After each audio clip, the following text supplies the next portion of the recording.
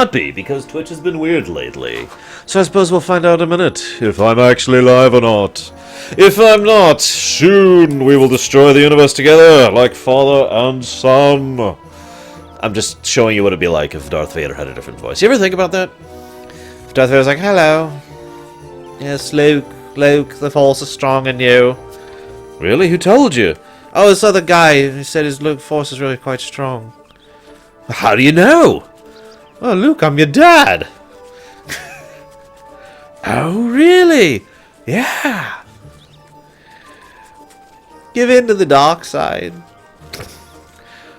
If only you knew the power of the dark side, the Force.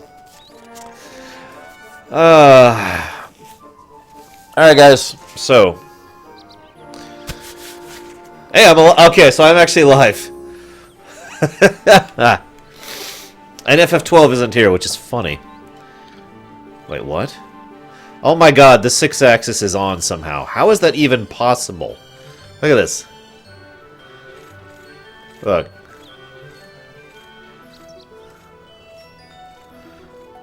Look at that. Why is it even working? Whatever. I didn't know the PS2 even supported 6-axis. Okay, so... we are about to undergo a historic occasion. I want to explain this genuinely for a moment. Okay? So I'm gonna turn this off because this is kind of important, okay?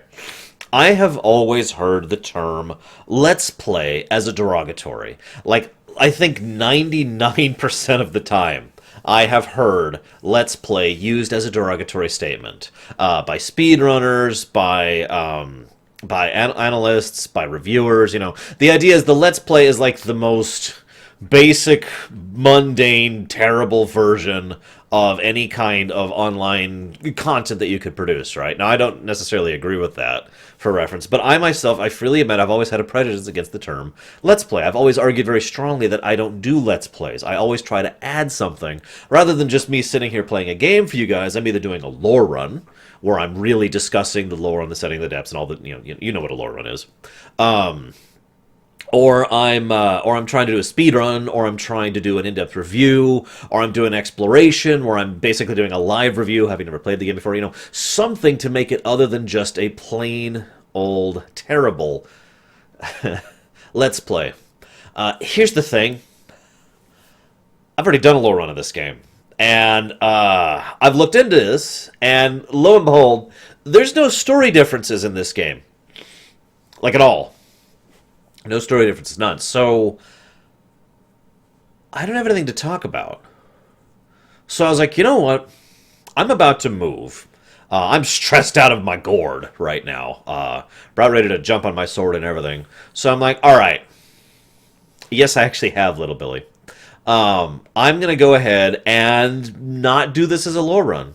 I'm just going to chill back, relax. I have nothing to talk about. There's no stress. You guys have no idea how stressful it is doing a lore run, trying to keep all of that while I'm trying to play the game, while I'm talking to you guys. I'm not complaining. It's just, it is extremely stressful.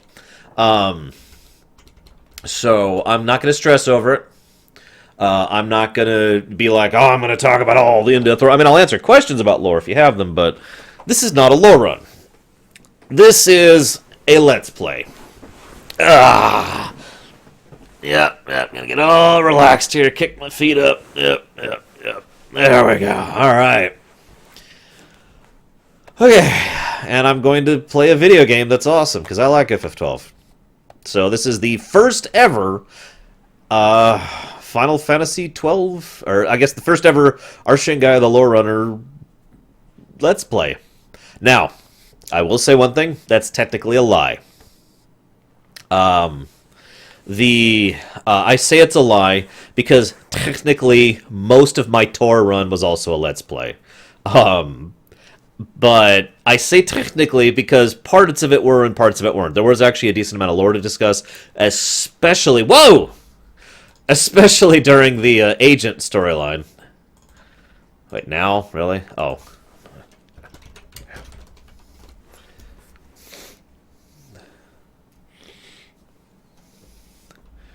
Damn it, Zone. You got me. You got me, dude. Hang on, I gotta pull this up to see what you're... And I apologize to everyone who wanted to see me play Sparksplane and Homeworld and everything else. I probably will not actually get around to that before I move. Because FF12 is a huge damn game. I really shouldn't have given you guys the option. I feel bad about that in hindsight. I should have gone through like the shortest game, and then a medium game and a long game, and done this one last. But this is one of the games that's on my queue. I haven't forgotten about it, FF12.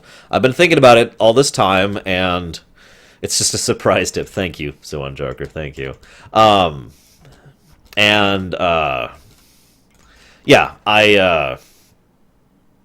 I did say I'd do this in January. I'm a little late. But this is something that's been on the docket for a while. FF12 Maniac requested this forever ago.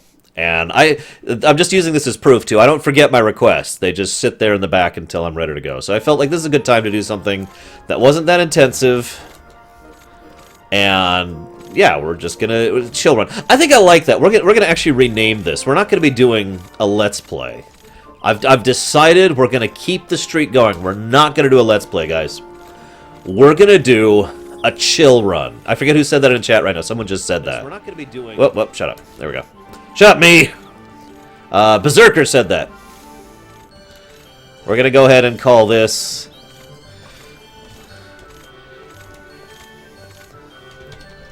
FF12 Chillrun is what we're going to rename this stream right there. Bamf. And we will never play Homeworld, and we will never play Just Cause 3, and we'll never play Space Marine. No, we're not, Thanatos. And actually, the reason why is because part of the reason it's taken me so long to start this, because for those of you who are around, I started streaming like an hour ago. The game kept crashing over and over and over and over and over and over. And finally, the only way I got it to work was to load this save. I couldn't start a new save. It was not letting me. Now, the good news is this is right at the beginning. I literally am at the point now where I haven't even gone and gotten the very first thing yet. I can't, yeah, that thing. Haven't even gotten the rogue tomato yet. So that's how early on we are here. But we are unfortunately going to have to skip everything before this. Sorry, guys. Yeah, I was going to do this on the laptop, and that just fell apart. I tried 12 Maniac. You can't fault me. I have been trying to play this game for you.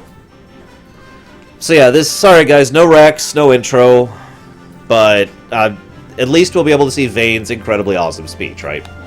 Also, as an aside, I know this is weird, but I'd be satisfied with this level of graphics overhaul for the inevitable HD remaster.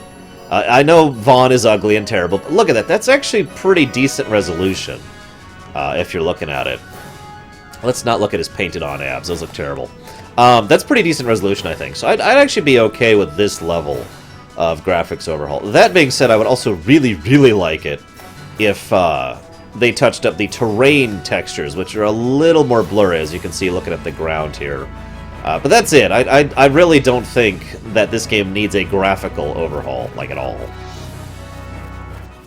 A couple other overhauls, yeah, but not a graphics overhaul. Then again, I'm one of those people who said the need for proper remakes ended at FF9. And even that was debatable. Right. Yeah, uncompressing the audio, if they still have the original audio, that would be great. Little Billy, you can still technically riot on your own. As you can see, we did get the cheat working. Yes, I am cheating. No, I don't care. I literally made a vow some time ago to never, ever play this game again without that cheat on. And I tend to keep my word, so yeah. For those of you not aware of the cheat, FF12 has a couple of flaws. I actually had to use another one entirely FF12. Your code list was completely wrong for me. I don't know why exactly. You say you tested it. I don't know. Maybe I'm just using a different version or something. I don't know. But I had to actually go and find specifically a thread on Reddit or GameFAQs. I forget which. I think it was GameFAQs, actually. That had 12 international version codebreaker codes specifically for this. So, yeah, the object pop-in is you're not supposed to notice it. Yeah, like right there. Look at the T-Rex. And then he's out, and then he's in, and he's out.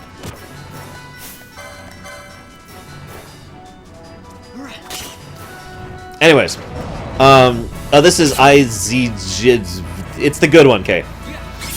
It's the second one. Excuse me.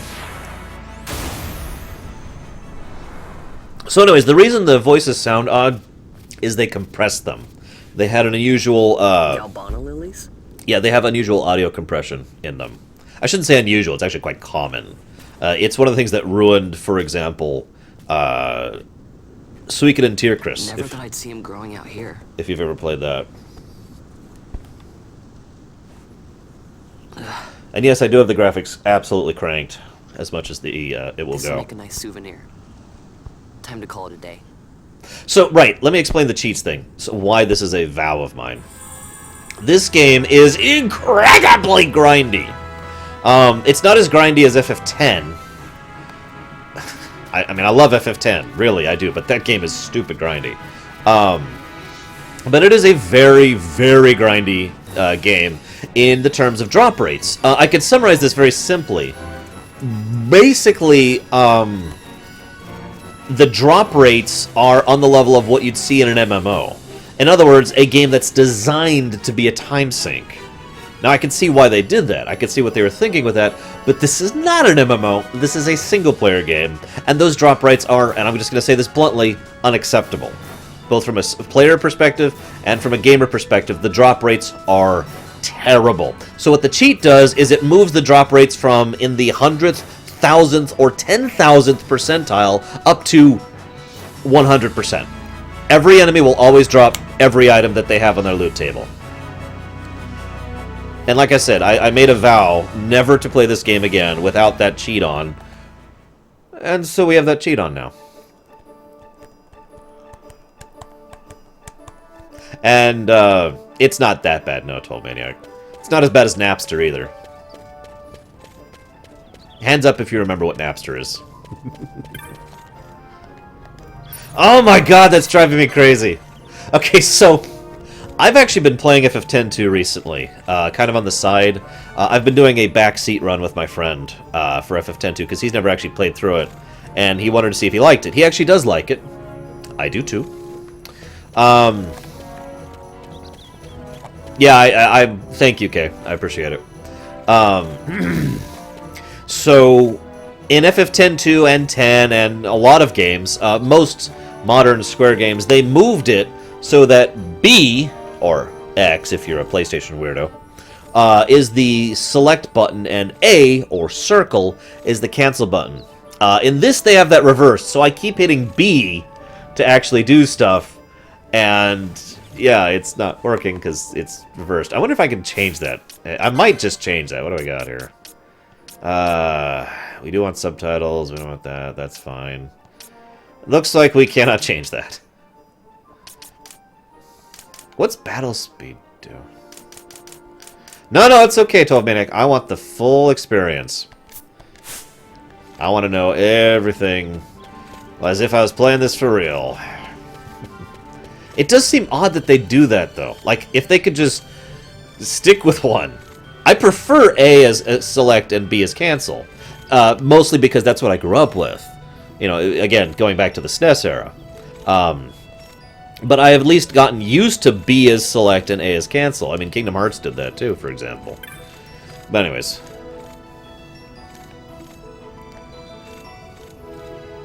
How long the animations are. Oh, okay.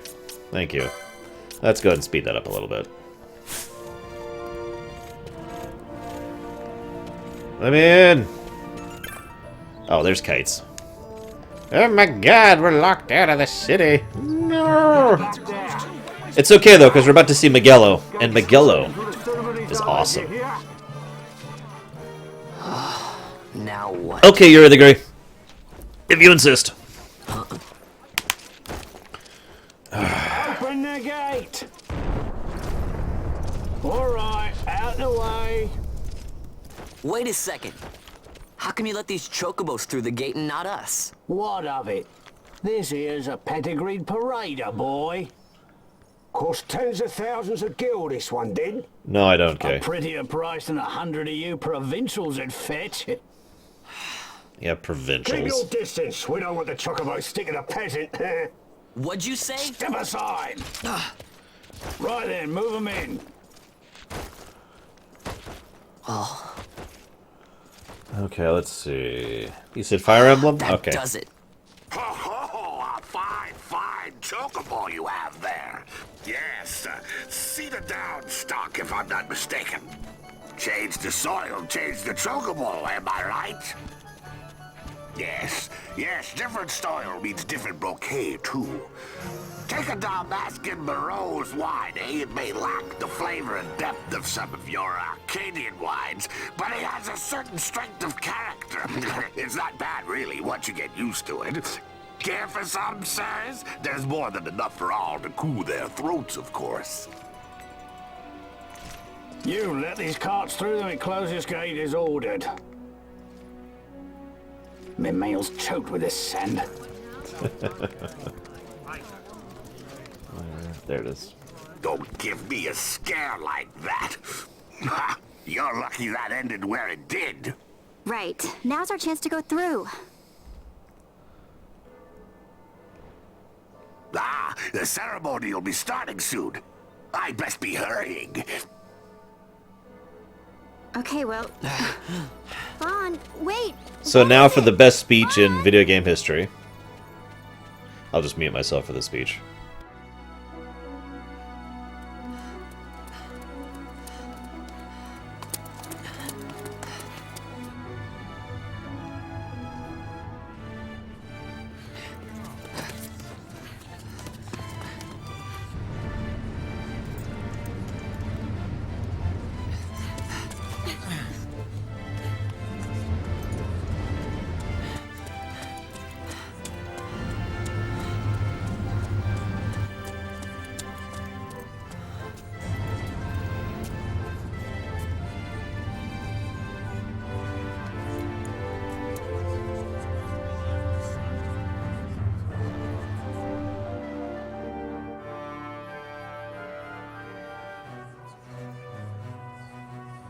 We will have order.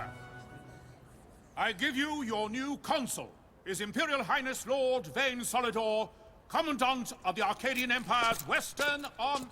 Your Excellency.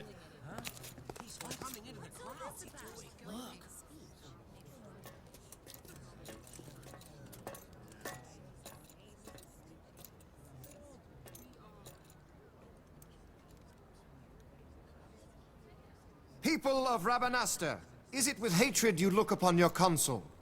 With hatred you look upon the Empire? Spit on your empire! Strike back to Arcadia! There was little point in asking. But know this, I harbor no idle hopes of frustrating that hatred. Nor shall I ask your fealty. That is the due of your fallen king, and rightly so. King Rabanastre loved his people, strove to bring you peace. His was a rule worthy of your devotion. Even now, he remains among you, protecting you. His ardor for the peace and weal of Dalmasca falters not. I would ask only that you do your king honor. Together let us embrace the peace his majesty would surely desire. 2 years now divide us from war's bitter end, yet still its shadow looms over all, stifling the infant peace a pall only you may cast off. Achieve but this one thing, and your hatred of me and of the Empire will grieve me not. I will stand fast. I will endure your hatred, suffer your slings and arrows. I will defend Dalmasca. Here I will pay my debt. I swear it now. Though King Rabanastre and Lady Ashe be gone, they stand ever at the side of their people. In honoring peace, you do honor to their memory and to Dalmasca. What I ask plain. My hopes now rest with you. God, that's brilliant. He is so brilliant there. You know, it's funny. I've actually debated Vayne's character to this day with some people. Like, for example, most people I know agree that Vayne is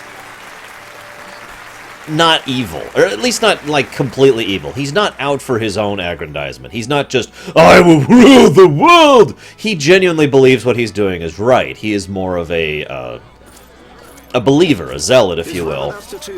I wouldn't say zealot. That's the wrong It is word. magnificent. Take this cathedral, for instance. Elegant, yet whimsical in its execution. A stunning example of Galtean architecture.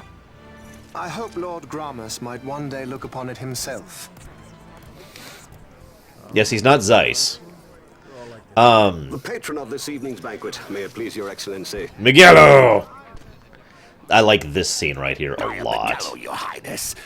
It is truly a profound honor to make the acquaintance of our future emperor, highness. The people of Rabanastre join me in welcoming you. That's enough of highness. Though indeed I am our emperor's son, I am no prince.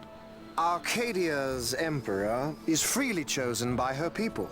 I am but an elected official and nothing more. I meant no disrespect. Now that I think on it, I would not have you address me as Lord Consul, for that matter. No? Henceforth, I am a citizen of Rabanastre. Why don't you call me Vayne? I could not. That would not be right. You are overly fond of formalities. I've just the remedy for that. Tonight you will join me, and we shall drink until you call me by name. So, yeah. How can he stand about at him like that? I'll get to it in a second. Vaan, you just do not get it, do you? He's not doing it because he wants to. You know what would happen if he didn't. I know, it's just...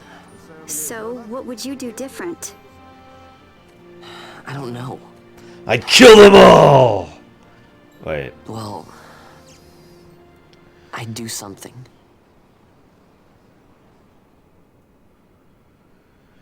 Vayne is among my favorite villains, even though towards the end of the game he kind of goes south. And let's be honest with ourselves, most of the reason for that is they were budget Vaan. pushed. We've talked about this.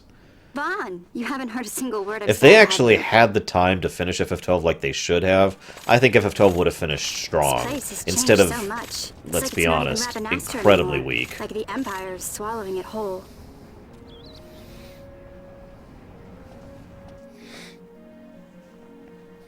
Hey, Penelo, that fate tonight. You think they'll let us in? Are you crazy? It's in the palace, and we don't have an invitation if you hadn't noticed. Nobody likes you, Vaughn. So, how are we getting in? As if I'd know. Why not ask Miguelo to get you in? Or go see old Dallin in Lowtown? Why the sudden interest, Vaan? I told you. I'm going to take back what's ours. By Give petty back to thievery! Alaska. Wait. Come on. What do you think? If I find something, and it fetches a good price, how about I buy you all dinner? Oh, please. You know as well as I do the first thing you'd buy is an airship. All hail Vaan, sky part of Damasca. It's got a nice ring to it. Stay out of trouble. Yeah, I've talked about that too, 12 Maniac. Of course, you were here during the lore An run. airship. But yeah, if you pay attention, Maybe. it's so funny. The density of the cutscenes, Time to pay the old density Paladins. of the lore. Oh, shut up, 12. The density of the lore is like so dense. There's so much dialogue, there's so much characterization, there's so much themes, and then you get to Giravegan, and then it gets stretched out, and then stretched out, and then the game ends. It's just like, oh, quick, we need to get to the end. You know what's sad? You ready for a really controversial opinion? You know how everyone's like, oh my god, episodic gaming is the worst thing ever. And in the interest of fairness, there's a lot of bad things that happen in episodic gaming. But if they had agreed to do FF12 in 2 episodes, rather than trying to make the deadline, which they failed at, would we not have had a better FF12 as a result of it? We might not have. It is possible they still would have dropped the ball in episode 2, but just some food for thought.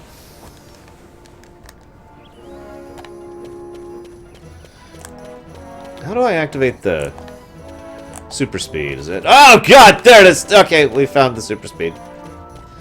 We're good. Okay. Words. I was gonna say something in the middle of that.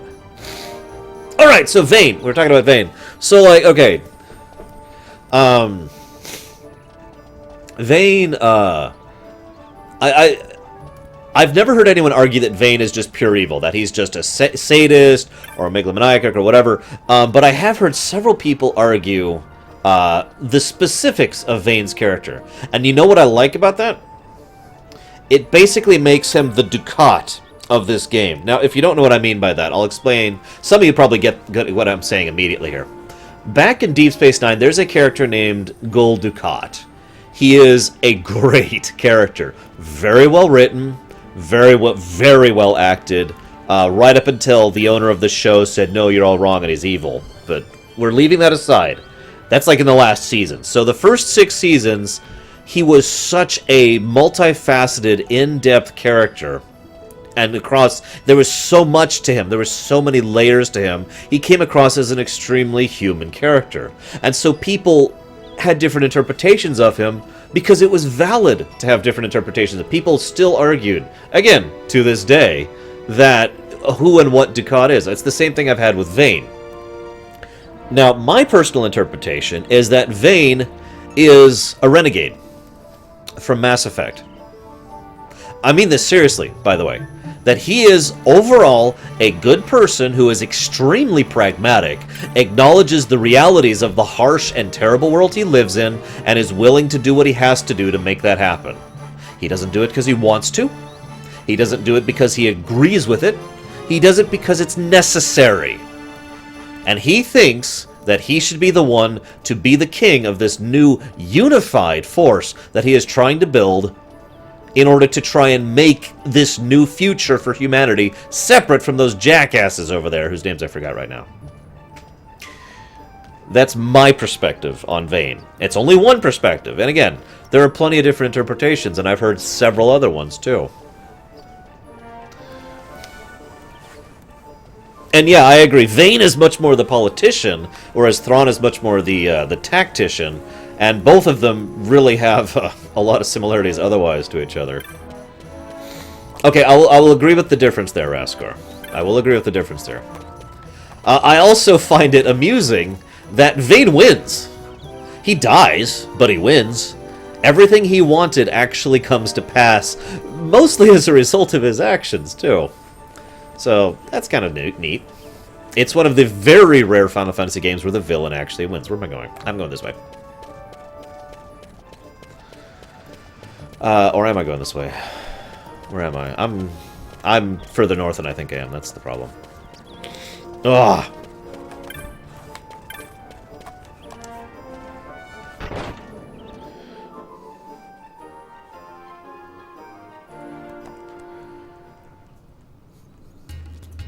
Yeah, I agree with the charismatic thing, too. Nothing brings out the worst in someone like a good cause. A just cause, if you will. No. Wait, what?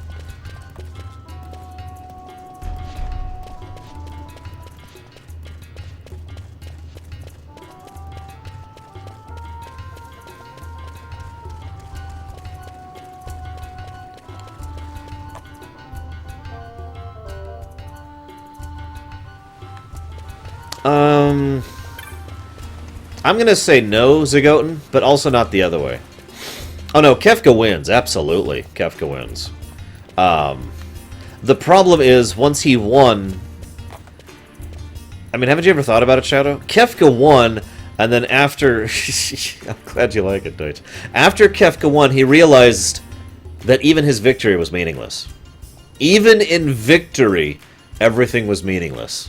And so, in the end, Kefka realized his own nihilistic views on reality by his victory. Hey, Sassadek, so I'm sorry, I hate to interrupt FF12 really quick, but I want to showcase something. I hope you guys will forgive me.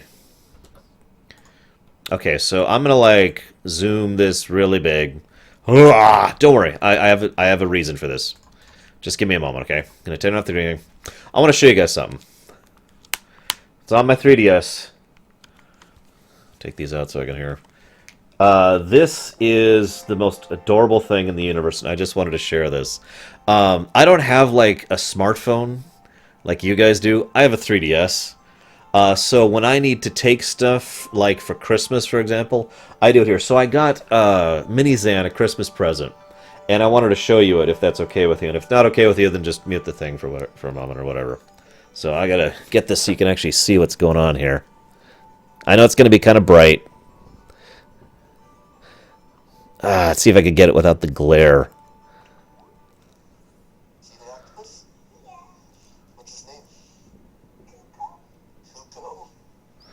I don't know if you can tell how huge that octopus is.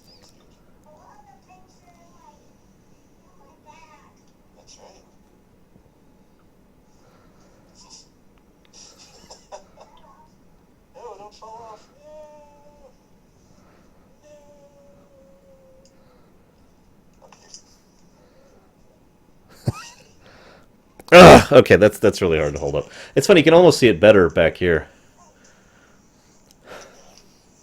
But yeah, it's very, very large. You can kind of see... Here we go. You can kind of see it there. I know it's smaller.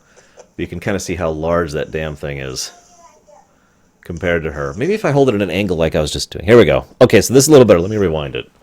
How do I... There we go. Okay, so it's at an angle, but this way you won't see the glare.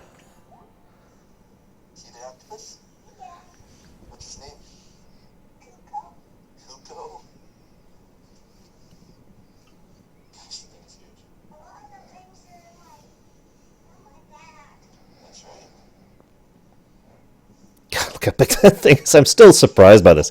I didn't know it was going to be this big when I ordered it for her. Like, it's half of her bed is taken up by that thing, for God's sakes. Anyways, I just wanted to share that. And the funny thing about the 3DS is you can actually take pictures in 3D. It takes some work to get it set up right. Obviously, I can't show you it. But trust me when I say I have this picture of her opening some of her Christmas presents, and it's actually in 3D. I'll show you the picture, though. This is just a plain old picture. There we go. In case you can't tell, her shirt says, "Obey gravity. It's the law." But yeah, she's got a whole 3D thing. You can see it in the upper corner there. Anyways, so that is my amazing, amazing niece.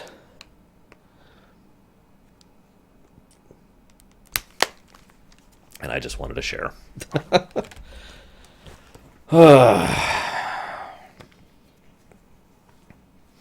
Alright, so now to reestablish Zhong in the void. In the void and in the corner. There we go. Yes, that is the biggest octopus of the huggingness. Not that I'm aware, little Billy.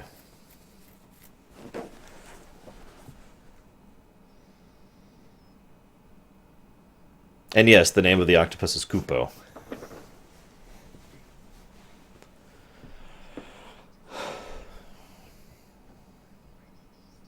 Oh, right. Sorry.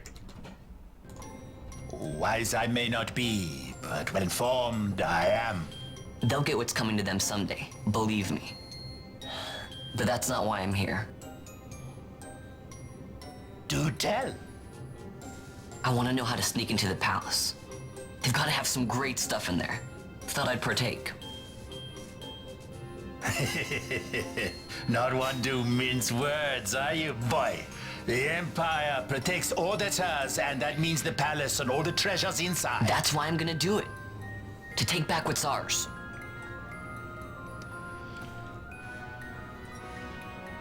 So, our champion of the sewers aspires to noble action. I wouldn't agree with that. Perhaps I can... It's not noble to steal out of spite. Now that I think on it, there was a rumor. Yes, a secret passageway into the palace walls. A door and a magic stone that opens the way. That's it. This is exactly why I came to talk to you first, Alan. So, where's this, magic stone?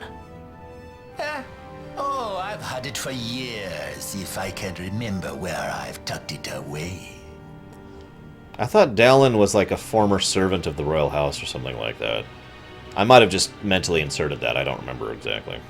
Formosan, I consider myself extremely blessed, given how awesome my family is.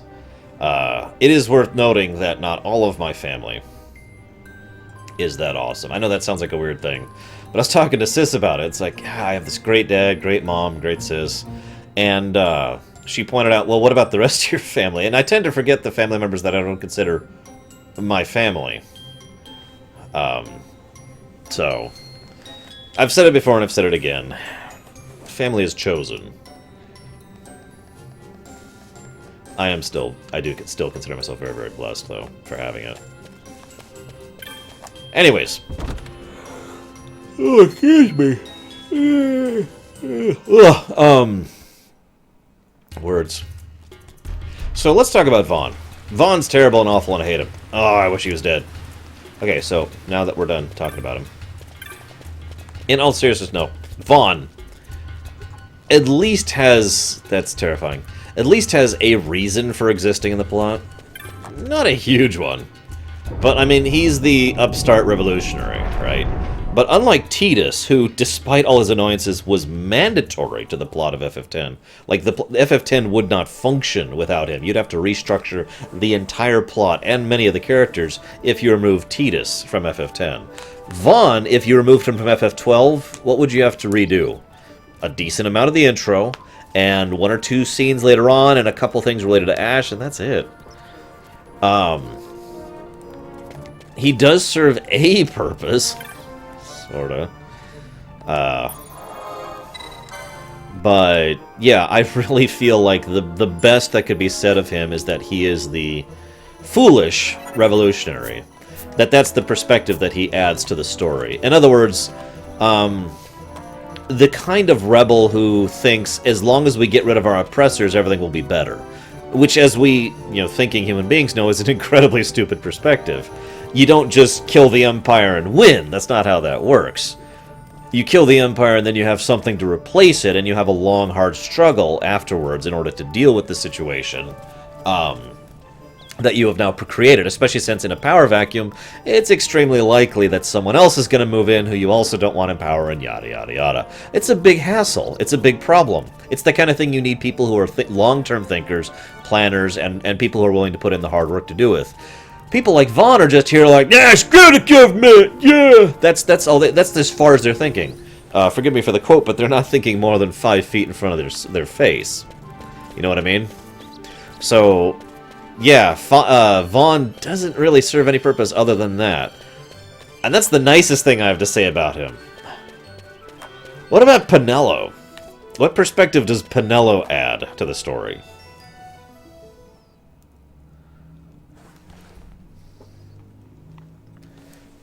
Yes, he wants to see the world and kill the Empire. The Arcadian Empire. Those things are so cute. The fluffy things. I don't even remember what they're like. Yeah, I wish we'd seen more of Rosaria. I always got the impression we were going to see more of them, but that was going to be like an episode 2 thing. I'm just going to start calling that.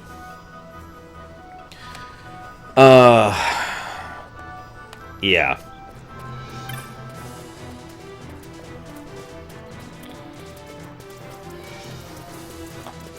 Yeah, I think I kind of agree with that idea, Enigma. Start with the heist of Balthier and Thrawn. Even keep Vaan in it. There's no reason to eject Vaan as a character. Just eject him as a main character. Turn him into an NPC. Have you infiltrating the Fate? At the beginning. Yeah, exactly, Tall Maniac. Have you infiltrate the Fate at the beginning as Balthier and Thrawn. You could still show the intro from Balthier's perspective. It wouldn't be hard. You could even show the intro from Rex's perspective. Because there's no reason to eject him as well. But then as you get in, you see this upstart kid come in and take the stone. It's like, what the heck? And you have to get the stone from him and yada, yada, yada. And we get a little bit of Vaughn's backstory, and then we move on. It's over. It's over. We're done. Would not be hard to do.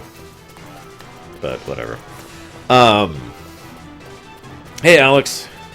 Now, I do agree, though, Penelo has no purpose to this story at all. I shouldn't say that. She has next to 0% perspective, or purpose in the story.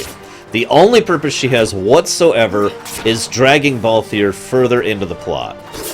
I know I said this during the lore run as well, but I will say, Penelo at least bothers me less than Vaan. And not because of her gender, it's because of the fact that she's, you know, a little less of a whiny bastard than Vaan is. But once again, really has no reason to exist in this story other than the one barely existing purpose.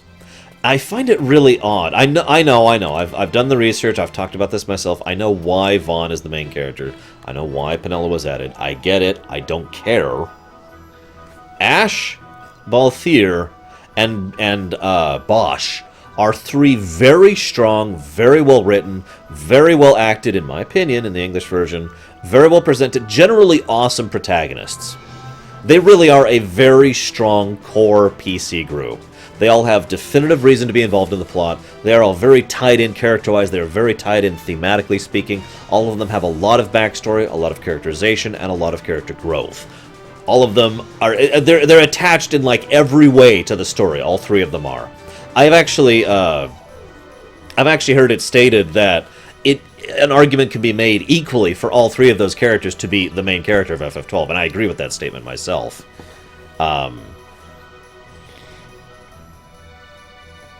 Yeah. Now I'm not now Fran is there, of course, and she's relevant too, and I'm not saying she isn't, but those three characters are super relevant and super important. Yes, it has been officially confirmed, Thanatos. So for some time, actually. So, yeah, I really wish they had just never included these two characters and gone with the original idea.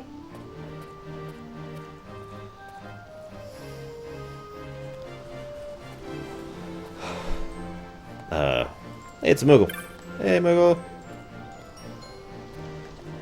There was an interview done some time ago, and I believe the Ultimania talks about it as well. Yeah, I'll buy that.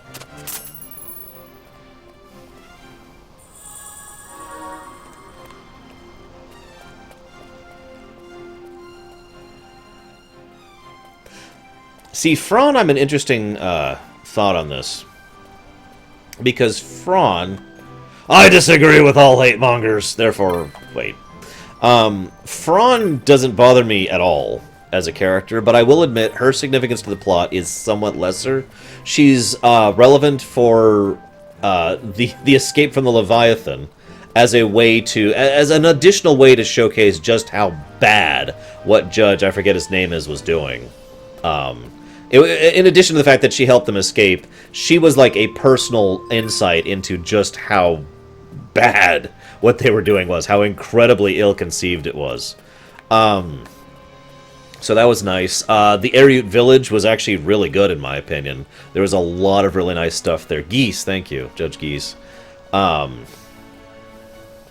year is 2256. God, I love that show. Guys! The next episode I'm ruminating on, it's from my perspective, not yours. You got a couple more weeks, but the next episode I'm ruminating on in Babylon 5 is Signs and Portents. That's all I'm saying. I don't want to spoil anything at all.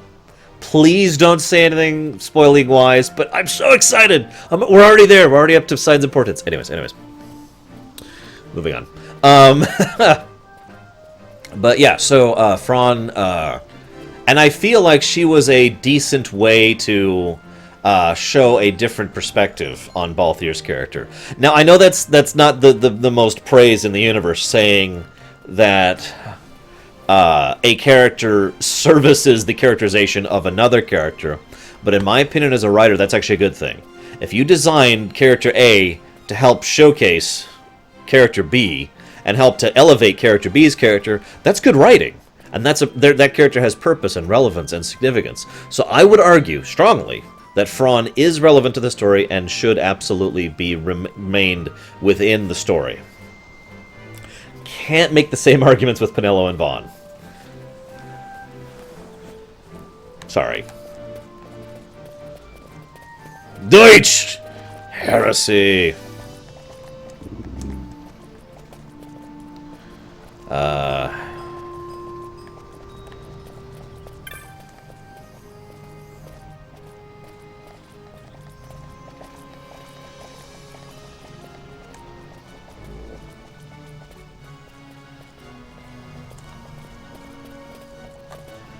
Thank you, Lilu. I'm glad you're liking it. I'm liking going through them, too. A lot.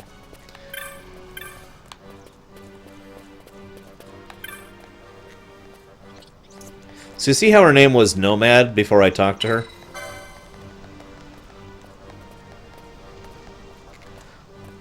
Hang on just a sec. I don't feel like seeing this cutscene. It's just a cutscene with Penelo again. Now, the relevance here is I talked to her and she's like, it says Nomad, but when you talk to her again it says Messia. Messia? I don't know. It does that with a lot of them. She's Lucina now instead of Nomad. I always thought that was a nice tiny touch that I imagine most people never even noticed in this game. They all have generic names until you talk to them and then their actual name pops up in the overlay. For example, here's Nomad Youth, and I talked to him, and now it says Tot, which is his actual name. Nice touch.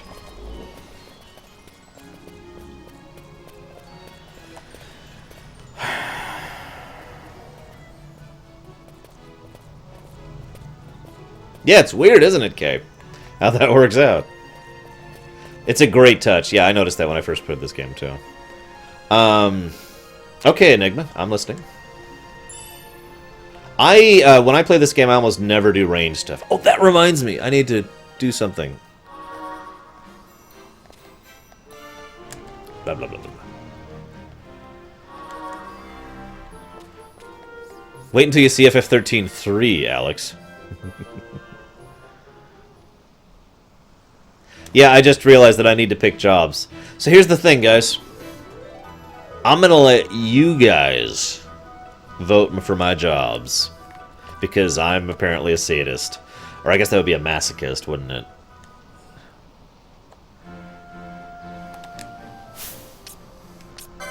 Okay, so. We haven't picked one for Vaan yet. Here's our options.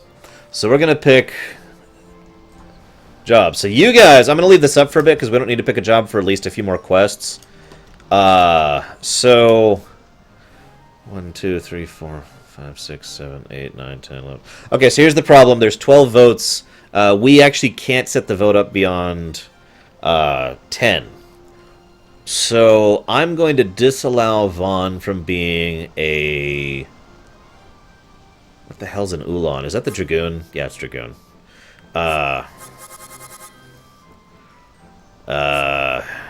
What should I disallow for this one?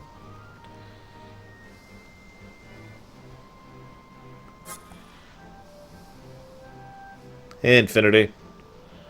Still reading your FF8 proposal. Okay, so here's our options, alright? In order. Ulan, Machinist, Red Mage, Knight, Monk. I need to actually put this up on here, don't I? I need to make it so you can... Okay, so give me a moment. Give me a moment. No, I'm not going to straw pull it. I guess I could straw pull it. I don't want to straw pull it. I hate straw pull. Alright, if someone in my chat agrees to hit the straw pull every now and then, because I'm going to leave this up for a bit, I'll go into a straw pull. So give me a moment. I'm going to set it up. Hang on. Give me a minute. No, I don't want any help at all. Are you kidding me, dude? Okay.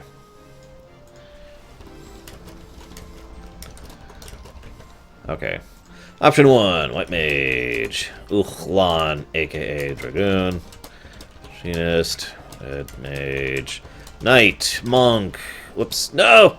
Time Mage. Break. What the hell is Breaker? Oh, okay. Archer. Black Mage. Samurai. As we all know, Samurai is the evil option. And Hunter. Great Pole. Alright. Bam.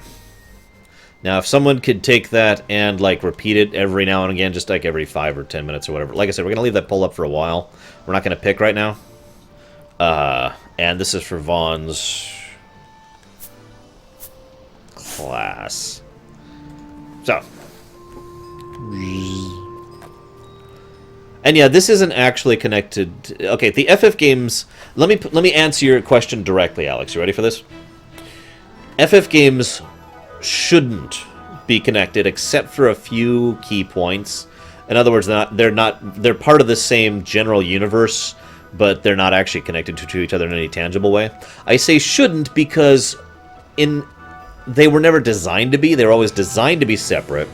And then much later on, Square got it into their heads to connect them, but they were never actually intended to be connected to each other. So a lot of those connections are flimsy and don't really make any sense.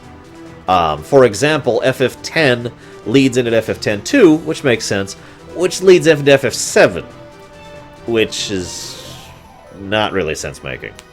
FF2, or FF1 leads into FF2, leads into FF4, which again is kind of weird, especially given the situation there, and like I said, it really shouldn't be like that. Probably for most, and at the very least I need to show off how good, bad, terrible, awesome, incredible it is. Also buying the crap out of that game when it comes out.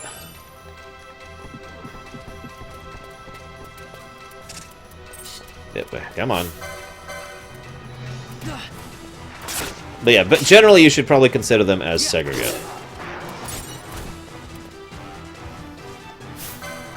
No, XDeath won the tournament. Followed shortly by Mateus. Mateus, I believe, took second place, which I thought was funny that he was that high up. Appropriate, but I didn't think anyone else would vote for him as much as I did. Or I would, I should say.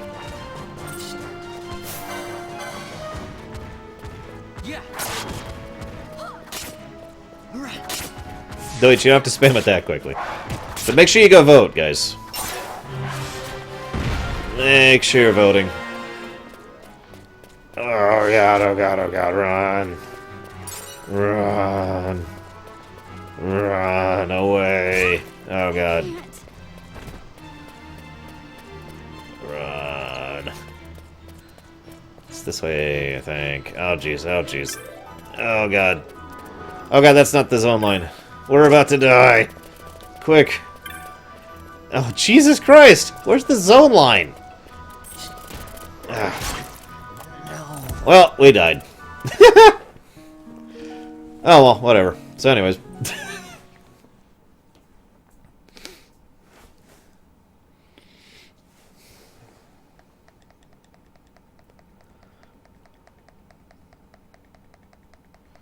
Good job, Chemic. I approve of blind voting. It is the American way. I'm sorry. I shouldn't. I shouldn't let that get into this. The good news is I haven't actually lost that much time. I just saved in Rabanastre. Only a fool uses potions.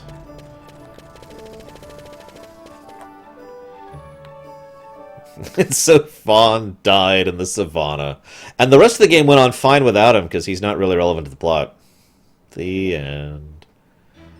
Oh, dude, you know what would be really cool and would never, ever happen? Let's say FF12 starts, like, basically the exact same way it does.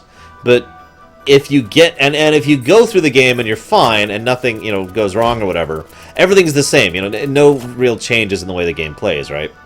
But let's say if Vaan dies, or anywhere before you get Balthier, rather than the game just rather than going to the game over screen, the game is suddenly like, and then like it fades to black, and then it fades in on Balthier, and then the game returns except without Vaan.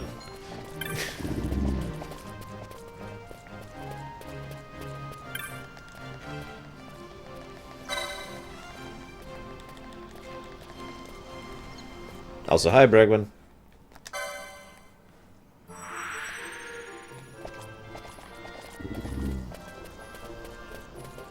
Refusal. Also, yes, root.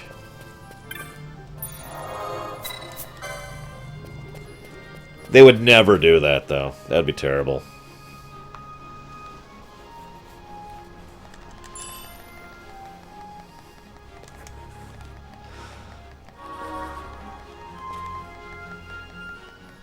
One thing I always found weird is how stuff just unlocks every now and again. In FF12. Like, just accessibility of aspects of the game. What is this, Ni no Kuni?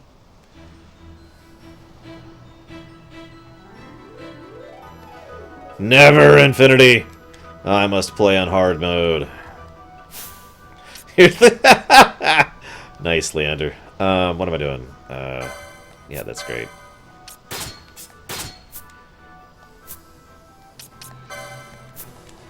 Just getting rid of the news. Did I ever... I never turned in that thing. Hang on. Why is there a Twinkie floating?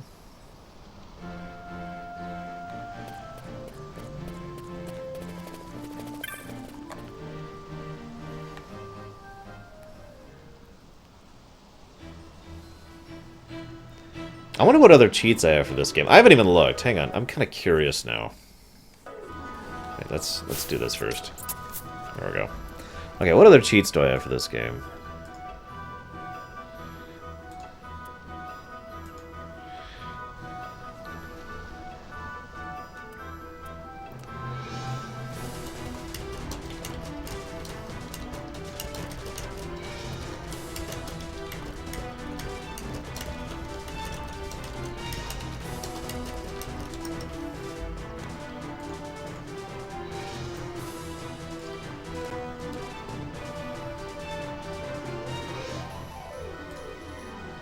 What are our results so far?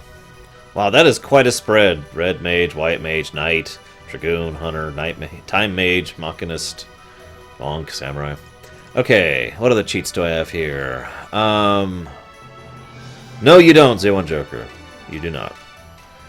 Always get 100,000 XP after every kill. Max Skill. Steal is always successful. 12 times move speed. Ah! Damn it! No! I said no!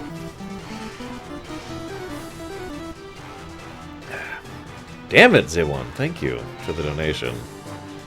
I hope I'm at least being somewhat enjoyable here, despite just doing a Let's Play. Oh, excuse me, a chill run. That's what we're doing, a chill run. Ow.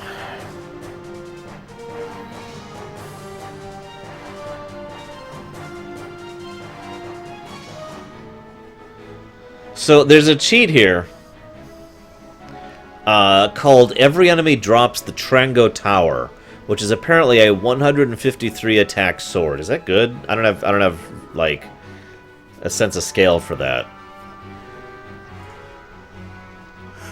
Oh yeah, gotta be chill. It's a chill run. I can't even do that properly. Anyways, yeah.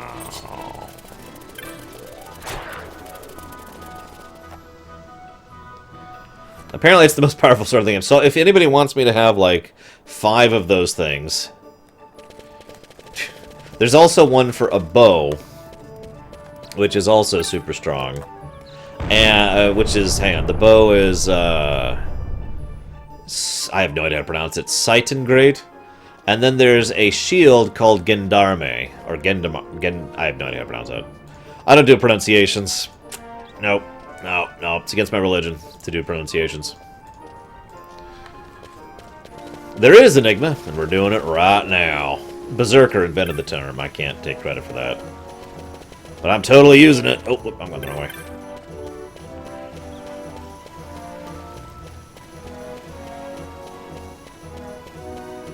Yes, I did Enigma. It actually sounds pretty cool. I like the concept.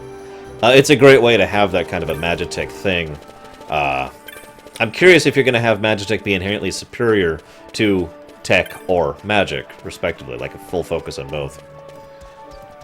I don't know, 12 Maniac. I like the idea of having incredibly powerful weapons. I mean, I did just die, you know? I could put effort into the game, or I could not. I don't know. There he is.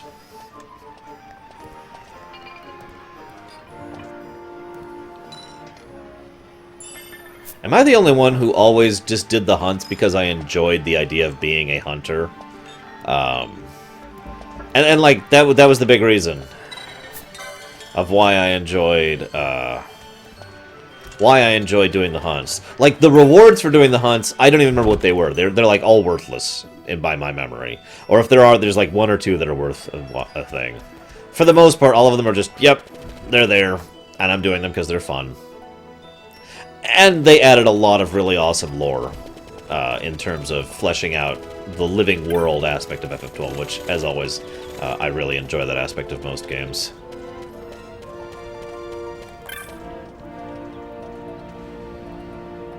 I have no idea what a chase tongue is.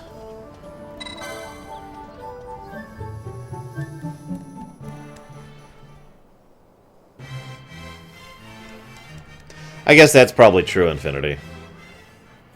What I did the first time I ever played this game was I did the hunt, and I was like, whoa, I am way under-leveled for this hunt. I remember the first hunt, too, that really crushed me. It was the wolf in the Western Sandsea. And so I'm like, okay, I better level and take out this wolf. Okay, I did it. And then next one was, oh, God, the next one's super hard, too. I better take out that one. I better take out the next one. Oh, God, this is so terribly difficult. And then I gotta take out this one. Oh, God. And then I, like, reached the limit of how far I could go. And I was under the assumption that the hunts, like, in terms of difficulty scale, normal stuff, you know, story stuff, and hunts were equal. I didn't realize it's actually more like this. Like, this is the plot, and these are the hunts. So I was like up here when I finally went back to the story and just started wrecking face because I was at level for the hunts and not level for the story.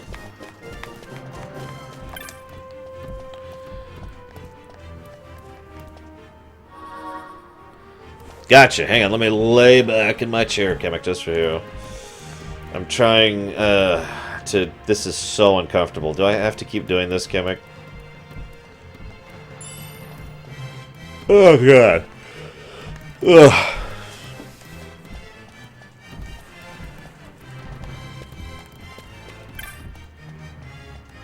I'm Kieran of Clan Centurio.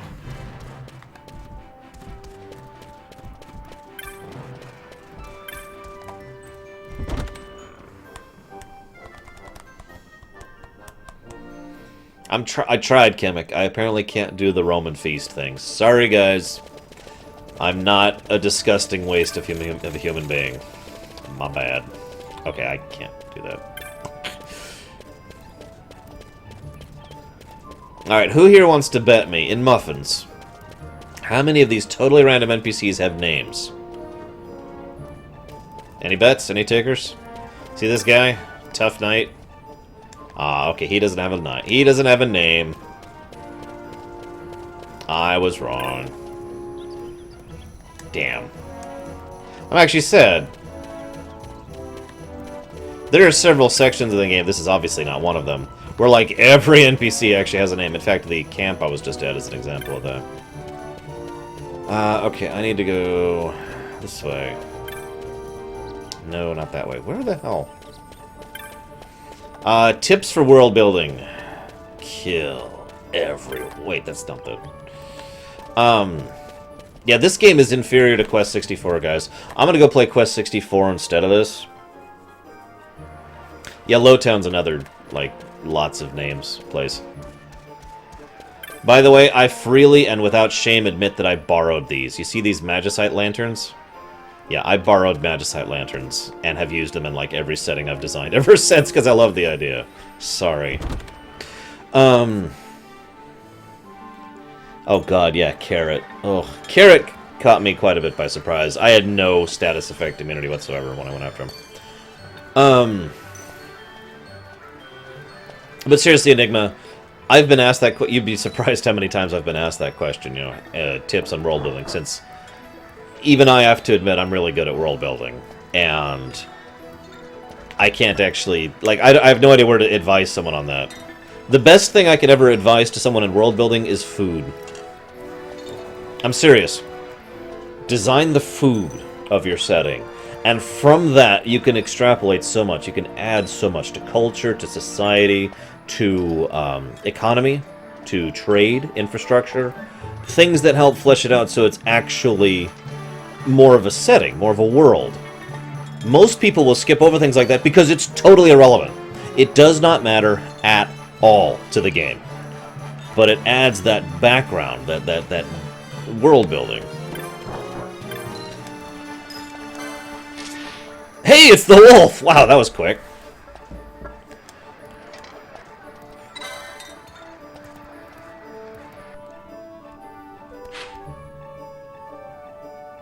In.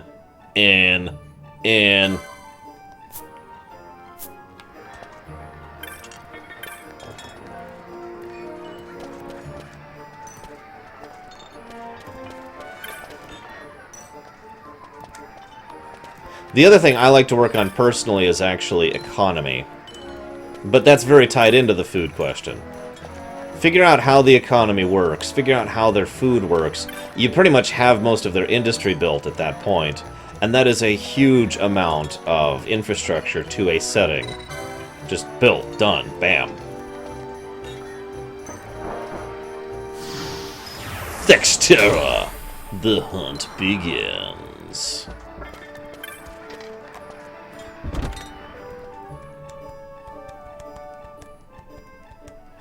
Oh, let's not talk about the Pharaoh's Subterra. I hated that place. Even at max level with tons of stuff, it was still just an irritant going through there.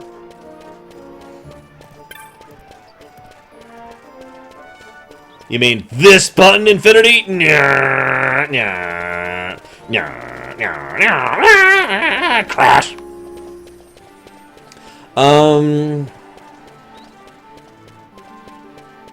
I'd say at bare minimum until I get Balthier. Whoever asked that. Deutsch.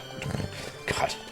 Okay, so I'm sorry. Did they change the international version and get rid of the boundary lines for where the zone lines are? Because I keep looking for the green line of where the boundary is, and I have not been seeing it, like, at all. Like, I can barely tell that that's a boundary line. But, yeah.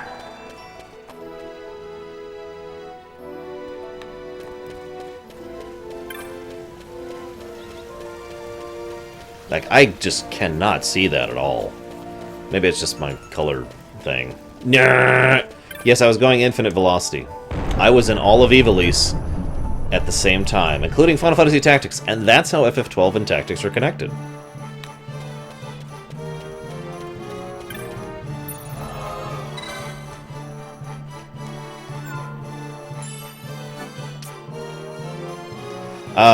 Okay, so Zoan Joker, I'm gonna ask something that's gonna make you, kill me. What's the Eternal Crusade?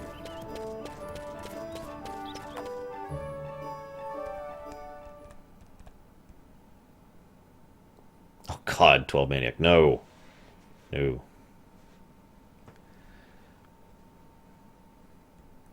I don't really want to beat Yzmat in general, if I'm being honest. Ugh.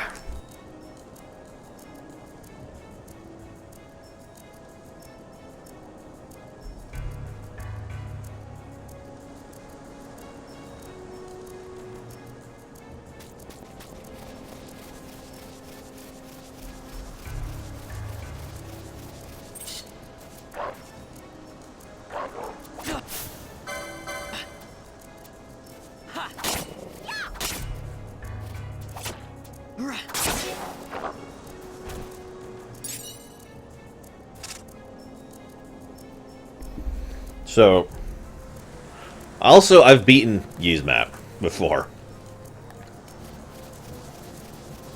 So, yeah. So, they're apparently doing a Warhammer 40k MMO.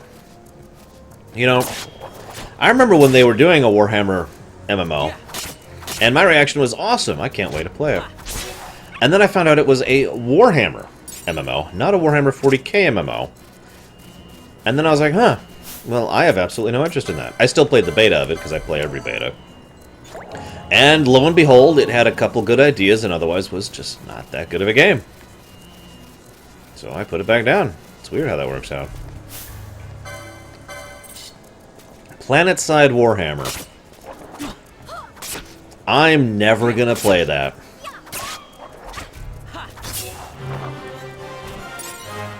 Oh, I was level 1 earlier. Good lord. Oh, okay, Alex. I'm ready. I'm glad you're liking it, Riven. The whole thing is up now. In a few days, the Fallout 4 thing will go live if you're interested in that. If you're not, then that's fine. Yeah, you mentioned that, 12 Maniac.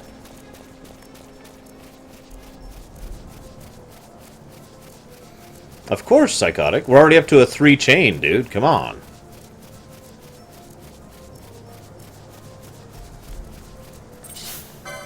Playing as the Imperial Guard. That's what PlanetSide is. It's an Imperial Guard simulator. Charge die! Charge die! Charge die!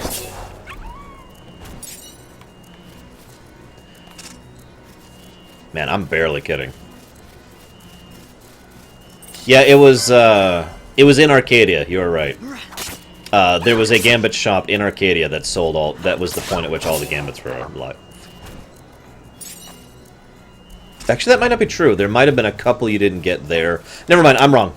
The last few Gambits you could get in the port town whose name escapes me right now. But you could get the ones I actually cared about in Arcadia, which is why I was waiting for Arcadia. Like, there were several I specifically wanted, and I had to wait that long. No, don't run away. I don't want to fight your boss yet. I'm level 2.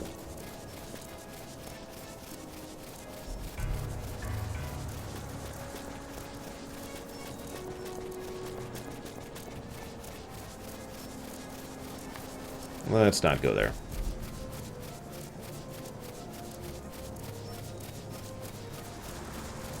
Damn it, respawn. Ah, stretch.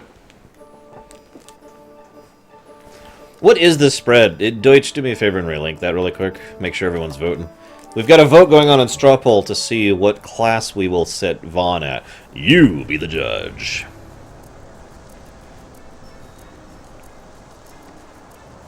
Anyways, those are my thoughts in a nutshell. So, one choker.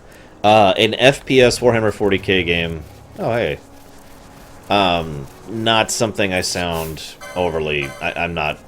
I don't want to play that. At all.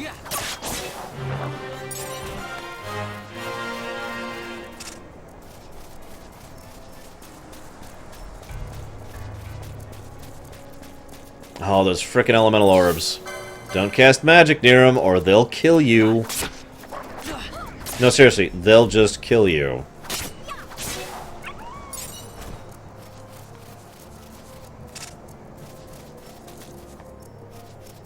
Say something intelligent. One of the most interesting things to me about the very concept of an economy is it is simultaneously absolutely mandatory for cultural advancement and absolutely deleterious towards cultural advancement. It's a stepping stone, a bridge point between a civilization getting to the point where they can deal with a finite resources situation and advance past basic barbarism and hunter-gatherer, and yet at the same time it will become such a focus of any given society that it will prevent that society from moving on to the next step after that. It's really interesting how it's mandatory and terrible. No, Alex, I haven't seen... It might have been too big. If it was too large of a paragraph, Twitch doesn't show those.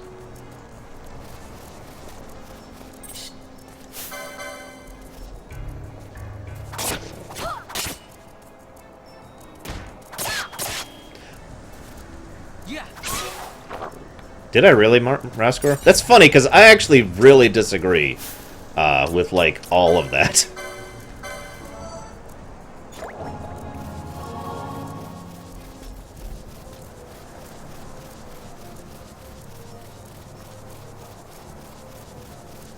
So yeah, Overwatch. Man, I wish I was more excited for Overwatch. I'm not. So let's see. No single player. Already really disinterested. No setup, no story that's actually set up in it. I mean, yes, they're going to show story in, like, side game, or side comics and short stories and whatnot, but no actual story in the game. Huge mark against it. And,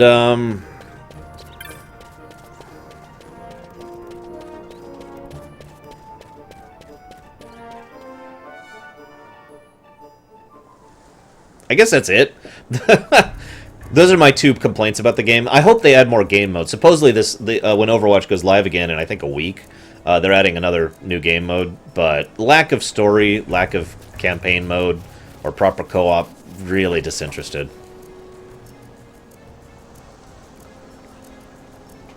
Ah, okay, Alex. Interesting. I like that. I like that perspective. Alright, let's go ahead and try this guy. We're about to die, ladies and gentlemen. We are about to die. Excuse me, I said that wrong. We who are about to die salute you.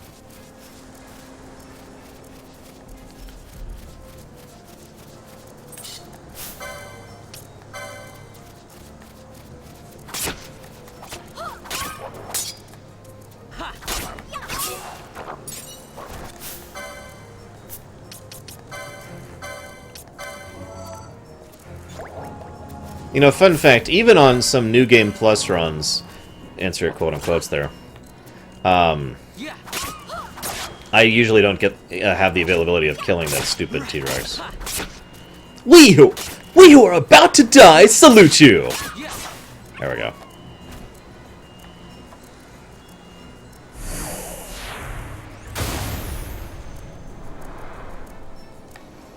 Ah, Lady Gaga. I've said it before and I've said it again. That woman is actually attractive when she doesn't have makeup on.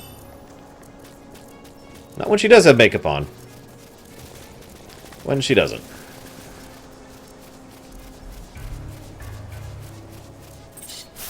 No. I'm totally going to take out the dozens of mimics during the Mimic Queen fight.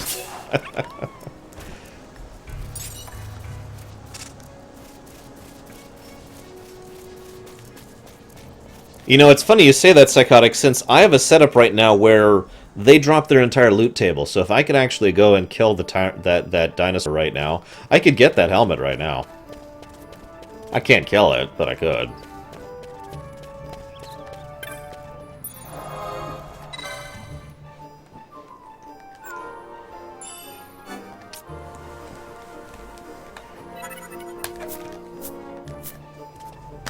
There we go.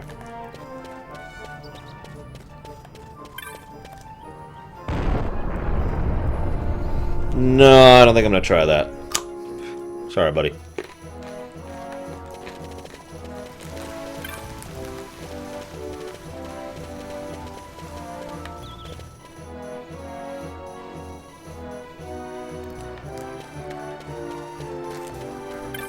I have no plan, told Maniac. This is a chill run. Where we're going, we don't need plans. Well, isn't it the same composer who did Tactics? See you around, Dakota.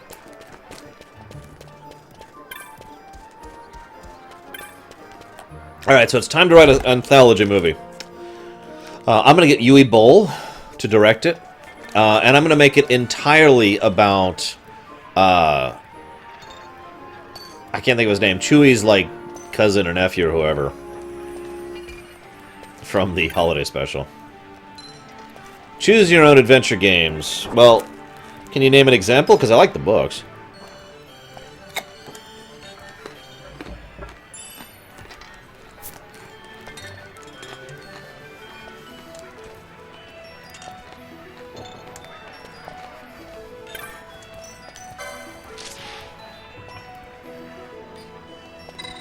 I think the name's kind of self-explanatory, Enigma. This is our first ever chill run.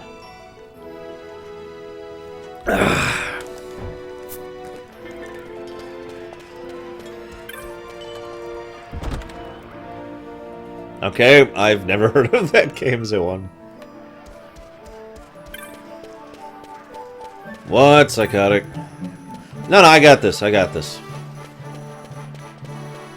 I got this.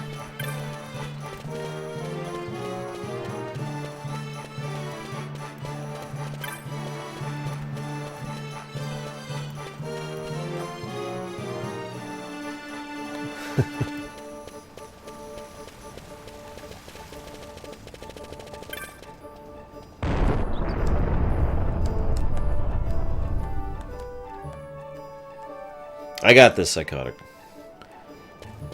I'm gonna save first. How do I define Chillrun in a sophisticated way? So it's like that thing you do when you're trying to do the thing with stuff. We're doing the farting thing. There you go.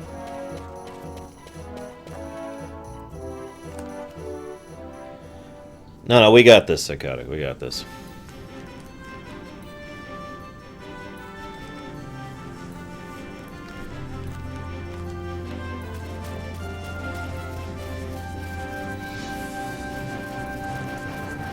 You know what I hate? Cactuses.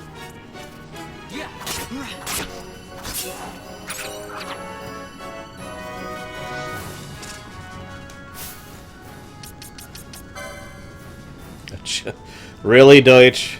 Really? So this is actually kind of cool. Something I don't think I've ever actually shown off. No, I have, or I'm aware of it, Alex, but I've never read it. So we've got the bestiary, and I'm going to look at the cacti, and it's like, being a mischievous, mean-spirited beastie, mercifully lacking the intellect to do any real damage. Sproutlings are called cactites. A rare strain is notable for its proclivity to sprout a scarlet blossom, that being seldom seen, of the highest value, and considered a sign of miraculous good fortune by sensitive young lovers with a tolerance for needles. So, you notice there's that 0-1 by it? I usually go out of my way, like a lot, to fill out all of these. And I know that's crazy, and in some cases it's actually impossible if you screw up in a certain way. But I usually go out of my way to do it, and I'll explain why in just a moment. For those of you who actually don't know. For the 3 of you who've never played this game and have no idea what I'm talking about.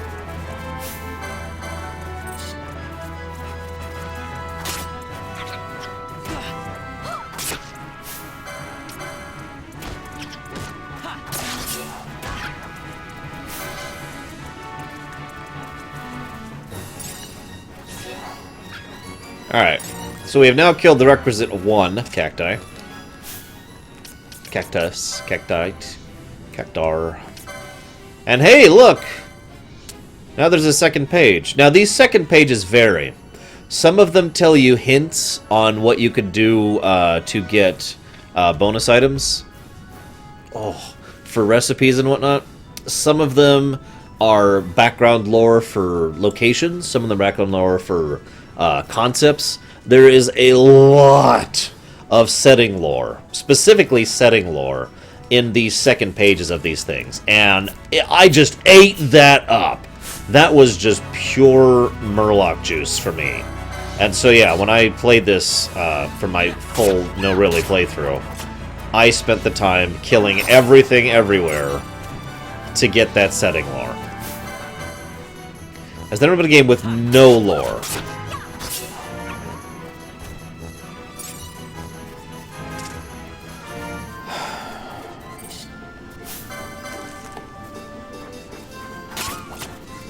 Tetris. There you go. Hang on.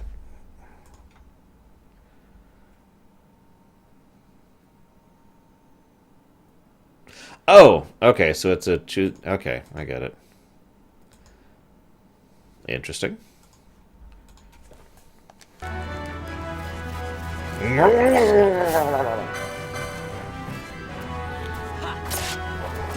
What, Deacon? Seriously though, I absolutely adore that. There's actually a decent number of games that have 0 lore. I mean, just 0 lore. But, there's actually a surprising number of games that look like they have lore, but actually do.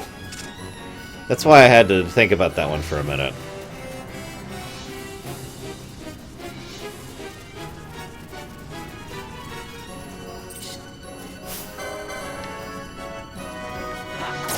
Django? No. We will never be over Massive Victory. Ever! Also, Minesweeper, I really hate to bring this up, but, There was a video done once about a action movie. It was like a trailer for an action movie that was based off of Minesweeper, and it was actually quite interesting, I think is the word I want to use.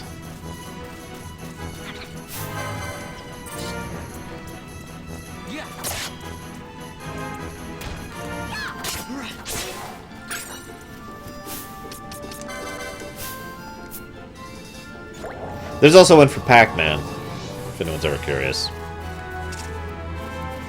They did... Yeah, Battleship is always my go-to. Whenever anyone says, hey, they're making some incredibly crazy... Chillrun's a one joker. Hey, they're making some incredibly crazy movie out of something ridiculous. My response is always, they made a Battleship movie. There is literally nothing past that. That is the apex point. We have peaked. We have quite literally peaked in terms of ridiculous movies. There is nothing worse than turning Battleship into a movie. The end!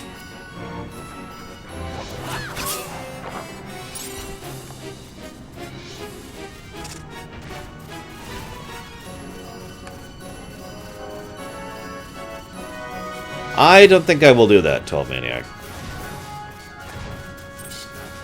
I'm just gonna go this way. Is it as bad? Oh no, it makes the Mario movie look like Lord of the Rings trilogy. Yeah, by the way, they're making an emoji movie, they're making a Tetris movie. Doesn't matter, we've already peaked. Battleship was the peak. It doesn't get stupider. We are at peak ridiculousness.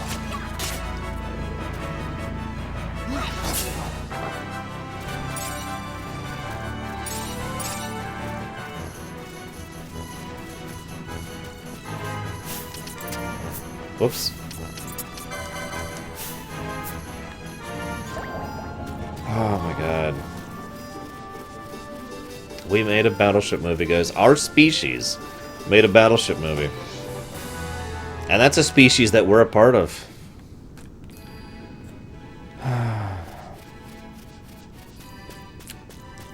Yep. That's a thing.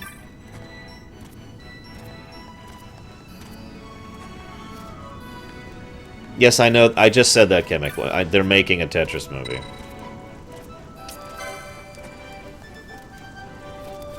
They're making a Tetris movie. I literally don't even know what else to say about that.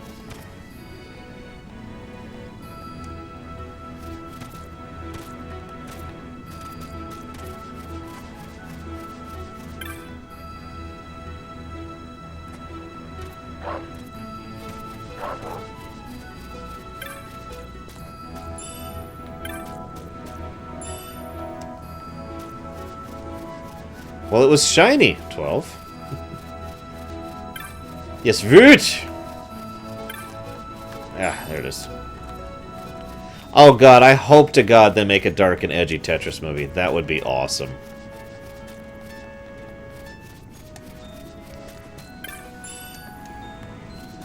So, anyone wants to laugh, I don't know if this is on YouTube. It was on Newgrounds, back when Newgrounds was actually good. It's here around, Alex. It's obviously a long time ago. Go to YouTube sometime and look up Tetris Tetris movie animation or Tetris movie trailer or something like that. It's an animated trailer. It's kind of old, again, obviously. It's very dramatic. It's all about these aliens who have been defeating them left and right, and there's no hope for them to ever possibly be able to deal with the enemy unless they make the perfect ship designed to link with the enemy's ships, and in so doing cause a critical meltdown. And it's like the ship they're making is a 4 long piece, and the enemy fleet is like everything except for the 4 long piece, and the long piece goes in. And then the stinger is, "You are one of us now," or something like that. It's great. Anyways, I'll shut up now.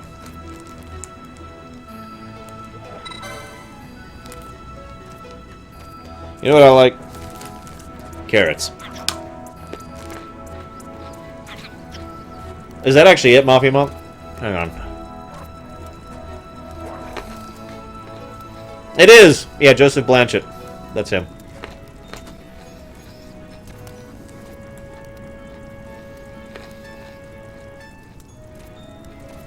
Yes, 12, it does. Worse than Chocobo Hot and Cold. And I mean that sincerely. I love how they walk, with their arms just flailing behind them.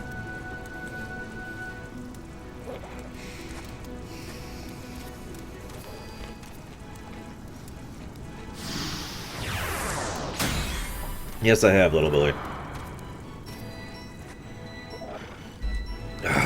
Man, I've got to be the worst streamer ever. Guys, go look at this other stuff online. Don't watch my show.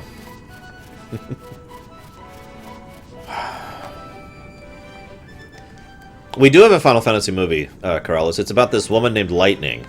And, Sarah! And I think there's something about heroes in it. I don't remember exactly, but...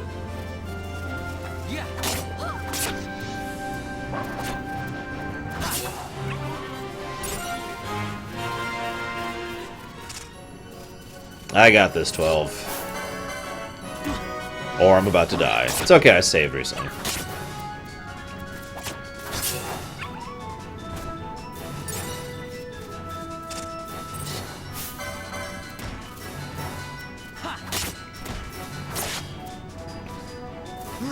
For reference, I really liked Advent Children.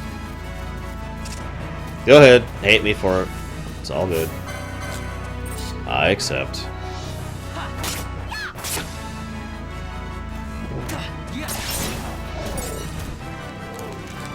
I mean, it had some flaws. Some pretty bad flaws, actually. But I did enjoy Advent Children quite a bit overall.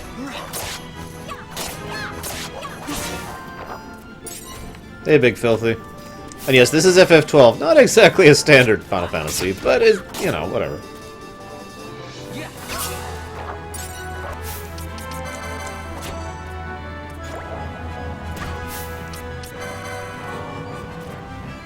Thank you, Shadow. I appreciate it. Twilight Princess, excuse me.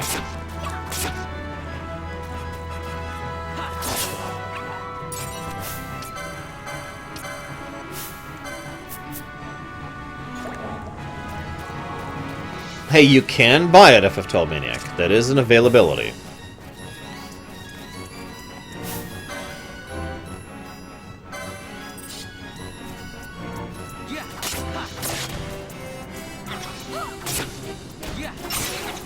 Okay.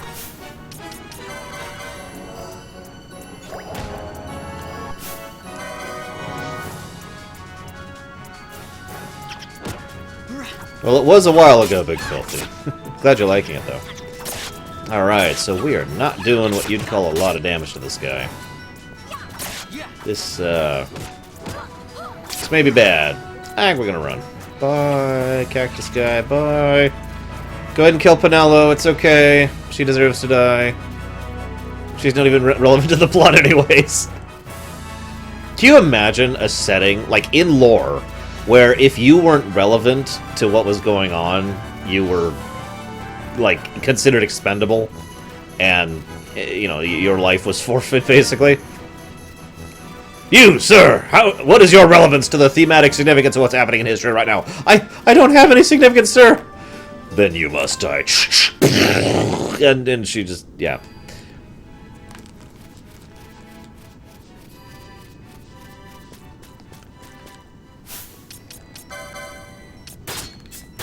Yeah, I can't equip anything yet. I kind of figured. Alright, whatever. We'll advance the plot, I guess.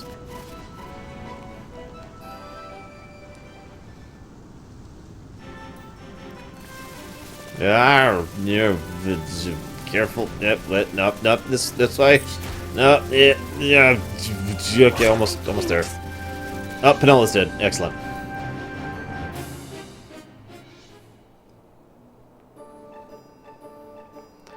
I'm not going to answer that question, Bergman.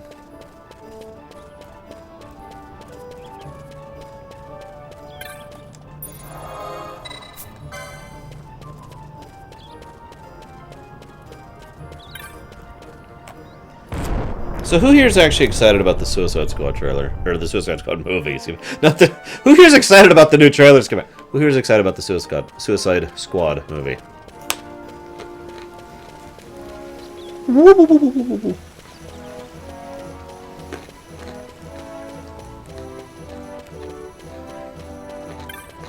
I'm sorry, Kamek.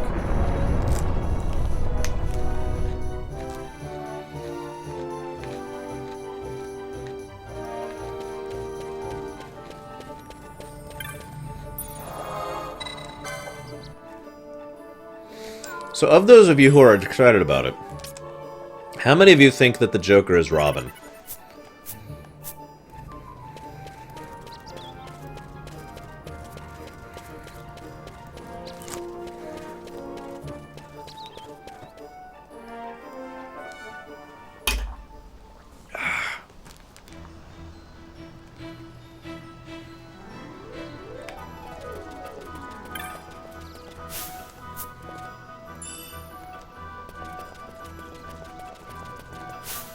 I shouldn't have to explain that. Most of you have been following it, probably know what I'm talking about. No, come back, little fluffy bunny. I must kill you. It is my destiny to murder all the fluffy bunnies who are... They're so cute, too! I hate killing these things.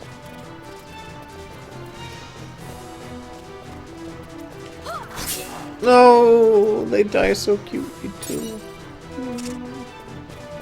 I'm sad now. But it's okay, because now they're in my bestiary, now that I've killed one. The Happy Bunny. Look at how cute he is! Look at that! Look at how cute he is! Being a fiendish creature, taking the form of an adorable bunny, which, for indeed, it is all the more fiendish, living in the dry savanna lands, such as can be found in the Giza Plains during the dry, or the Osmone Plain. The name of the beastie is given to change according to its location, so that those of Giza Plains are called Giza rabbits, and those of the Osmone Plain are called Osmone hares. They are wont to migrate during periods of inclement weather, and one may find that, depending on the season, a given specimen may be found in Giza Plains or the Osmone Plains, and they're so cute! I don't remember what the music was off the top of my head, little buddy, or little Billy, little bunny.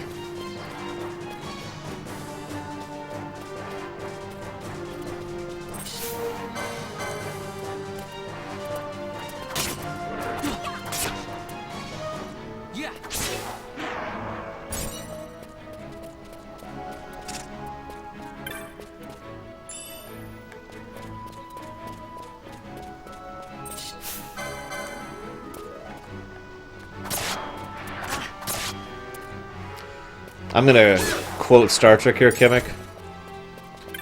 You have a singular wit, Doctor.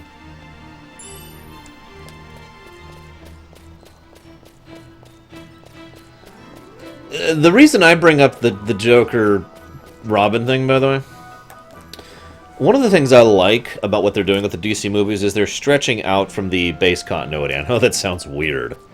But speaking as someone who's seen them try and fail miserably for years and years to have movies that adhere to the comics, I think it's high time we go ahead and try and... this is just my opinion, of course. I think it's high time they try and branch out from the comics and do their own thing with the same concepts and just take it in a new direction. So I like the fact that Zod is actually Doomsday. I like the fact that they're doing this whole BVCS thing. I like the fact, you know, yada, yada, yada. So I would actually like the fact that Robin became the Joker. It would be a nice way to, again, to take it into a new direction.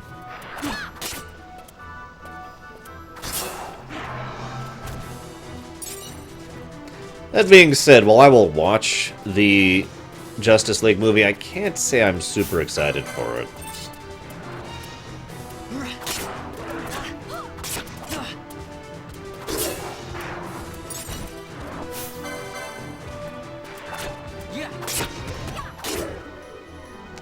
I think they will continue StarCraft, but I think if they're smart, they will bring it more down to Earth. Because if you paid attention after Legacy of the Void, everything was brought way down back to default. The Xel'Naga are gone. Amon is gone. You know, the super powerful beings of old have been removed from the equation. So now we've got the more down-to-Earth tales that we could still teach, you know? And I think there's still lots of tales they could tell in StarCraft, and I think that they should go ahead and move in that direction, personally. And I've already bought the Nova mission pack, by the way. I already ponied up for that. completely sold on that. I'm fully in favor of more story and more content in my StarCraft 2.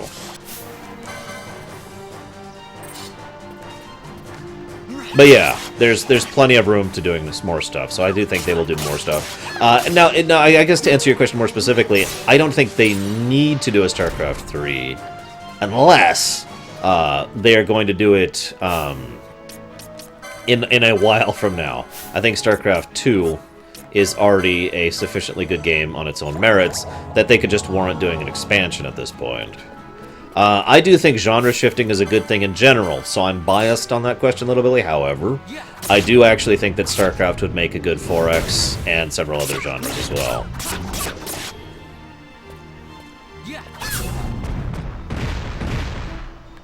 I have not seen anything of FF15 recently. Unless it's coming out on the PC, I can't possibly care less because I won't play it. Because I don't have a PS4. I mean, I hate to say it like that, but it's like... okay. It's like someone saying, hey, there's this really great mobile game. I don't have a smartphone. So, yeah. I haven't really been paying attention to it. It would be nice if FF15 was good. Oh, it's where I died? Damn it, 12. Well, I died down here, which means it's right over here. It's right here! This is the chest right here. Eye drops! Okay, 12, I got the eye drops. I'm good. We're good. It's all good. I do want FF... Let me make something clear, by the way.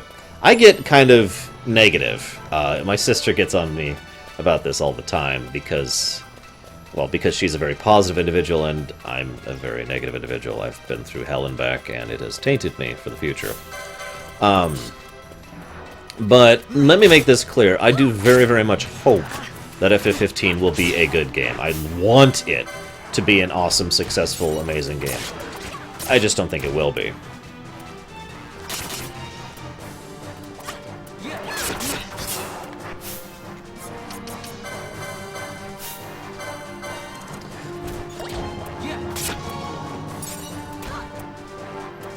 I am very hyped for FF20, yes.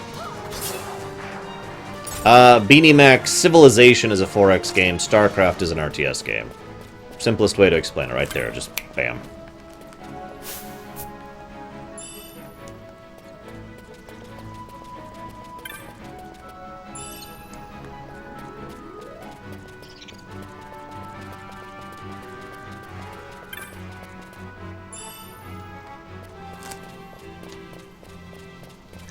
Yeah, I'll hit 99 pretty quickly, told Maniac. I always do.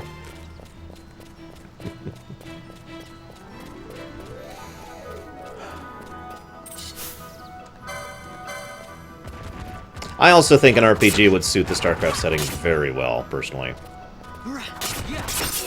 Ugh. Yeah, I figured 12. So, here's a question for you.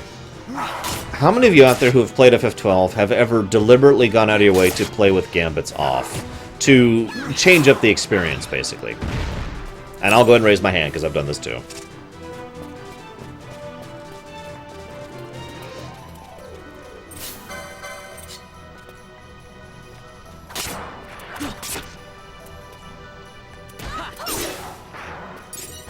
It's a little different of an experience, to say the least.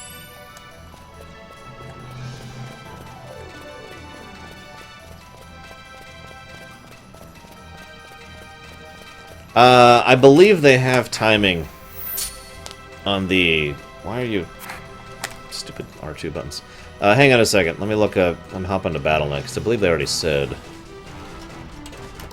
when those are coming out.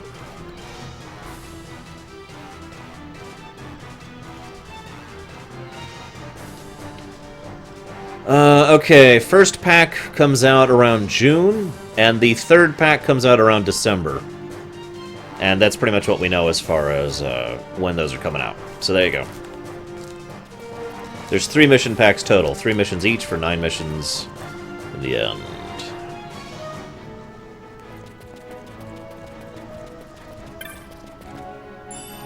I'm a little surprised how many people are saying no. I mentioned that because one of the most common complaints I hear about this game is the gameplay. They don't like the gambits. They you know, oh, the game plays itself. You know, I've heard when this game came out, I heard that all over the place from everyone. Oh, the game plays itself. There's no actual gameplay. Yada yada yada. Now I'll go on the record here and saying that I don't agree with that mentality. I don't think this game plays itself. I actually enjoy the gambit system a lot, actually. Hey, Proxy. But I'm one of those weird people who enjoys the form of gameplay where most of the setup goes into before you get into combat, rather than in combat. You know what I mean? In other words, there's a difference between tactically choosing things on the fly live or trying to set up for the situation before you ever enter the combat, and then once you actually get into combat, combat just kind of runs itself.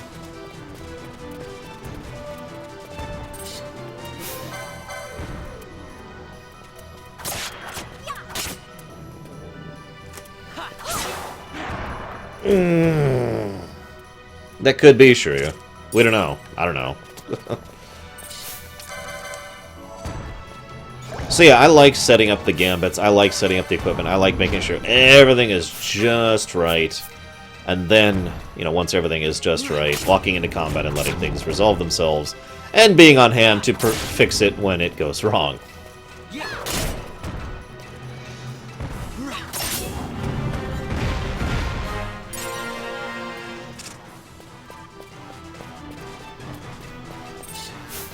Yes, I know about Tides of Numenera. No thoughts at the moment. I mean, I'm gonna buy it. I'm probably gonna do an exploration of it. Or not an exploration, I guess it would be an exploration. Whatever. I'm gonna look at it. That would technically be an expedition, but yeah.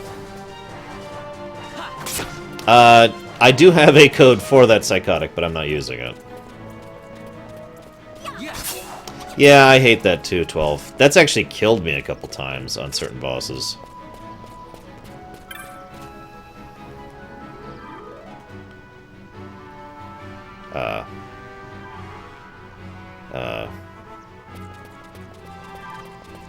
Why? Did I not get the stone? I had to... Oh, I haven't talked to the kid yet. Whoops. I haven't talked to the kid yet. Let's go do that.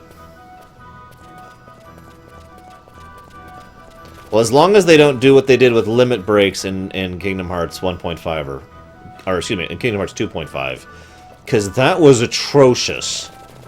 Oh my god, that was just terrible. That was made me want to stab my eyes out. Terrible.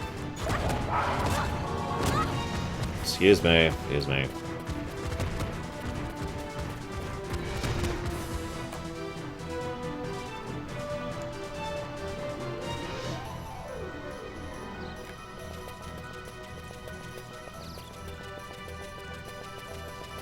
Alright, Penelo, I have a very important job for you. Die. Die, Penelo, for you have no relevance to the plot. Die.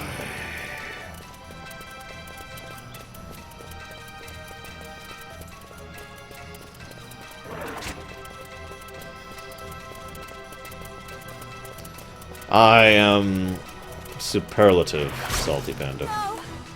Yes! Penelo has performed her stated duty.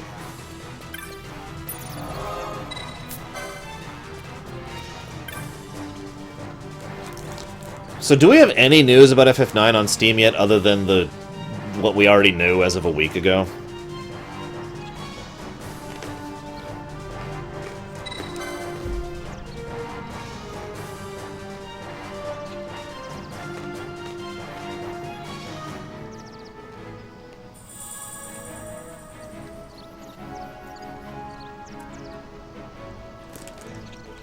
Hey Deutsch, can you do me a favor and link the straw poll again really quick?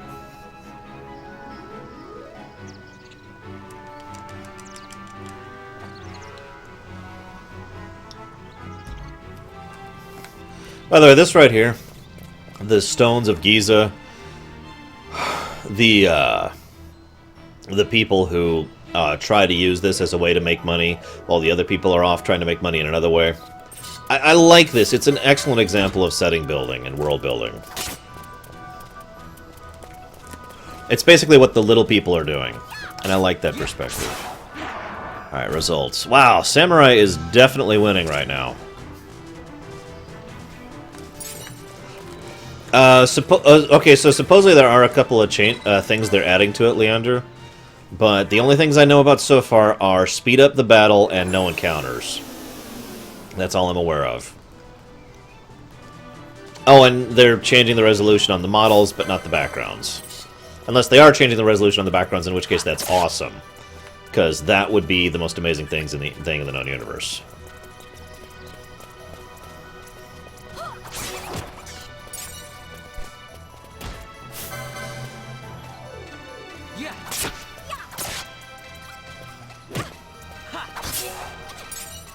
That's right. I kill rabbits.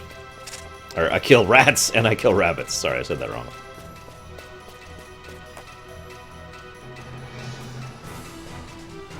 I don't know, Shadow. I was thinking we could instead put them in the red lyrium tank. What do you think, man? Be honest, you are my science advisor at the moment. Until I throw you into the red lyrium tank, failing me, of course.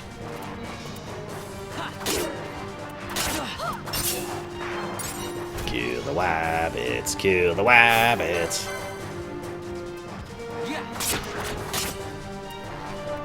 Does it really, Zagoten? That's nice.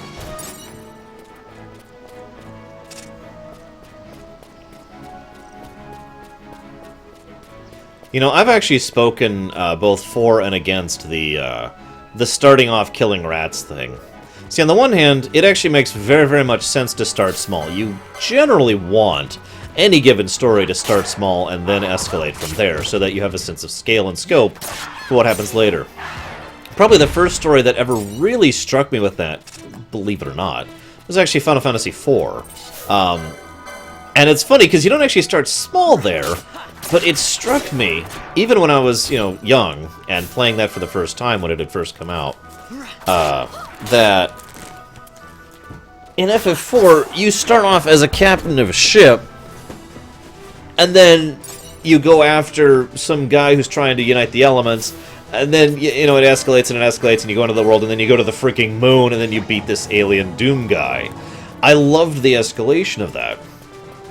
But on the other hand, a lot of different works across the course of history now have started off with rats.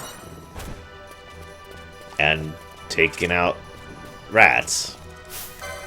At this point, it's literally a joke in the Elder Scrolls series.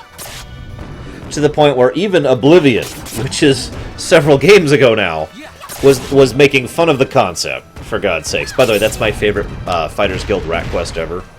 Was the Oblivion one. Just for a little bit of perspective.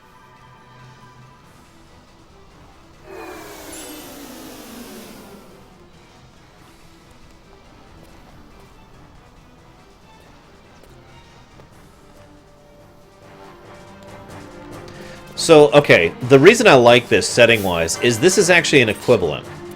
Here in real life, well, at least where I used to live, kids will usually try and get a job right about the time they're just starting high school. So, 12, 13, 14-ish, depending. And that's how they kind of get their own spending money and help contribute to the family in some cases. I myself did this, just to name an example I know right off the top of my head. I mentioned this, though, because what we are seeing here with the kids who run around gathering these stones to sell is the same equivalent of that. And it's wonderful because it's the kind of thing you're not supposed to really think about. But it's a thing that's there to help flesh out the fact in your mind that these are people who live lives and who are actually here trying to, help contribute to their family and help get some spending money of their own. You know what I mean? FF12 just oozes setting building. It's one of my favorite living, breathing world games ever.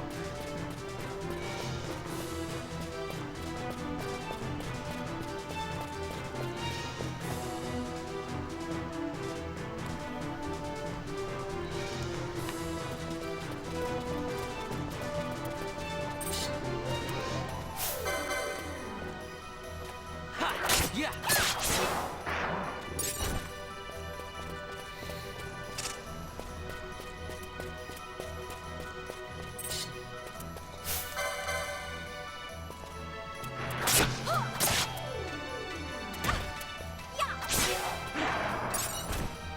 You know, normally when I'm sitting here and have nothing to talk about, I get super stressed about it.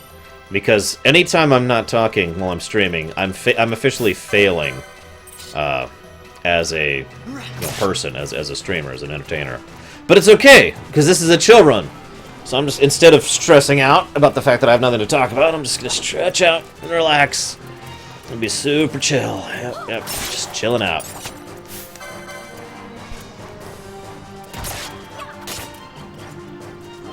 What are my thoughts on bacon? Actually, it's funny you say that. Because I do have thoughts on bacon. Because it's me, of course I do. You could probably ask if I have thoughts on water, and I do, I can't think of anything more basic than that. Okay, so, thoughts on bacon. I like bacon, but not the way most people do. In fact, I am incredibly picky about bacon. In fact, I am so picky about bacon that while I will accept bacon for the most part, it is my experience that unless you actually go to a butcher yourself, or know a butcher yourself... Is he curing me? He just cured me and I killed him!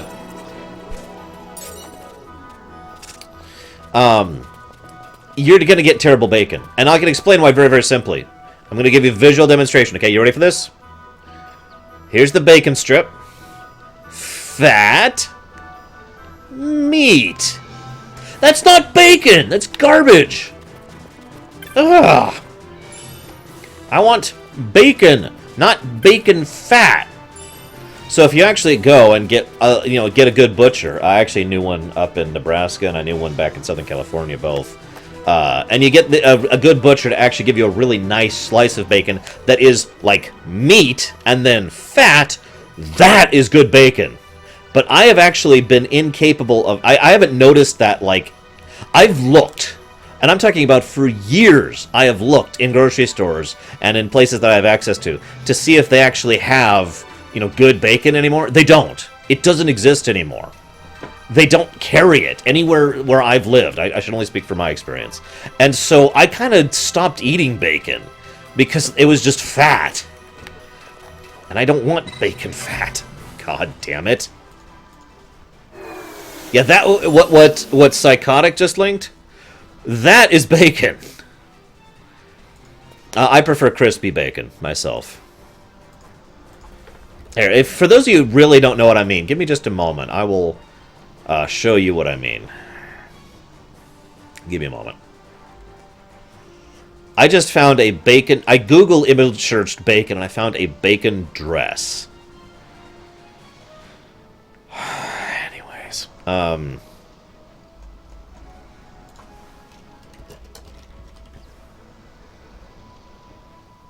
Okay, this is not... This is funny. These aren't even as bad as the stuff I see in stores now.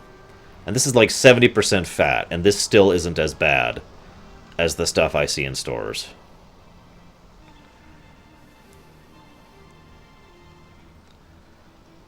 Of course, they wouldn't publish the images of what they actually look like, because that would be insane. I can't find a good image. Whatever, you just have to trust me on this, guys. It's terrible. It's terrible. And I hate it. Is Canadian bacon bacon? No.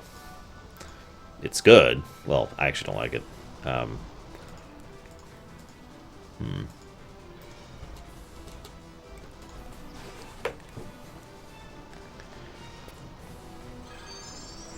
Like, if I actually haven't had access to good bacon in a very, very long time. We're talking about 2001 or 2002 was the last time I've had access to really, genuinely good bacon. We had... Okay, I used to work at a place called Jostens. Some of you here in the States might know what that is. They do, like, yearbook stuff and class rings, that kind of a thing.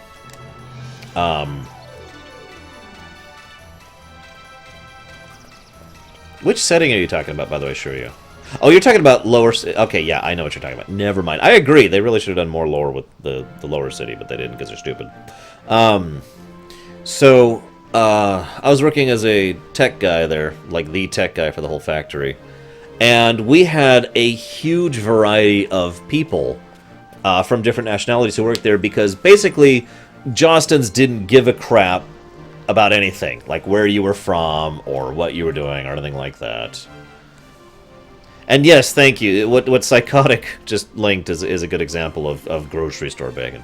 Anyways, so we were doing this really big Christmas cookout, and everyone was encouraged to bring in whatever they felt like to share with everyone else. It was a potluck, right? I'm sure you guys have done that before. That was also the last time I had real Italian, because there was a Italian woman, one generation. She was born in Italy and actually moved here. She actually brought in her own home-cooked Italian. It was really good, by the way. But on top of it, though, there was a butcher who worked there, and he actually brought in several slices of, he basically was like, okay, I want you guys to experience, meat like I do. So he brought in good sausage, good bacon, good chunks of cubed beef, good chicken, etc., etc. And oh my god! And it was huge. It was tons of it. It was incredible. You have to remind me which game it was, 12.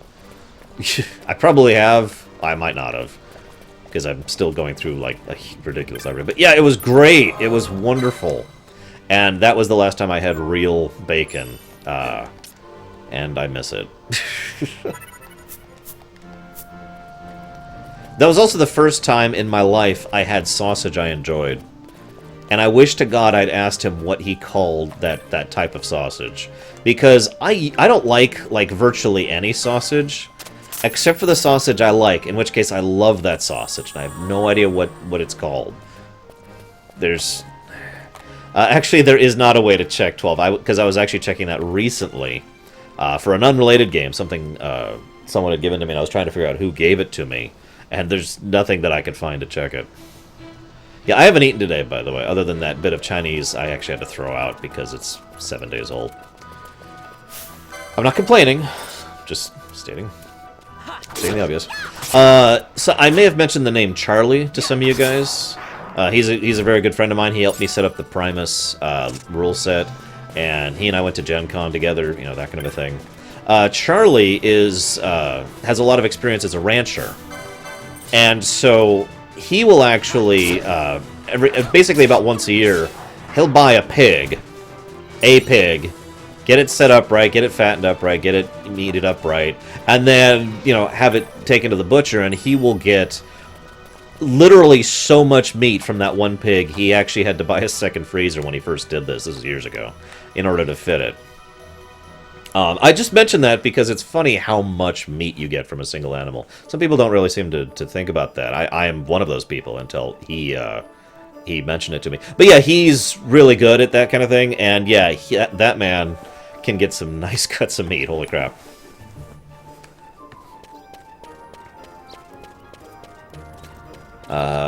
Right, this way.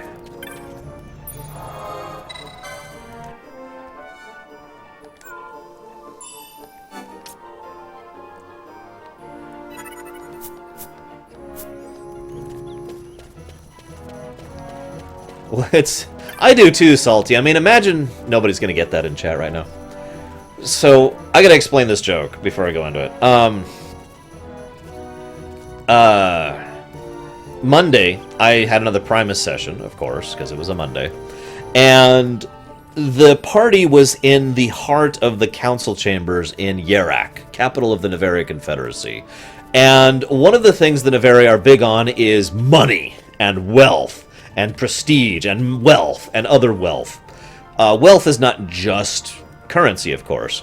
So one of the things they were big on is being really, really ostentatious.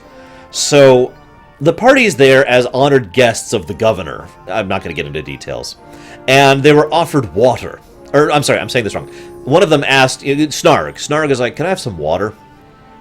And so the person replies, well, would you like salted water, or spring water, or filtered water, or flavored water, or Olthoi water, or river water, or sea water, or well water, or ocean water, which we have we have Osteth water, we have melted water, and I was just going down the list of every different type of water that I personally could think of, on the top of my head, and it was funny because if you think about it, there actually are a lot of different types of water, even just for drinking, aren't there? I will say that I am extremely picky about water. I'm one of those people who adamantly states that I can taste the difference between different types of water. Yeah. I can tell. And I am very picky on my flavor of water. Hey, Vaan. I did, Berserker, which is funny. It's been a long 'cause it's kind of a time plot since we point. did anything together. Too long. I had a really good time. Well, I should probably be getting back to the store. Actually, I was kind of supposed to be watching the place for Miguelo. And Vaan, try to stay out of trouble. For me. Don't worry, I won't I get don't know thrown what I'd into the do Nalbina prisons. If you weren't here, if something happened to you. And then Vaan I'm not going anywhere, okay? That's what I wanted to hear.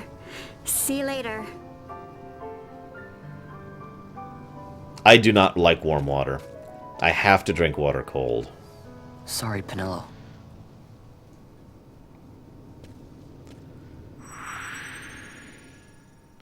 So, Psychotic?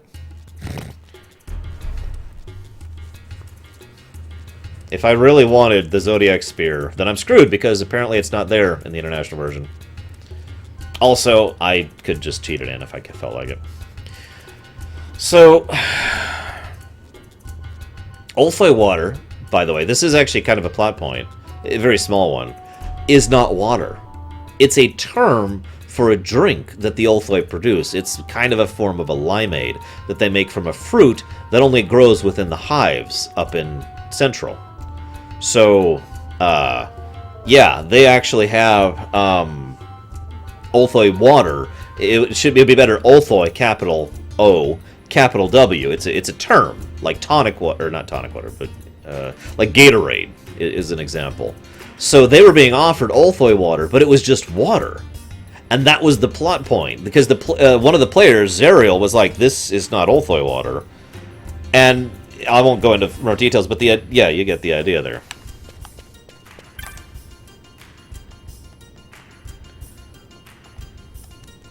Now you'll be wanting to know how to sneak into the palace, eh? First you go to Storehouse 5. You know the one. 2 doors she has. Now the right takes Van Ratsbane to his territorial hunting grounds in I can't the drink sewer tap bottom, water but 'cause of my that's throat. not the way you'll go.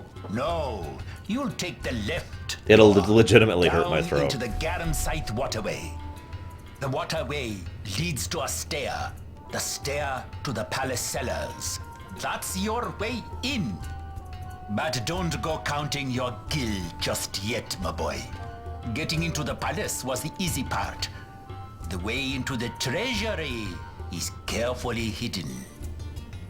That's where this crescent stone comes in.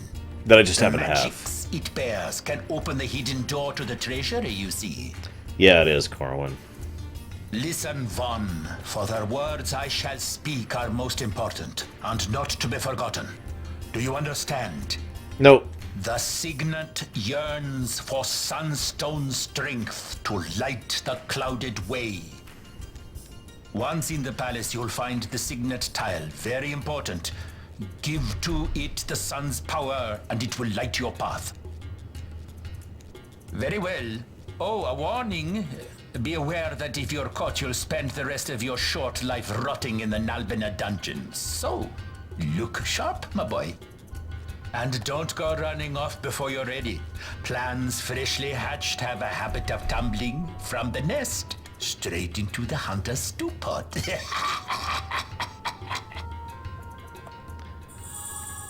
No, I thought that too, 12 Maniac.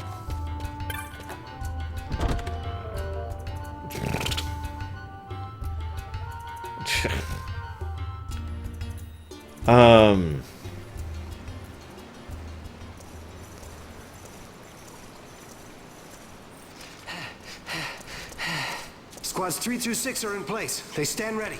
So far, the Imperials haven't noticed a thing. Then go now and hurry the others. By nightfall, we must ensure all our men are in place. I like Vossler, by the way. I know that's kind of a weird opinion, but I do like Vossler.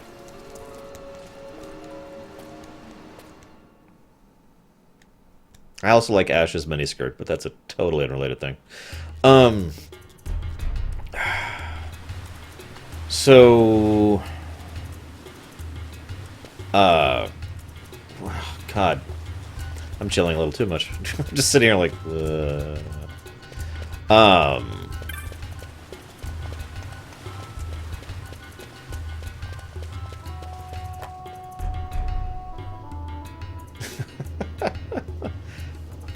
Even Deutsch likes it. No, so, okay.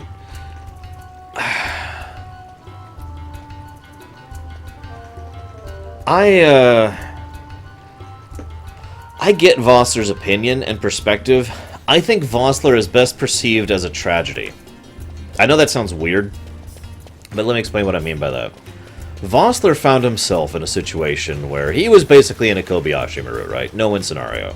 Couldn't deal with it, couldn't better his people, and they were at best a conquered people, and that's it. If he wanted there to be any kind of future of positivity for his people, for Dalmasca, he actually needed to become a valued servant, basically, rather than a subjugated slave, to try and explain what I mean by that. Now, that is a logical opinion. The reason I call that a tragedy is if he had approached Vayne and said, Vayne, help me betray the Resistance so that we could survive as your servants. Vayne would have been like, alright, let's do it, and would have actually made it work, and probably upheld his end of the bargain, and probably made the situation overall better for the Resistance, but he didn't. Because he couldn't. He had no availability to just go to Vayne. Vayne just recently entered the political circle openly within the Dalmascan area. The only people he was able to go to was just the Arcadian military in general, and as we know, he ended up working basically for Geese personally. And Geese, Judge Geese, I mean, is... Am I saying that right? Geese? Giz? Whatever. Is not a reasonable individual. And he's the kind of person who has the attitude of, you will serve us willingly, or you will serve us unwillingly. And that's it. No equality, no carrot in the stick, no, if the people who serve me are happy, they are more likely to keep serving me. You know, none of the reasonability or logic that Vayne has. So Vossler's decision, Geese, thank you, I was right. Vossler's decision actually makes a lot of sense to me. And is a tragedy because he made it at the worst possible time to the worst possible person. You know? But that's politics for you, isn't it? It's not like you have a choice. And furthermore, it's not like he would know. One of the things I tend to point out... yeah, exactly, 12 Maniac. One of the things I like to point out often is that some people tend to forget that characters don't know what we know. We know much more than the characters know because we have this third-person perspective back here. But Vossler didn't know any about that. Ash didn't know any of the things we know, you know, etc., etc. So it's easier to understand characters' motivations when you understand that their information that they are operating on is less than what we have. So I do like Vossler, and I do understand his perspective and his decisions. Just... yeah. Marquis. I have many times as a performer and as a viewer, Salty Panda. I shouldn't say many times as a performer. I've only performed like in 2 plays ever. Or I guess I should say 3 ever. Give me my gambits.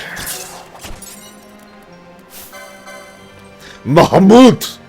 Sorry. Marquis!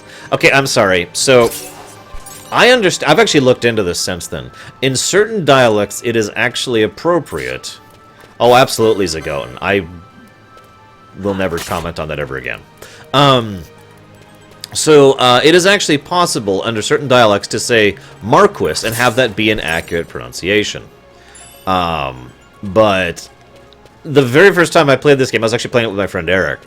And we're just sitting there, you know, playing. And the first time they say the Marquis, and both of us, like, simultaneously are like, the Marquis, you moron!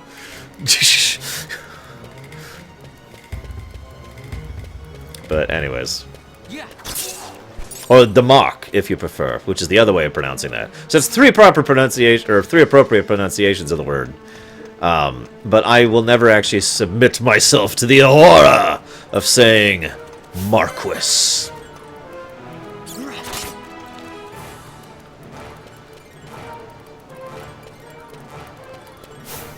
Yeah, whatever.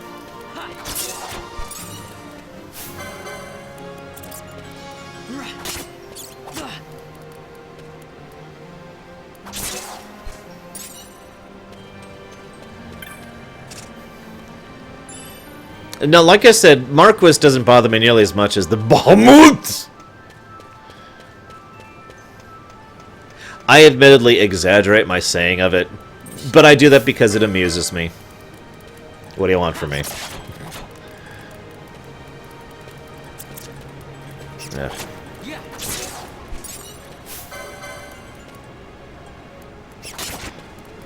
Nerf guns! I used to play with those a lot.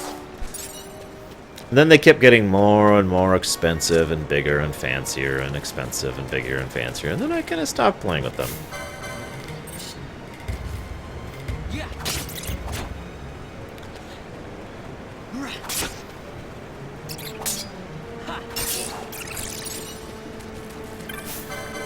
Chillrun Deutsch, I should probably eat. I'm probably going to just stream until I'm getting off for the evening, which will happen in about 2 hours. I can go without food for 2 more hours. If I pass out on stream, that'll be appropriate because it's a chill stream. A chill run, excuse me. The Al Cid. I like Al Cid actually quite a bit as a character. I don't think he's that much of a womanizer. Or perhaps we're just using different definitions of the word womanizer, because I've noticed that. I've noticed some people have different definitions for that word. When I usually use the word womanizer, I mean someone who treats women like crap. Someone who thinks of women as nothing more than objects and is trying to pursue and collect them as if, well, like they were objects, like I said earlier. Like a whatever.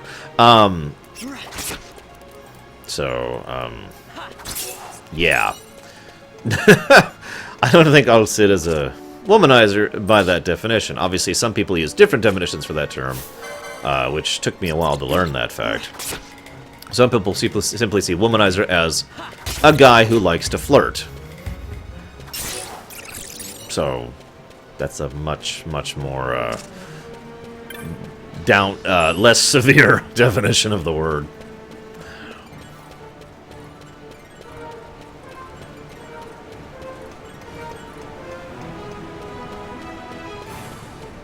Well, I could have said they want to bang Shadow, if you'd prefer. And by they, I mean he.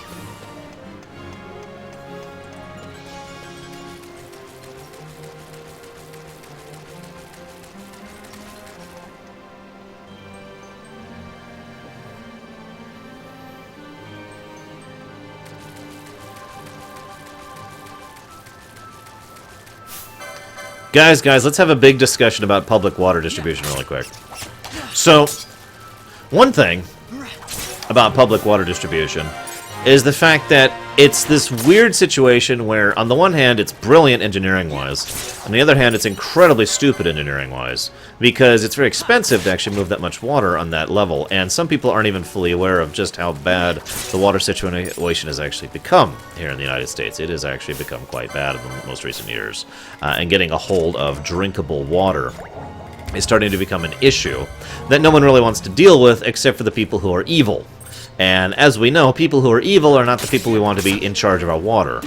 So the long and the short of this is we're all screwed until Operation Bellhammer goes into effect.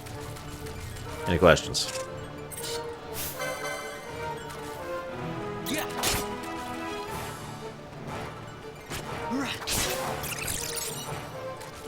Hydration rumination. Okay, here's your hydration rumination. You will not die.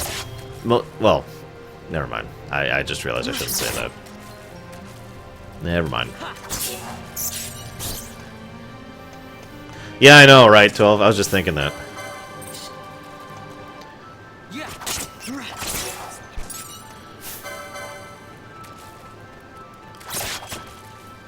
I hope I'm going the right way. We're almost to Balthier, where I can finally start putting on gambits. Anytime I play this game, I just kind of drive forward. And try to get to the Balthier thing as soon as I possibly can. So I actually have gambits, and I could stop doing this form of manually doing combat. Oh my god, stop running away. Ah, stop running. It's funny you say that in Infinity. That is a very serious concern here in the States right now. A legitimate, already happening concern. I think so, Berserker. It was this place and the one of the open areas near the beach, I want to say. Hey, Silhouette.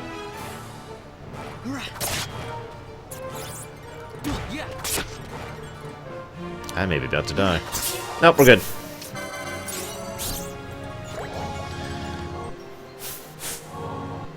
Wait, what? So are you enjoying it, Silhouette? Yeah, the Fawn Coast, that was it, thank you. I knew it was by the beach. Excuse me. Words. So here's a thought for you guys. This is actually a game design question. How many of you have played a game, or a demo of a game, or whatever, and you've been like, this is boring. And then you put it down, and you never play it again.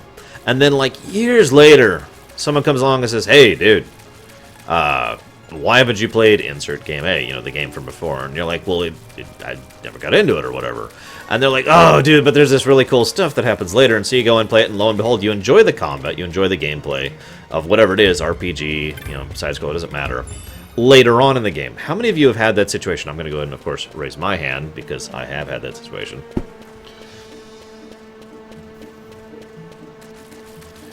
Did I just... It just despawned. Whatever. Oh, no, it just moved. It's over there.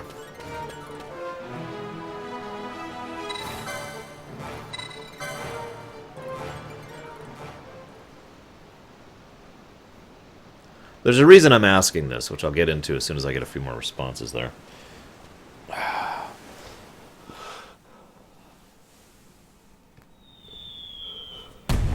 You know a game that should be an example of that? Kingdom Hearts, like any of them. Well, that's not true. Kingdom Hearts 1 and 2 are probably the ones that would most have that situation in it.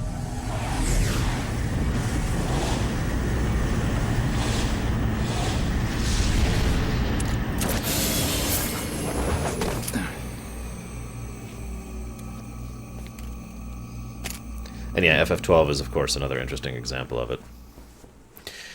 I mention this because one of the natural progressions of gameplay design that has been true for years and years and years and years, possibly always, is at the beginning of the game, the gameplay is very simple. And then when you get further into the game, they add layers, they add complexity, they add more you can do, they add more things you can interact with, more spells, more combos, more power-ups in like a side-scroller or whatever, more weapons you could use in like a Mega Man game, you know, stuff like that. As you go through the game, the gameplay basically gets to be more.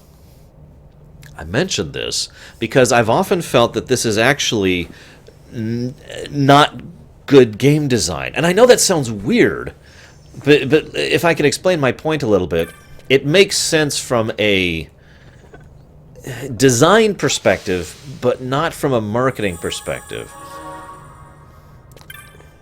In other words, if you are a new player who has never played insert game here before, and you start off the game right from the beginning, and you have the relatively boring gameplay of the beginning of the game, you're not hooked. You're not interested. You're like, well, geez, this is kind of dull. And so unless you have something else pushing you, either the story's keeping you, or a friend tells you it gets better later, or whatever, you're not going to be interested in continuing to get to the point where the gameplay is actually good. Now, of course, I'm not always saying that by the time you get to the later on gameplay, it'll be better. You know, it'll be better for you specifically, but you never get the chance to tell that if you never get to the later. And so you have to invest your time into a game somewhat significantly just to get to the point where you actually have the availability of telling if you actually like the gameplay of the game or not. Now, what Deacon says right here, you brought it up before I did. Probably the best example of bypassing that game design-wise is Symphony of the Night. The very beginning of Symphony of the Night, you play Alucard not fully, but you play him at, I'd say, like half level. Like if we were to chart his overall capabilities from minimum to max, you start off right here. Then you encounter death. Yes, I know you can skip it, but the point is, you encounter death and you get jumped back down to 0. Then you get to the relatively boring gameplay part, and you work your way back up to that point, and then keep going to be even stronger than you were at the start of the game. So, this is brilliant game design from Symphony of the Night, which is a brilliantly designed game anyway, so I could say that anyways. Brilliant game design. Gives you a peek, gives you an insight. This is what it's going to be like. There are actually a couple of games who do that. An example of a game that should have done it like that and actually didn't, weirdly enough, is Lufia. The original Lufia, an RPG on the SNES, for those of you who are not aware of it, where you start off playing as the heroes of legend in the past, and then you go after the bosses, and you have tons of stuff like that and whatnot. It doesn't quite work in the exact same way. It's not quite as brilliant as it could be, but still giving you that insight, that flash into this is what the gameplay will be like before setting you back down to 0. But again, I mention this because a huge variety of games have this problem of starting here rather than starting here. You don't have to start here. You don't have to start at the absolute highest. Another good example of a game that starts... What the... Oh, shut up. Another good example of a game that starts you off here and then goes back down, God of War 2. By the way, I'm just going to say right here, God of War 2, in my opinion, is an absolutely amazing game. Story and gameplay-wise, it is a brilliant game. It is easily in my top 100. It's towards the higher end of the top 100, in my opinion.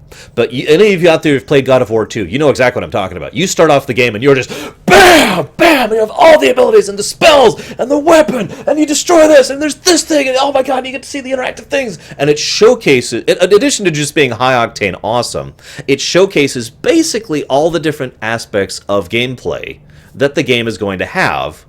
And then you lose everything. Spoiler alert, it's in the tutorial level. I don't feel like it's a big... So you lose everything, you go way back down to 0. And then as you go through the game, you get your way back up. And again, just like in Symphony of the Night, you surpass the middle point, which you started at, and are even stronger and have more weapons and more options and more spells by the end of the game. That's good game design right there. That is how you do it. And so, forgive me for bringing this up, but I feel like this is probably one of the biggest flaws gameplay-wise of FF12. Because we've all heard the complaint, oh, the gameplay's boring, oh, the game runs itself, yada, yada, yada.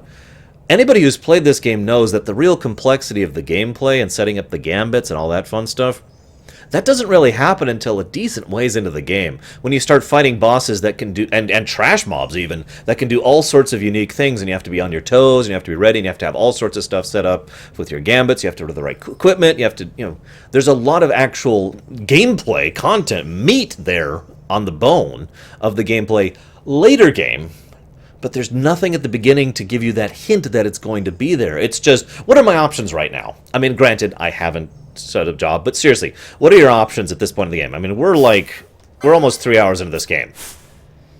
We can attack and use items. Now, I love this game, and I enjoy the gameplay of this game, but they do not sell the gameplay of this game. You understand where I'm going with this thought design process here? And yeah, FF6 even did that. FF6 had you have that peak at the beginning. Here's Magitech armor. And the funny thing is, it's Terra specifically that works that way. Because it's not the fact that you're overpowered. That's not really the point. The point is Terra has lots of options at the beginning. You can do elemental damage to a single target. You can hit a single target with physical damage for a lot. You can poison the enemy. You can confuse the enemy. You can X-zone to make them go away. You have lots of different spells. I should have talked about this in my in-depth review, but I didn't. You have lots of different options as Terra at the beginning of the game that gives you ideas of this is the kind of stuff that you're going to be able to do later on. So once again, starting here, then you go back down here. Well, I say that Infinity because I have this exact same problem when I'm playing this game normally. Now, I've never played International, nor do I plan to pick a job anytime soon. But when I'm playing this game normally, you know, the version that's not the International version, I'm in the exact same point. At this point in the game, I have Steel, Fight, and Items, and that's it. That's my options at this point in time. So, yeah.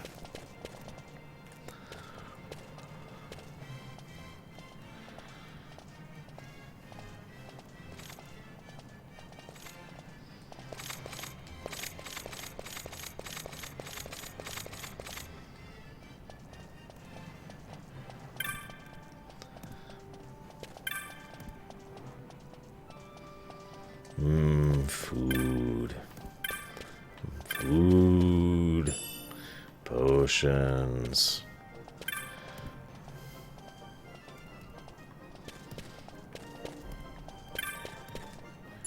Phoenix Downs. Yes, I have Zagoten. New Super Mario Bros. Wii. That's actually a lie. That's actually a lie. It was fun for completely different reasons. See you around, Corrales. Stay chill. I should probably try and relax again. It's so damn hot in here. Oh my god. Which is funny because it's like 30 degrees out or something like that. Or maybe it's 50. I don't know. Anyways.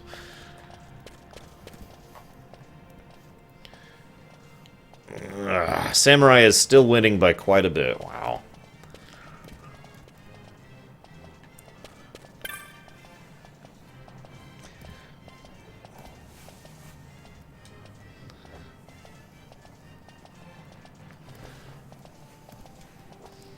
Hello? I hate this. I hate this section with a fiery passion. And you know why I do? Because of Vaughn's voice. Seriously.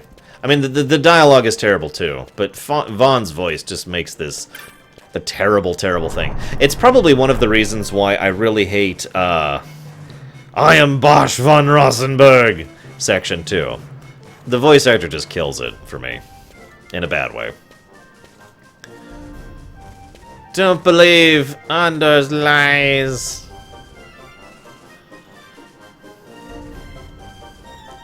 No, he's got a vest going on, see? It's actually open in the middle.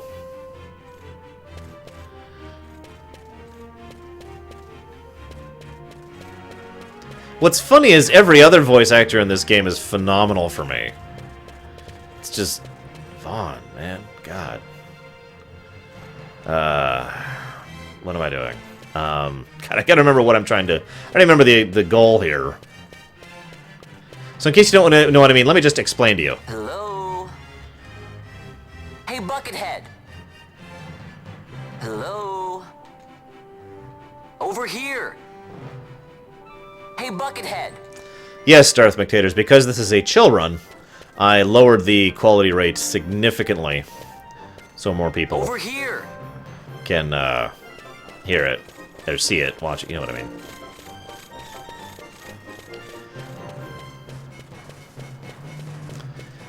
No, I do not, Reuting. For the reasons already discussed.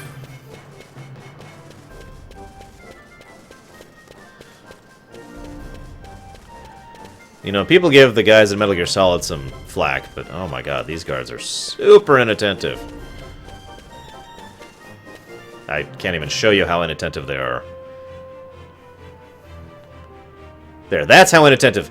Hi! Hey, what's up? Yeah, okay, bye.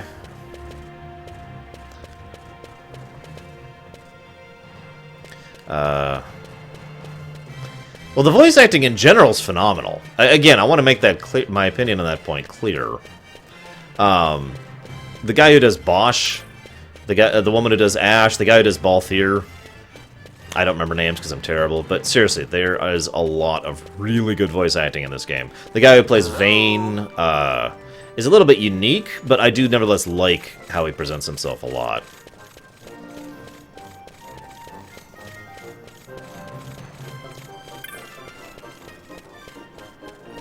Wait, is this the one I'm supposed to do first? I suppose I should check that.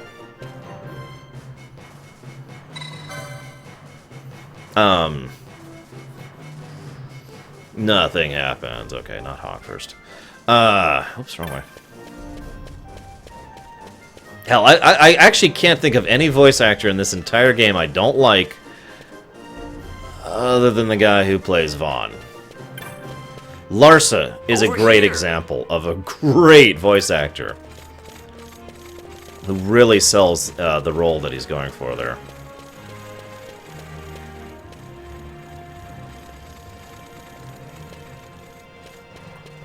Hey, Buckethead!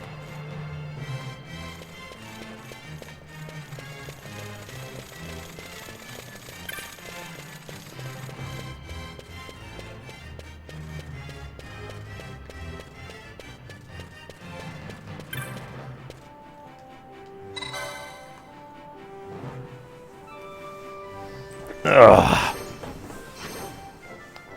No, Rex is good. Lux is okay.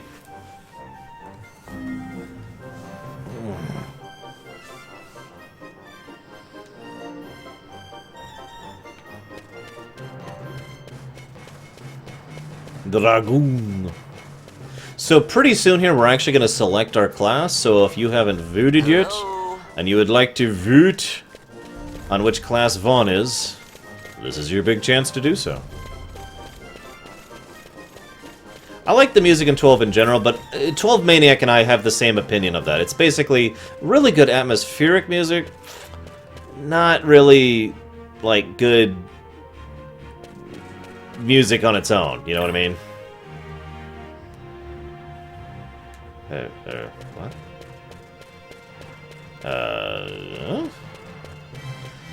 Oh, here we go. It's this one. There we go. Just click the link writing and it'll showcase all 12 classes. Because I don't remember all of them off the top of my head. Yeah, I know, there are two songs. There's the Esper Battle and there's Seeking Power. Both of them are very good independent songs. But the rest of it is all just... It's it's Mass Effect 1 music.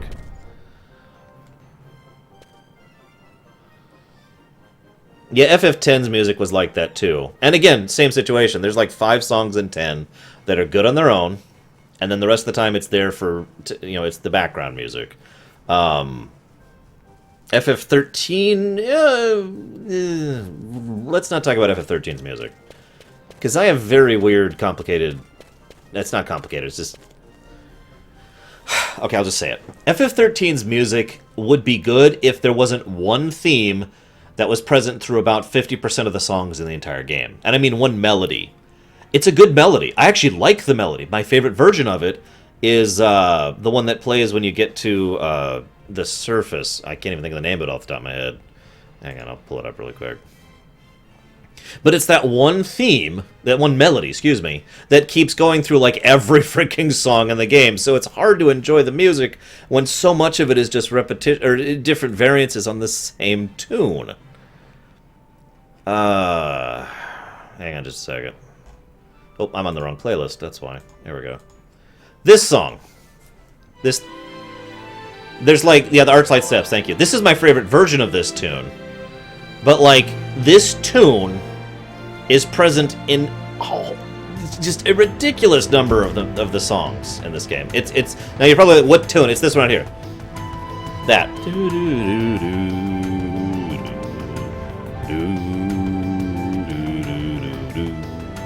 It's everywhere. So on the one hand, I do like that tune. And I do overall, like, enjoy the music of FF13. But it does get a little bit ridiculous how many of the songs repeat the same damn leitmotif. Or leitmotif, or however you're supposed to pronounce that. Hey, King Bubble, I'm very sorry. I hope you enjoyed, at least.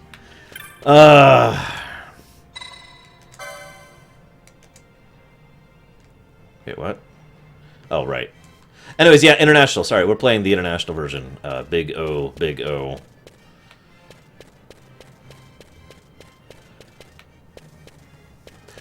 I guess it's the old Cadbury cream egg argument all over again. Do you like Cadbury cream eggs? Because I do. I've actually got two in the kitchen right now. There it is. I knew it was around here somewhere. Well, what if you had Cadbury cream eggs with every meal you ate? Yeah, you get the point. That's not a wall. That is clearly a door.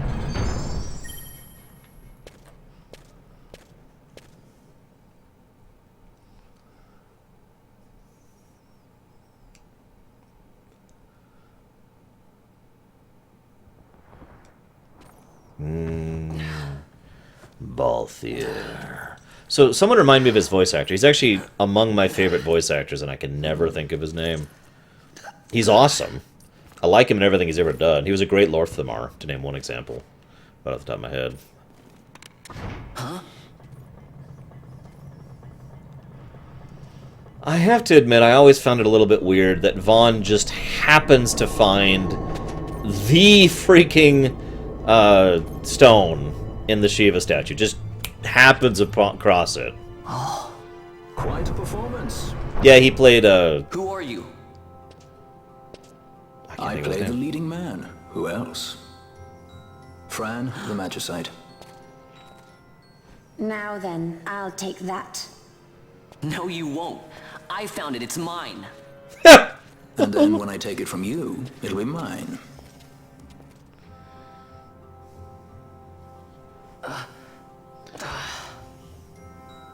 Yeah, this is your last chance to vote. As soon as we get to the sewer section, we're going to go ahead and select a job for Vaan, finally. And then we'll be selecting some other jobs. The gods do not smile on us. I like it better that way. But seriously, why would it just open for Vaan? That makes no sense. It bugs the snot out of me. I mean, I'm willing to accept it. I'm willing to just be like, okay, sure, it needs to happen for the plot to go forward. But why did it just open for Vaan like that? Why? I'm so confused. So, I was going to say something about FF12, and I really don't want it to sound racist. And this is coming from me. Which, if you guys have been following me at all, you know I'm one of the least racist people, like, ever. But there is one thing that has always bothered me about the FF series, basically from, I'd say, about 8, I guess, and onward. I'll talk about it in a second, as soon as this cutscene's over.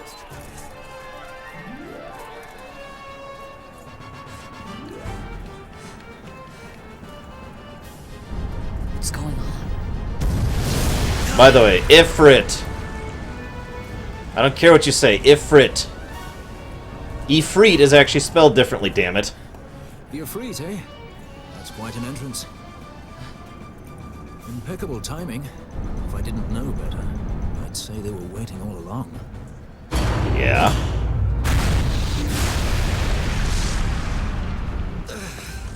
I like this, by the way. Running! On the one hand, this just seems like Vayne is smart. And he is. And it's very logical that the Resistance would attack during this fate. On the other hand, End of the line. this is actually foreshadowing. You have something that belongs to me. Because, as we already know, Vossler is already a traitor. And has been. For some time. All this way! Fran, let's move! Also, airship bike. Just saying. And then Vaan dies and is no longer in the story. Let go of me! Keep this up and I will. Also, this is another wonderful bit of foreshadowing. And a great way to tie foreshadowing into story design. The Magicite-powered skiff doesn't work because it's in proximity to a device that absorbs magic. The stone. I love that little bit of foreshadowing tied into the story, because we can't let them just get away on the skiff. That gets rid of the that's too easy of an answer. As a writer, you're always trying to avoid answers that are too easy. So you need some way to prevent them from actually escaping so easily. Tying that into the stone, draining it, is brilliant. It disappeared. Ah, forget it. Even if we could fly, the Ifrit's playing with fire, and I'd rather not get burned. Ifrit! Damn it! We'll go the old-fashioned way.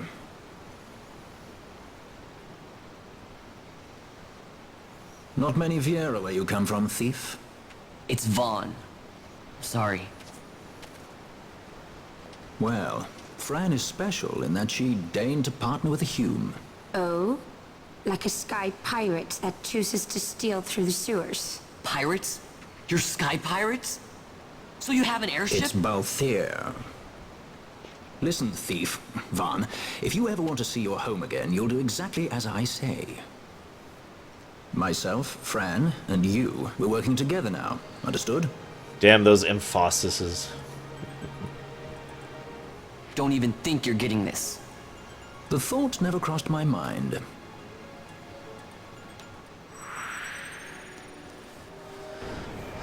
Okay, the racism thing. Okay, I'm just gonna get out there, okay?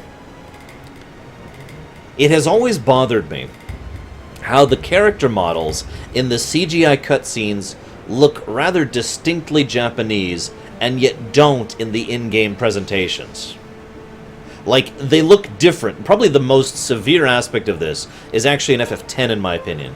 Yuna and Tidus, in my opinion, look really different from their in-game and from their artwork and from the actual CGI stuff, the pre-rendered stuff. And that's always bothered me, that there's just this gap between the two. So one of the things I like about FF12 is the fact that there's consistency between it. Vaan actually looks like Vaan. Penelo actually looks like Penelo. Balthier actually looks like Balthier. Instead of Balthier and suddenly Japanese Balthier. It's weird. And again, I've just been playing through FF10 in a backseat run with my friend, Brother to FF10 too. It's not racist, I was kidding. Yeah, so that's why I'm like, it's been bugging me recently, because it's like, there's Yuna, and she looks like Yuna, and everything's Yuna, but then something goes to the CGI, and it's like... It's true in 10-2 as well. Pain and Riku both just go from totally normal to... Whoa! Consistency! It's not hard! Come on!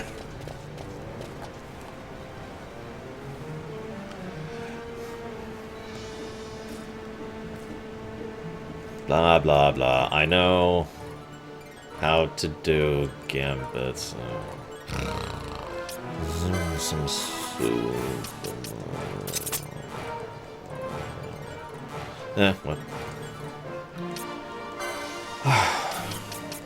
No, they go from non-Japanese to Japanese ago. That's my point. All right, so what's our result? What's Vaan gonna be? Wait, oh, we're done.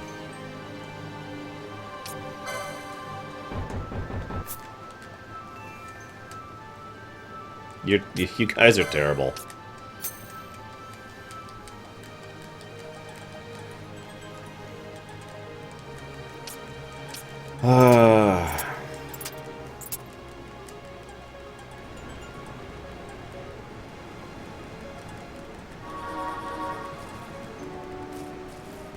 And we're done. Okay. So, samurai it is. Vaan is now following the ways of the warrior. Where is it? There it is. Bam. Yes, confirmed. You're now a samurai. Okay, what do we got? We don't have any of those.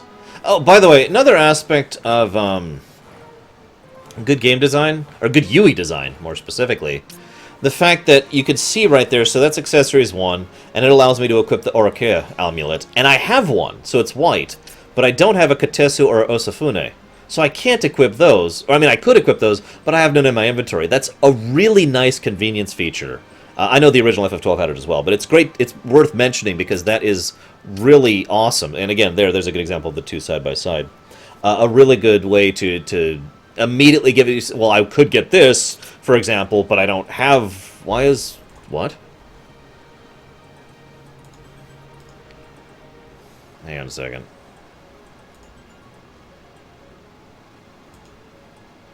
Oh, that's weird.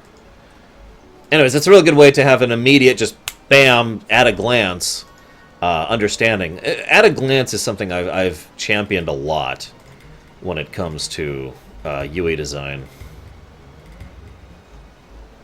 Okay, I don't know what that was. That's weird.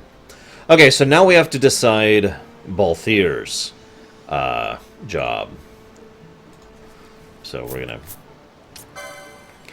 Let's get our options here. So we are not going to be doubling up on jobs. So if we have one samurai, we're never going to have another one. So...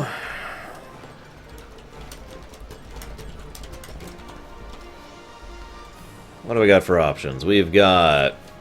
Time Mage, Breaker, Archer, Black Mage, Hunter, White Mage, Dragoon, I'm just going to call it what it is, Alchemist, Red Mage, Knight, Monk, Great Pole, Alright, so if you would all please be so inclined, here's the new link to Balthier's class, and we're going to leave that one up for a little bit. Yep. Okay, so, a Breaker is like an axe debuff buff guy, I think. I'm not actually 100% sure on it. Someone who knows better than me could answer that. Yeah, we can do that.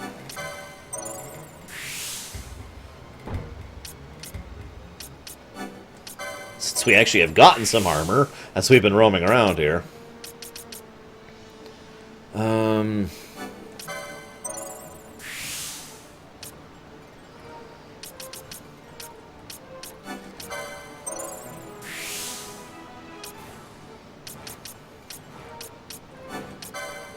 Wait a minute.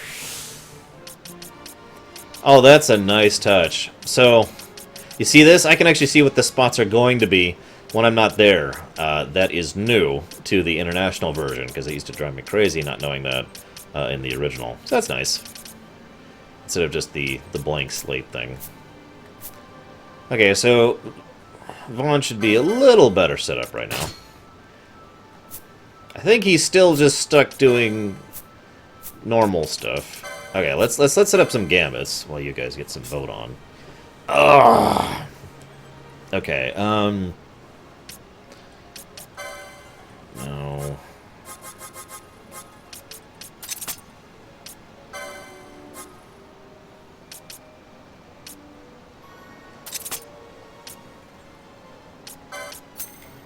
Nah, we'll do that.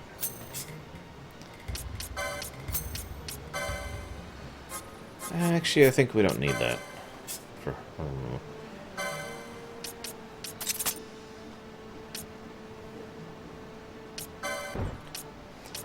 What's the Time Mage even doing this one? Because usually a yellow mage, a buffer, is really, really helpful in like any system.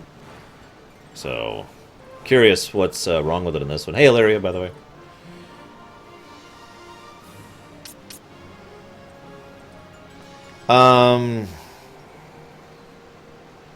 I would go with zero gravity personally, Shadow. Just opinion on that one.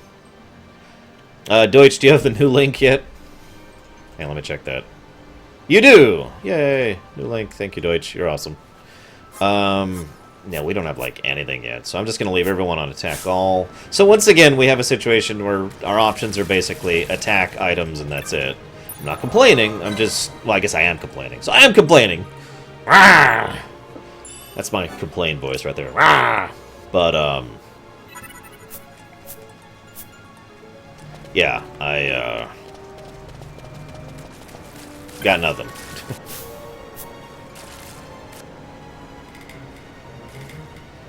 Gotcha, Infinity. Most like they thought to take advantage of a lax watch at the palace while the fate's on, to feed the good consul a length of steel for his supper. I should think Vayne used to such hospitality. Clever. He used himself as the bait to draw them near, and then sent in the air brigade. A fine, bloody banquet. Transcendence, Shadow. I dare say I've soiled my cuffs. If a dungeon's waiting for us at the end of the night, it had best have a change of wardrobe.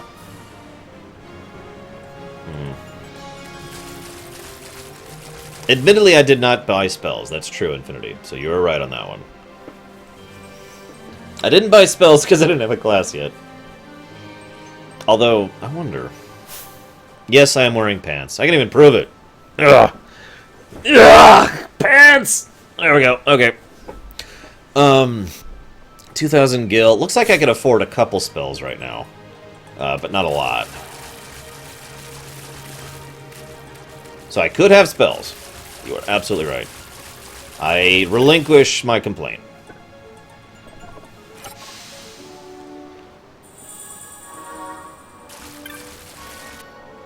They are PJs. They're PJ pants. I'm not going to wear uncomfortable pants while I'm streaming for absolutely no reason. I will wear pants, but I'm not going to wear uncomfortable pants while I'm sitting here for 8 hours at a time. If I have to explain that, then I got nothing else to tell you.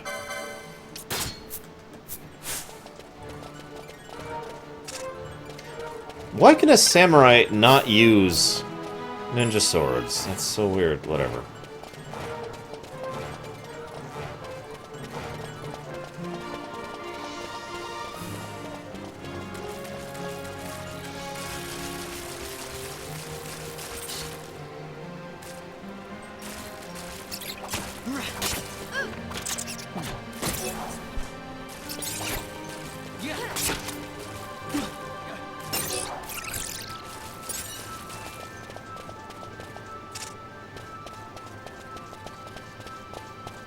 Wow, Machinist is winning by quite a bit. That doesn't surprise me, it's Balthier.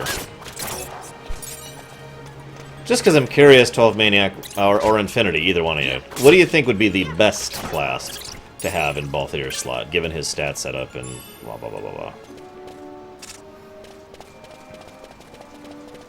Yeah, I've actually talked about that extensively, Silhouette. I often like to think of it as extremes. Over here we have total customization, which is FF12 default. And then over here we have total linearity, which is FF4 SNES.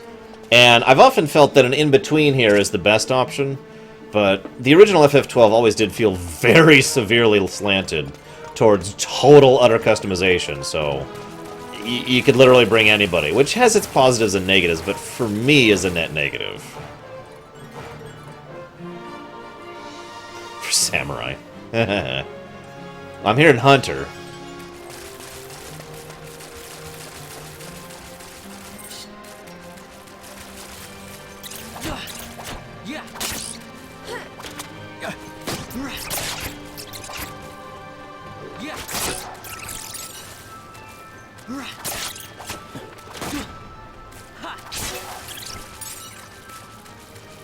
So here's a gameplay design question for you guys. More really a question of your preference as a gamer, but, you know, whatever. Which do you prefer when it comes to class systems? Do you prefer mix-and-match customization options, or do you prefer total linearity? To explain what I mean by that a little bit. In FF5, in FFT, and in FF10-2, all three of those games basically have the same class system. Or no, I'm saying that wrong. Hang on. Rewind. FF5 and FFT have the same class system. In other words, the availability to have a white mage who also casts black magic. Because you have, like, you've got your class, which is whoever you are, and then you could equip aspects of other classes that you learn onto them. So you can create hybrid classes. Final Fantasy Tactics, you know, again, is a great example of that, and so is FF5. The other example is total linearity, which is FF10-2, which is why I spoke earlier. And FF10-2, if you're a black mage, you're a black mage. Now you can switch on the fly in 10-2, but you can't mix and match. You are a black mage, or you are a white mage, or you are a red, you know, etc., etc., etc. There is no mixing and matching there. Yeah, 10-2 did have other ways around it. garment grids and accessories both allow you to mix and match. But let's ignore that for the moment, because, I mean, I don't want to get into nitpicking here. The point being, the idea was not to be able to set up, like FF5 and T did, the ability to be a white-black mage just with the class system.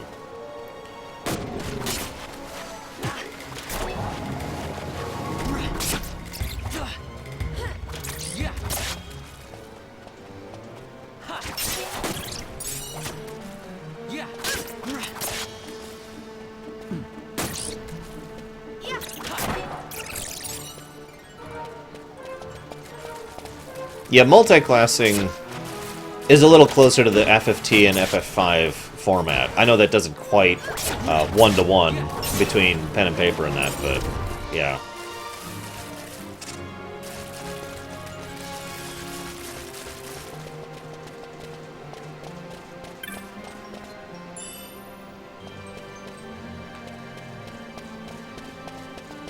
Now, see, part of the reason I ask... by the way, another excellent example of the class system hybriding is Bravely Default. Arguably the best example of that, but I don't want to get into that discussion. Deutsch, you're awesome. So, yeah, I'm of a torn mind, because on the one hand, I love the hybrid system. I love FF5, I love FFT, I love Bravely Default. I love being able to mix and match and come up with my own combos and yada yada. I love limited customization. You know, I love FF7, I love FF6, etc., etc. But on the other hand, there is one thing that it bothers me about, and I know this is this isn't actually a complaint, this is just a problem with me. I almost get paralyzed trying to get everything. You know what I mean? Does anyone else have that mindset? Does anyone else look at that and it's like, you know, oh, but I like, okay, well, I have all these different classes, so I must level all of them and have everything accessible. That's like, for example, in FFT, FF5, and Bravely Default, while I'm leveling, while I'm playing through the game, I'm not playing as a Dragoon White Mage or a Black Mage, Time Mage, or whatever. I'm playing as everyone is everything, until I get to the point where I've actually leveled everything, then I set up what I actually want to be.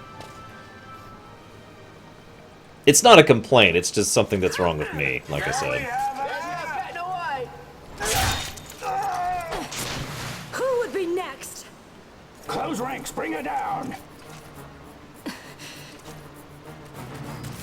Jump down! Hurry! This is a dumb scene. We're gonna skip this scene. Okay.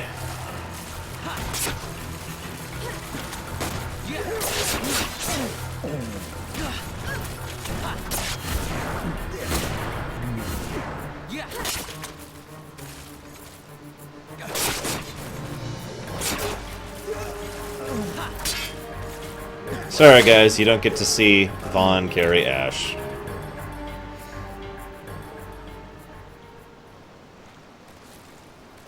You alright? Thank you. I'm Vaughn, and this is Balthier, and hey! Do you think Balthier recognizes her? Amalia. Amalia, huh? Nice to meet you. There were others with me. I'm sorry. No. Yeah, they're dead. Huh? They're ultra dead. Oh, now isn't that impressive? Don't get any ideas. I said it's mine. I'm afraid the jury's still out on that one. You stole that? Yeah. Have you finished? What's funny is I Don't absolutely report in and they'll come looking for us. If they aren't already. I absolutely think she doesn't recognize him. Better than being by yourself. Because why would she? But Balthier Very well. is incredibly well informed. So yeah, I would What's be wrong with her? astonished if he didn't recognize her. You have a lot to learn before we even get started on your thievery. What's that mean? And yeah, by the way, if he didn't recognize her on sight, I'm pretty sure he could put two and two together with the stone very quickly. The situation requires I accept such help as I find. She's wearing a miniskirt, Though duh. it be from thieves.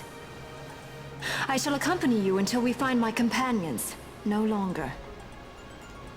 Let's think of her as a guest, then. Unlike Fran or myself, our guest probably won't be taking orders from anyone anytime soon, and she'll leave when she pleases. So we keep to our affairs and she to hers. I doubt we'll find her wanting in valor, being such an upstanding member of the insurgents. Fenris, Ribbon, same voice actor. Resistance.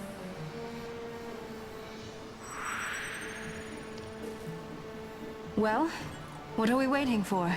Yeah, I was actually about to comment. From what you guys tell me, I can actually take control of a guest. And I can. Hey, look. Hey. Check it out. But, whatever. Actually, that's a good point. Why are we running around as Vaan? Let's run around as Balthier. I think it's a much better idea.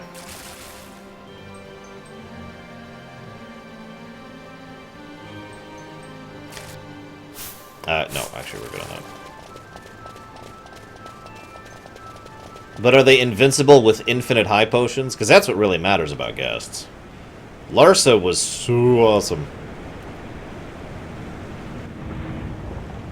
The worst boss ever.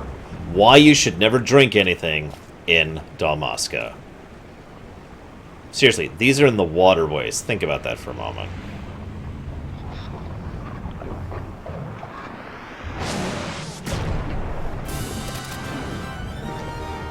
Oh, no more unlimited potions. That's sad.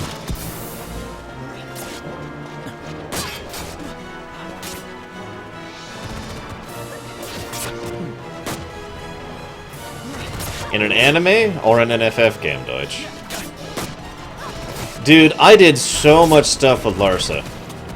Like, I got Larsa, and then I went off and did a billion things. And, like, every hunt I could, until I literally could not progress through the hunts anymore. And all the side content I could, until I literally could not progress through the side content anymore. Because Larsa was awesome. I'll go ahead and deal with that. If I have any. Oh, I do. Perfect. There you go, Tori. So, okay, here's a dumb question for you, Deutsch. Who do you think I would be in a Final Fantasy game? Be honest.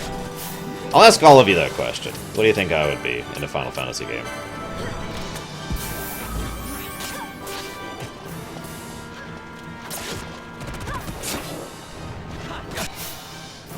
Stop blinding my people.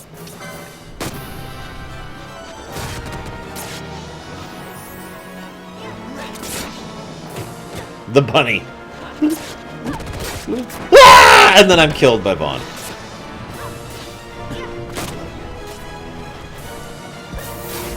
Tidus's dog? You mean Kimari? Yeah, I know, psychotic.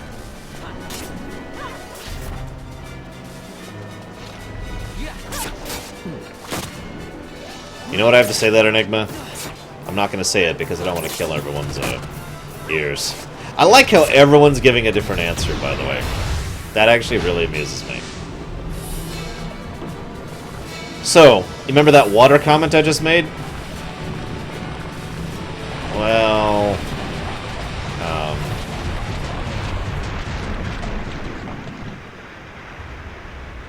yeah... That's gross with a capital. Ugh.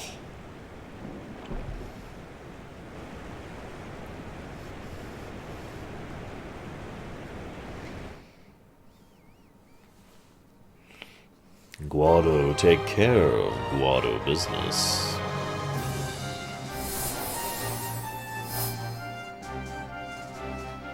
I would have killed you, Enigma. No in between, no nothing. Just...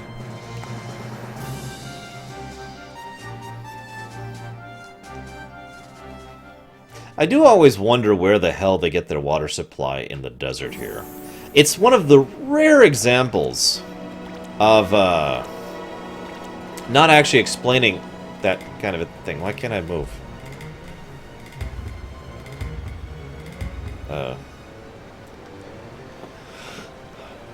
Anyways, because because, like, for a setting that explains so much of its backstory and its history and all that fun stuff, you'd think they'd explain where the water comes from.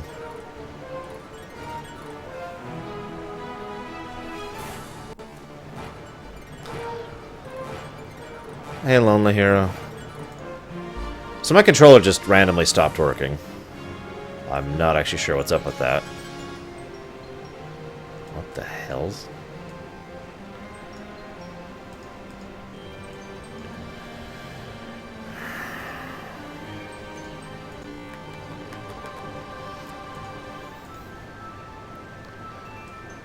It's my hidden power. My mutant ability is to break games.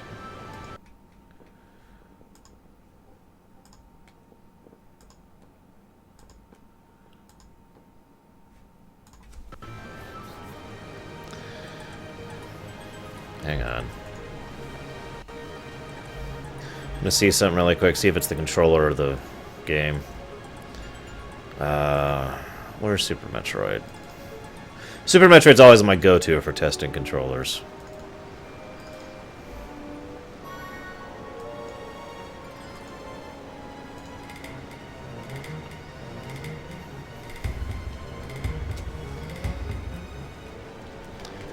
It's the controller. Okay. Hang on.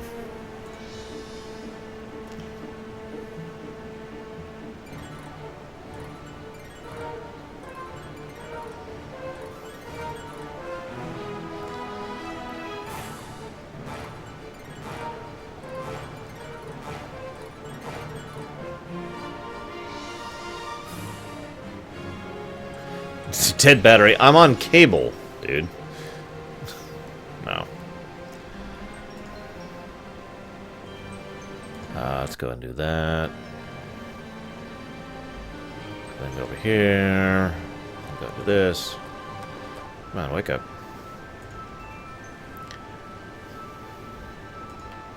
So here's the thing. Normally I don't actually need motion and joy on to use my PS3 controller.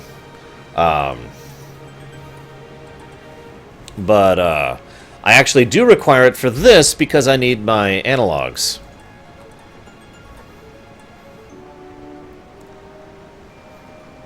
So normally it's fine just, you know, till the cows come home, basically.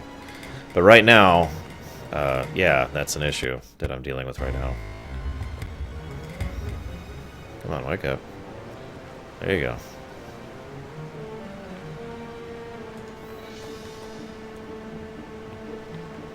Okay, so I got that working. Now I have to get the analogs working again.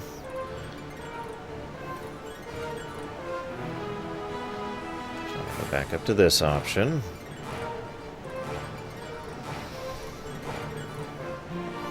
Come on. Wake up.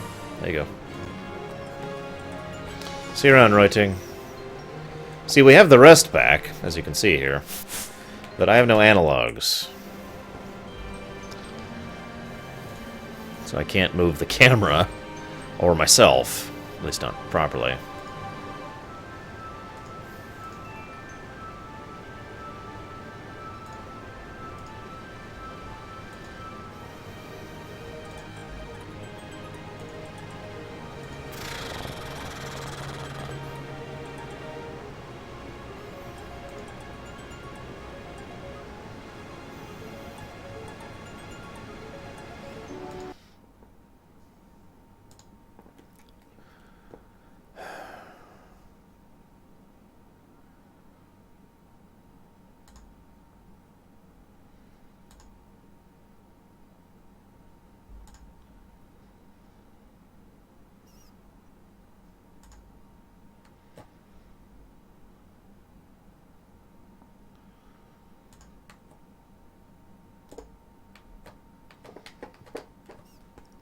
If I undo the cable, I have to restart everything.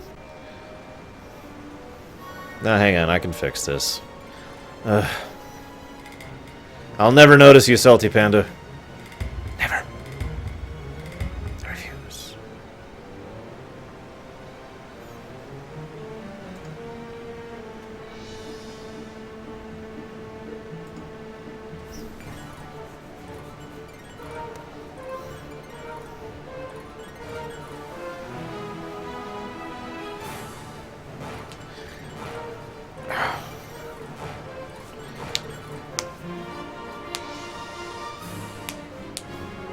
Ah.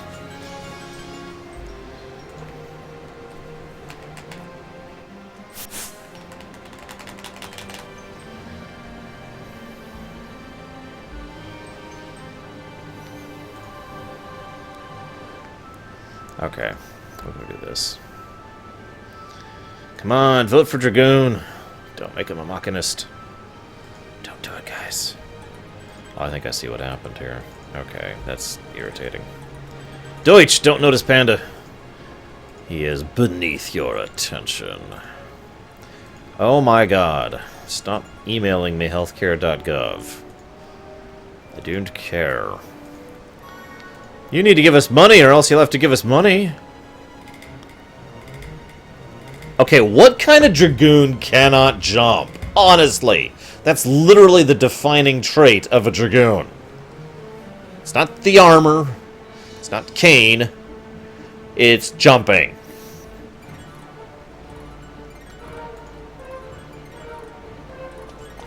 There we go. Okay. Figured it out. Stupid thing. Alright, what the hell am I doing? I'm so disoriented from that. Right.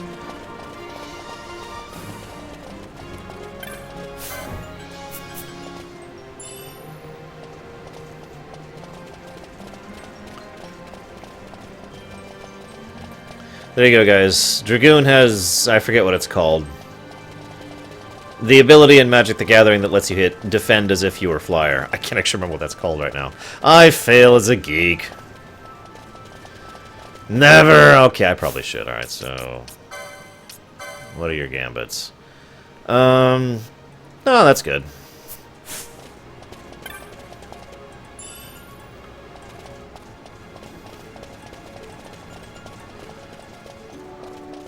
Reach! Thank you! God.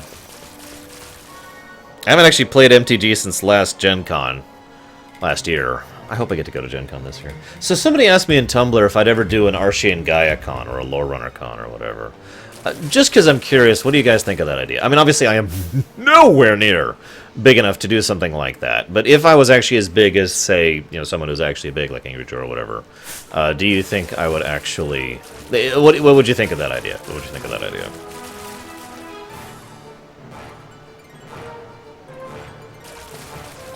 Yes, Spirit Blade, I am live right now. Hi! What's up? Welcome to the stream.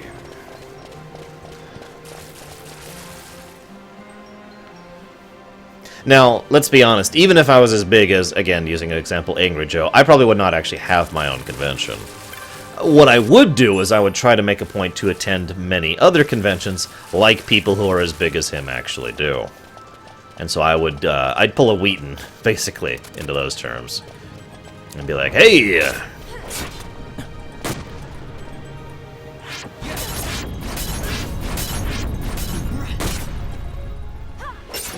Well, you'd have to, Shadow.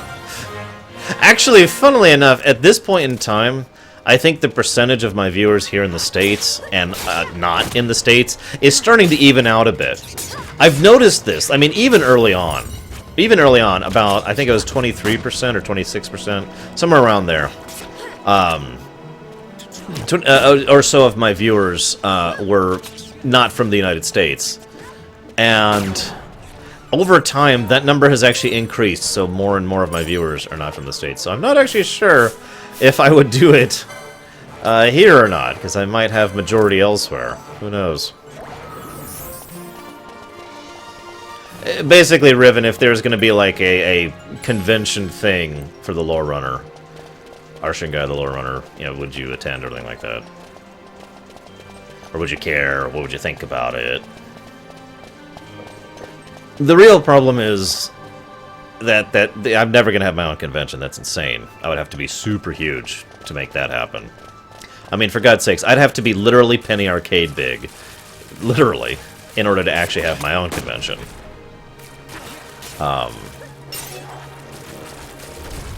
And at that point, I'd be redundant. And that's the other thing that would occur to me. If I was to set up my own convention, I mean, there are other conventions that already do that, you know? Because it wouldn't just be about me any more than PAX is just about Penny Arcade, because it isn't. really getting sick of you guys blinding people. In fact, why don't we go ahead and do that on you. So, fun little fact. Ally any. Eye drops. Now you might be like, no, you'll just spam them on... Actually, you won't. You'll only use it if it's applicable. It's smart. So she's going to use eye drops on Vaan. And then she's going to stop using them because there's no one else who's blind.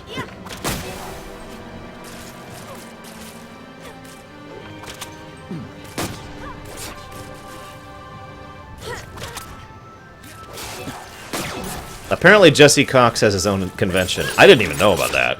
What the heck does he do at his? Loricon. I actually like that idea. I'm going to just quietly keep that in the back of my mind. Loricon. All about story design and... to the Steel Gambit. Lore design, story design, gameplay design...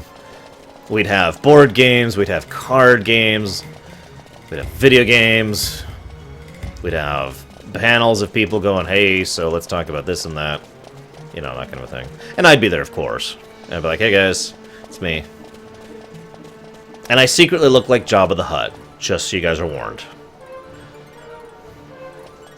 I do like the sound of that. Deutsch, I'm stealing the name Loricon, and I will never credit you with it, ever. So I just want you to be aware of that.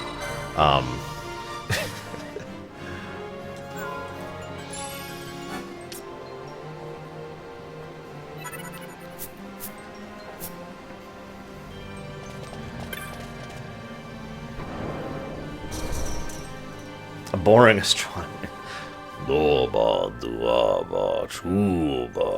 Oh, Spirit Blade came up with it. My apologies. Spirit Blade, I'm stealing the name Loricon, just so you know. Just a heads up.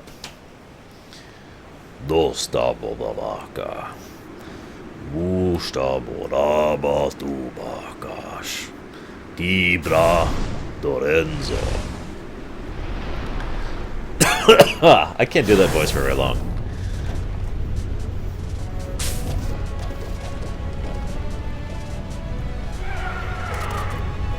Actually, at this point in time, conventions are kind of all over the place. The Gen Con I keep referring to, that I go to regularly, is actually in Indiana. Indianapolis, Indiana, no less. But there are several conventions in California. There's one in Seattle, there's one in Australia, one in Texas.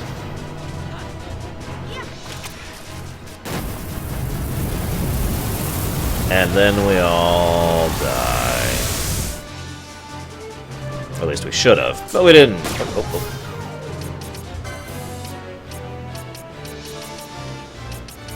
Oh, there they are.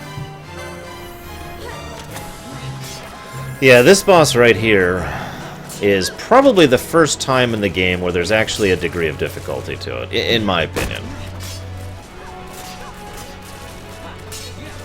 Well, I live in Georgia, Riven.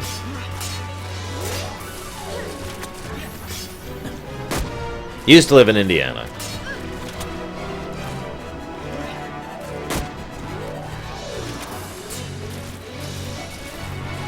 Yeah, by the way, Vurt! I've decided after we kill... No, when we're in the dungeons, we'll go ahead and set Balthier's class. Technically, this is the second such boss, FF12, but in every way that matters, yes, this is the first. Indiana's about halfway across the states from California.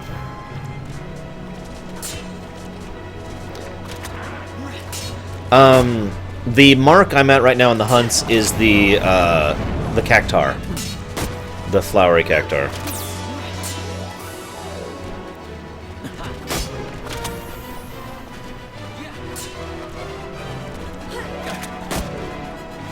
I was born on the West Coast, Riven. I'm from California. That's where I grew up.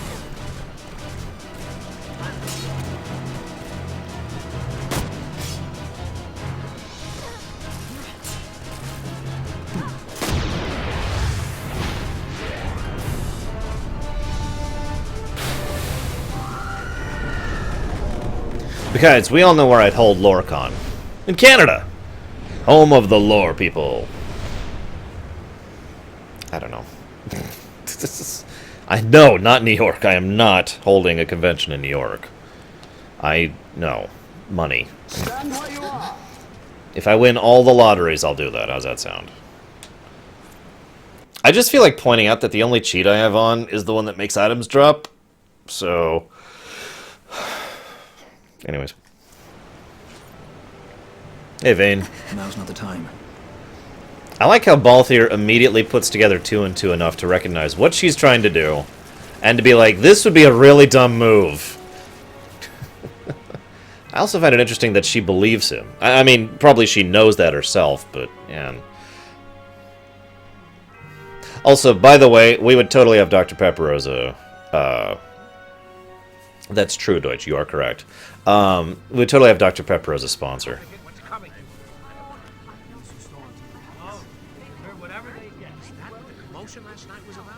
They think me some common thief. Better than a common assassin. These people have done nothing. Release them. What are you doing? Don't interrupt me. I'm thinking.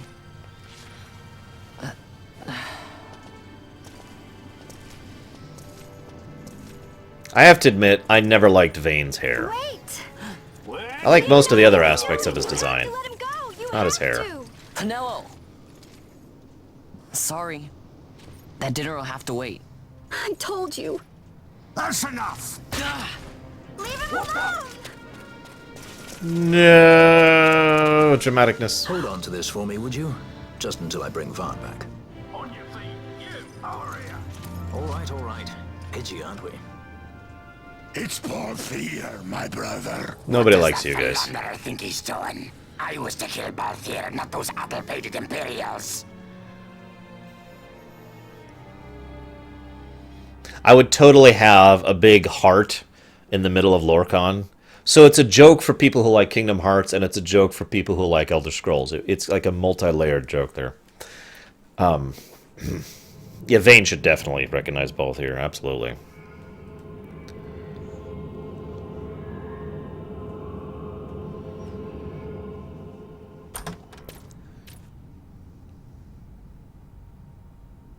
I brought you some of those flowers you like. Galbana lilies. Remember? You always said how they smelled nice, and how pretty they were. Remember? The king. This is a great scene. Were you really a part of it? It's a shame that it's so non-literal. Even if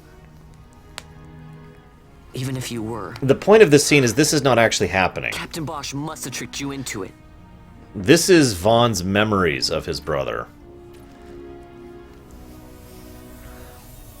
Rex is quite dead. Look at the room, first of all. But over in the corner, they only showed it a couple times, but you see a bed with a lot of medicine and a lot of health things. And of course, there's his ring that he still has with him. Rex is dead. Has been dead. And he died slowly from medical issues as a consequence. They even have a catheter and a drip and some salines over there, too. Just to get across the point. No, I do not, Salty. Other than the fact that I don't have that wonderful voice.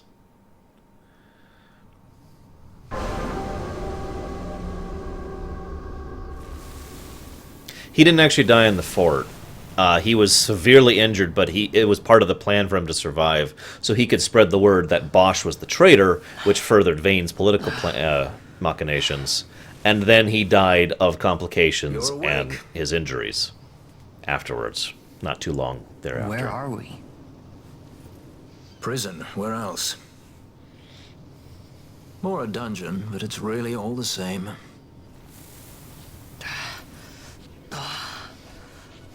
No, I am the first, Salty.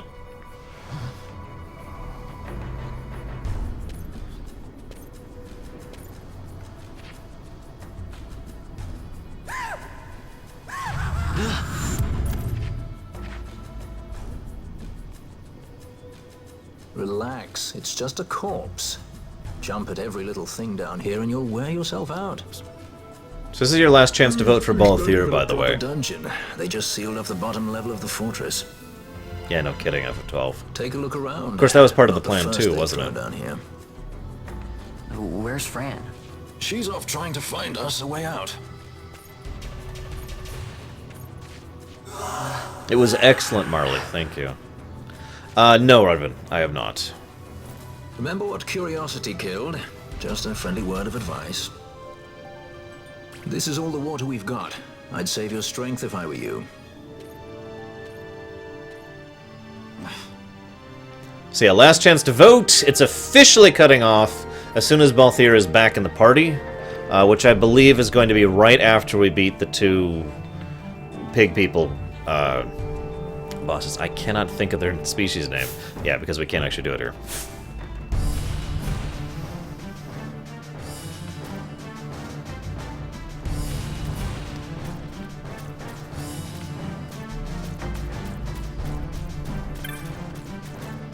Sikhs. That's it, the Sikhs. Couldn't think of their damn name. So this is an interesting section of the game.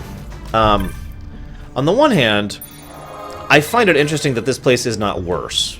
I mean, lore-wise. This place should be just this terrible, disgusting, depraved, horrible place, right? And it's actually not. It's bad. But trust me, this isn't as bad can get. But on the other hand, I love the idea of this. Reconverting a fortress into a prison is actually very efficient, I think is the word I want to use there.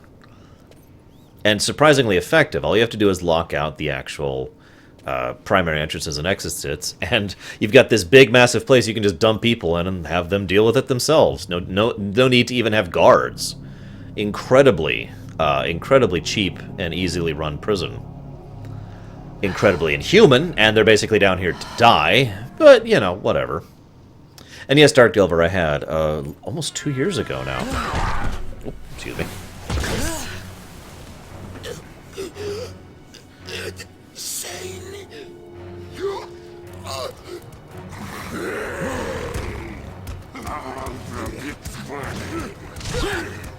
And of course, in a place like this kind of thing would happen. No, don't! The people who are the strongest would naturally just kind of take over. He was defenseless. And do whatever they feel like.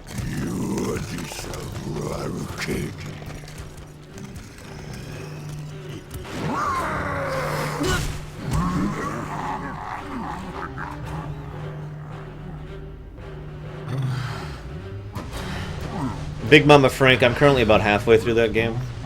I'm not playing it alone, obviously, because why would I do that? So I'm dependent on the other person I'm playing it with.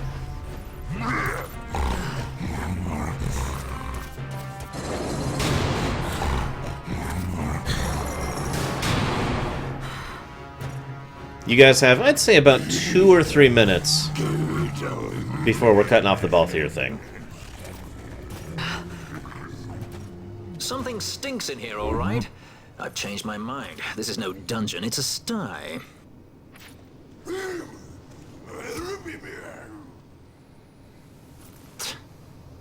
I said you're the one that stinks, Hamshanks. Hear me now? Oh, that's true. There's the cutscenes with... Yeah, okay. Never mind. We got, like, 8 minutes, I'd say.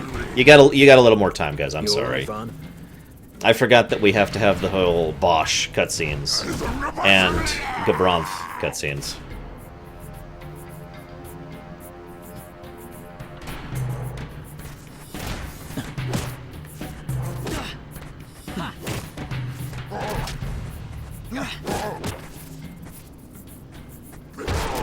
Now the funny thing is, someone earlier was commenting on how difficult it is. Yes, I have, Ruin.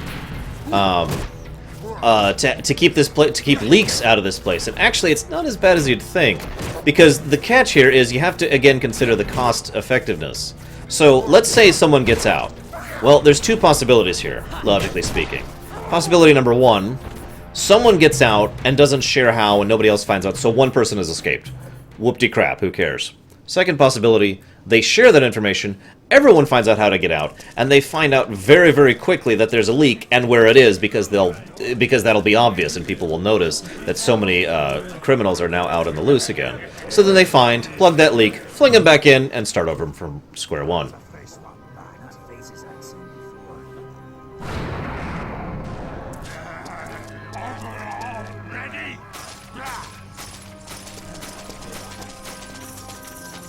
By the way, I love the armor of the Arcadian Empire. It is an interesting blend of utility and design.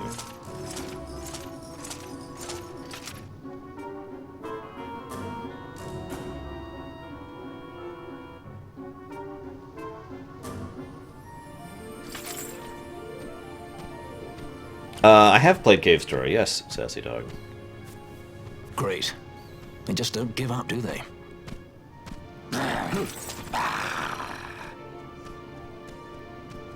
Now is looking like a good time for us to leave. I love how she opens the gate with her shoe. I love that. Through the oubliette, there's a way out. Only you sense the mist. Never professionally, no, Shadow. Took a lot of classes on it. Weapons. What did you call me? Say that again. What? You couldn't hear? I merely said that a lot of you are incompetent fools. If you've the Sky Pirate in your hands, where is he? You'd have done better, Bagamnon. By your own words, it was the Imperial Army who caught this Sky Pirate of yours. We've done your job for you. We don't require the assistance of filthy headhunters. The Empire will restore order here. It's here on Infinity. Eh? What's that you say now? Maybe I'll wet my blade on you before I kill Balthier. That's enough, Bagamnon. By the way, this is the difference between an homage and copy-pasting. This is a clear homage to Darth Vader. The self-proclaimed guardians of law and order in many different ways. They're the elite guard of House Solidor, which effectively makes them the commanders of the Imperial Army. If you ask me, they're more executioners than judges. You'd know. Not a friendly lot, at any rate. What are they doing here?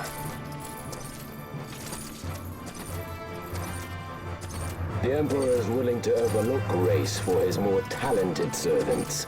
However, those that do not show respect will receive none in kind. Your Honor. You travel freely through our lands because the Emperor wills it. Am I correct?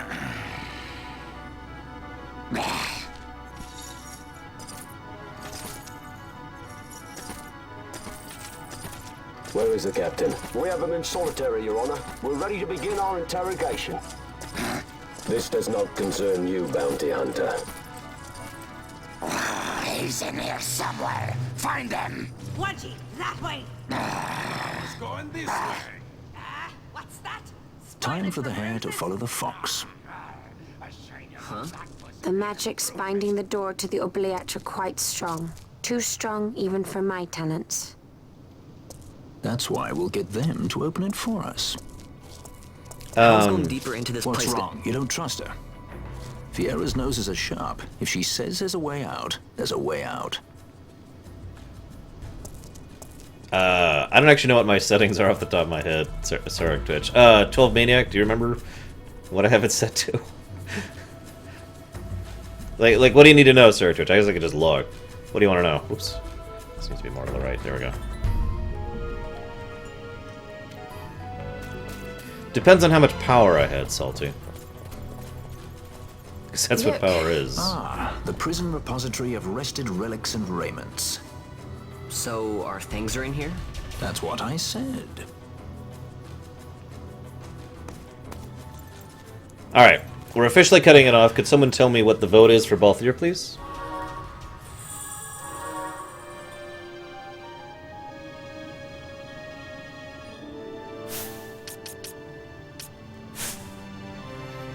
Yeah, but which options? Help me out, man. I will totally tell you options if you tell me what you want to know.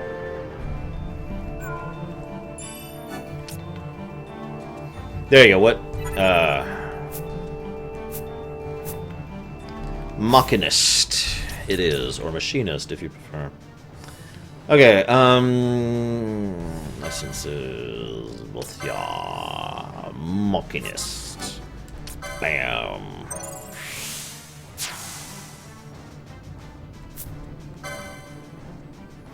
And now Captain Bosch von Rassenberg is about to live. We're not there yet. Okay, what do I want to do with Machinist? Okay, what do we got down here? Any of that yet? Is there anyone out there who enjoys the "I'm Captain Bosch" section of the game? Like, I'm legitimately asking this. I'm one of those people who defends the laughter scene in FF10. Even though I don't like it, I still defend it. But I have never sat up and defended that scene in FF12. I'm curious if there's anyone on that line of thought.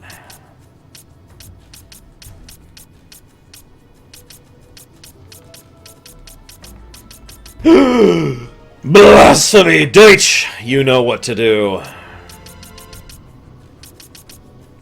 Jeez, that's way down there. Just looking at my options.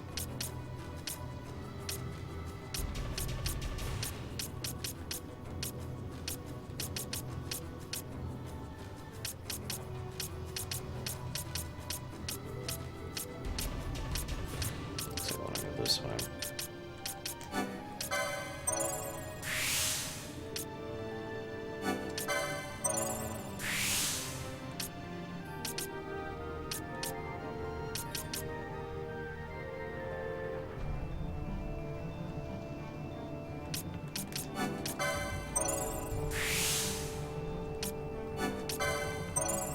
You know what?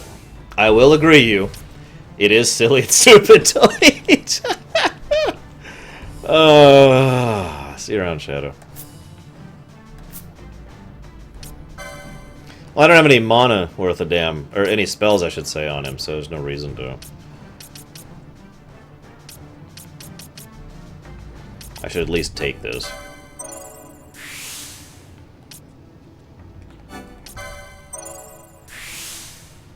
Oh, they don't help with MP? Oh, screw that, then. What's the point of them?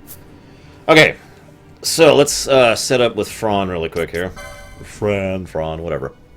Whatever her name is. Okay, new poll. New poll.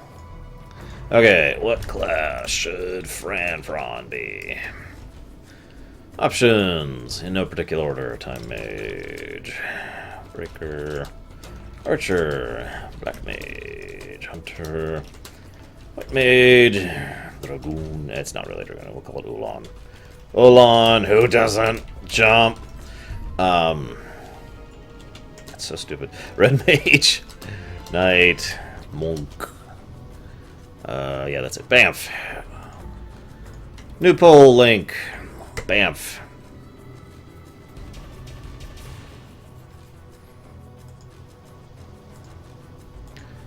Okay.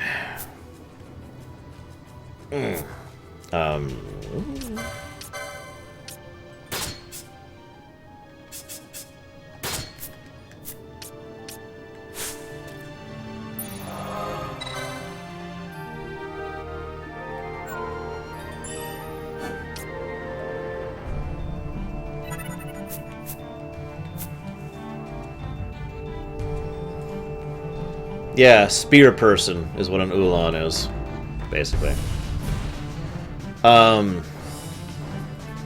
Galtori, that is Fran. She is a Viera. Her ridiculous outfit is ridiculous. I totally agree on that. She's actually a cool character, but her outfit is just... It looks so uncomfortable. I don't know what else to add to that.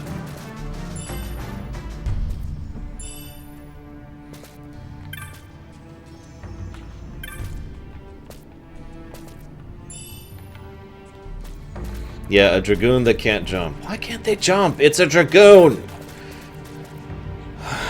Yeah, she's pretty old, too. Okay, so in response to Sir Twitch's questions, I am using PC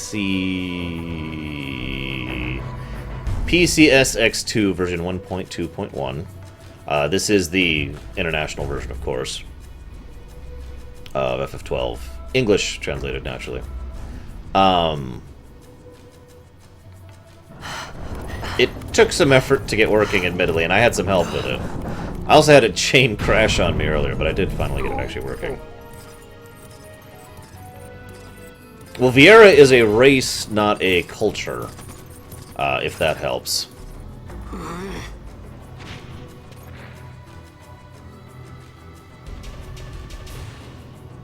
And, There are more turnkeys than cut purses down here.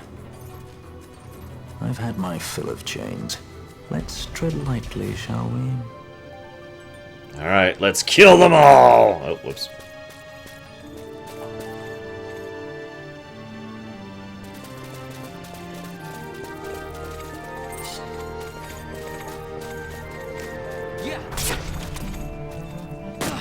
Why am I Balti or Vaan? I don't want to be Vaan. Nobody wants to be Vaan. Especially not Deutsch.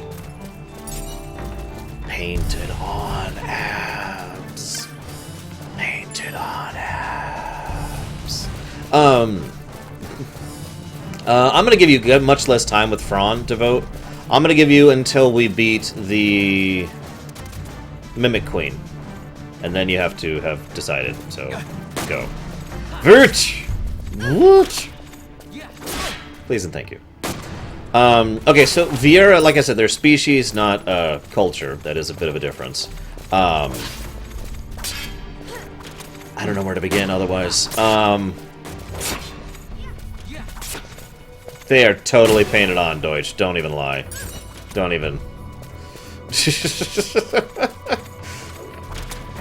Don't make me do it, Deutsch. You know I will.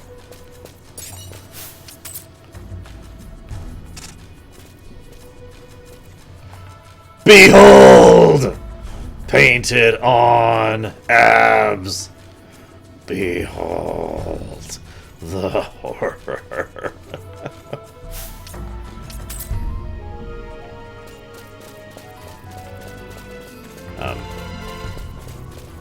Anyways.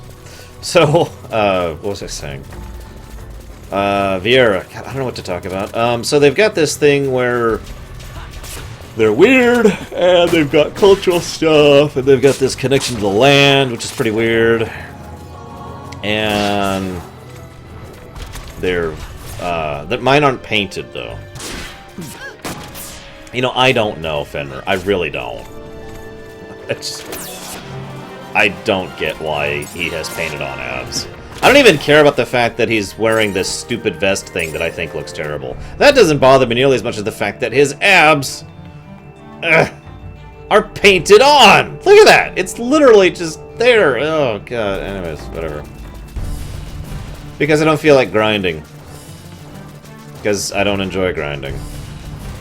And I made a vow to myself after 100%ing this game once upon a time to never play this game again without the loot cheat.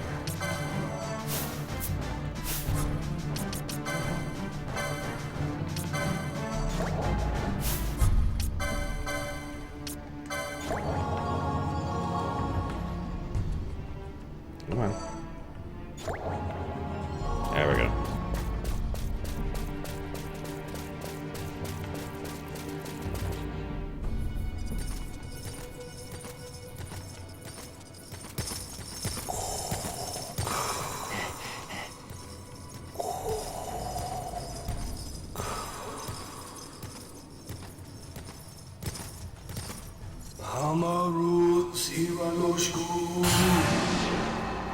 Well, it exists on both versions, Silhouette. As long as you have the availability to do Codebreaker. Or Armax. Both of those work.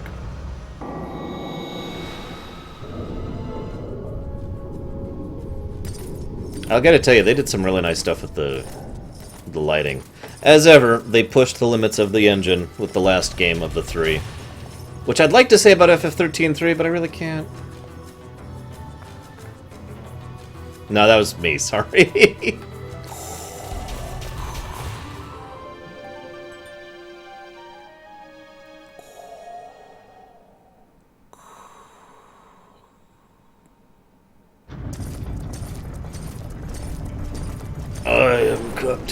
Bosch von Rosenberg. Yes, that's what Vaughn should look like. You have grown very thin, Bosch.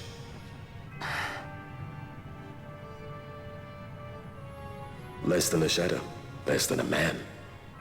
Sentenced to death, and yet you live? Why? To silence Hondor. How many times must I say it? Is that all? Why not ask Vayne himself? Is he not one of your masters? We've caught a leader. I have to interrupt really quick, because one of the things they do really well in this game, that they've never done in, like, any FF prior to this, is little movements of the facial, of the face, I should say. It's not just expression, like, well, you know, obvious stuff. There was a tiny little touch there you might not have even noticed, where the moment Vayne's name was mentioned, Gabranth looked to the side. His eyes actually looked over to like this for just a little bit, then down, then back up at Bosch. Just like a person would actually do under those circumstances. Really well done with the facial stuff in FF12. Of the insurgents. She's being brought from Rabanastre, the woman Amalia. Who could that be?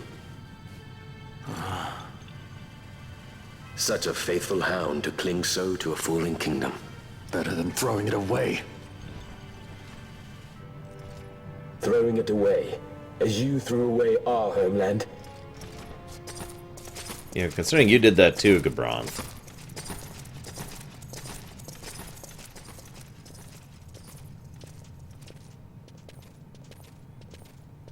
Who's there? This the place? The mist is flowing through this room. It must be going somewhere.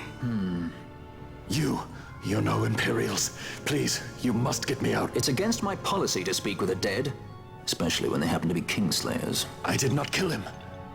Is that so? Huh.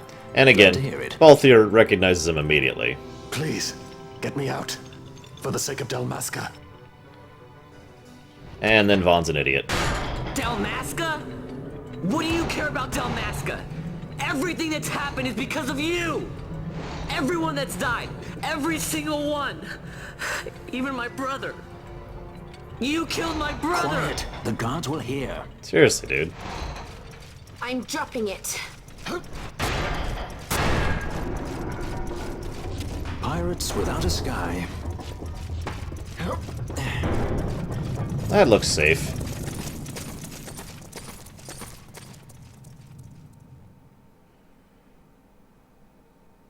Vaughn the monkey boy. I like that.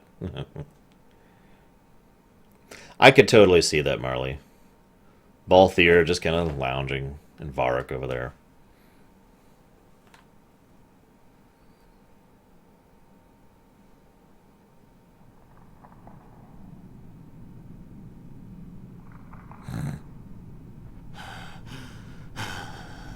I've been debating that myself, FF12, but I kind of doubt it. Vayne's plans are wide-reaching, Spare us your quiddities. but I don't think this was done for he's that. A traitor, I know. Stay here and fight if you want. If you can walk, let's go. You're taking him with us? We could use another sword arm. And you have it. I will freely admit Vaughn is way better of a character than Hope. I will also give them credence that Vaughn actually grows as a character throughout FF12. It's not a smooth progression because he only shows up. It's like if you could picture the plot is like a window. Like every now and again, Vaughn just pokes his head into it, but each time he does grow a little bit. So I will give credit where credit is due. Vaughn does actually grow and become more of an actual person, culminating in that great scene on the top of the Pharaoh's Lighthouse with Gabranth. That's a good scene and probably my favorite scene with Vaughn, actually. Where Vaughn, the kid, has learned the lesson that Gabranth, the man, didn't. I still think the game shouldn't have had him. I've already made that argument 50 times. I don't feel the need to reiterate that. But, you know, at least there's something.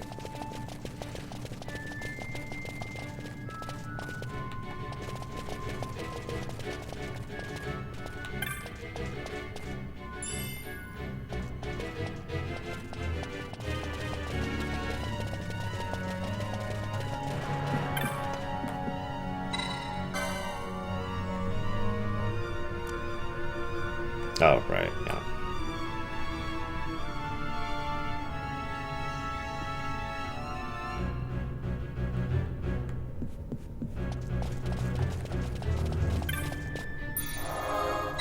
Yeah, I saved recently. I'll be fine. Or I'll die.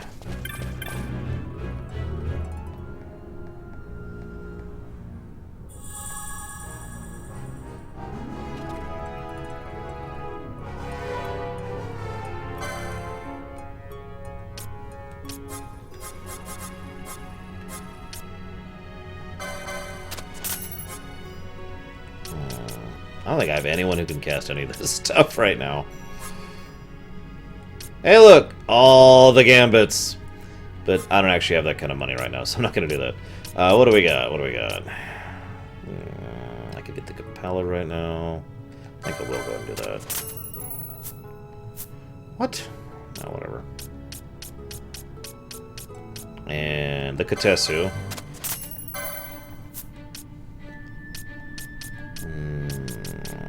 And that's it, apparently.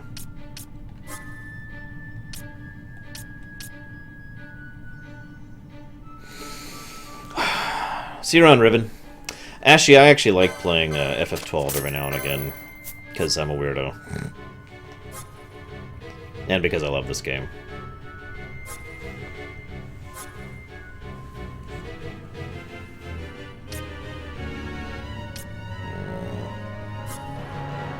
Yeah, let's leave that for now.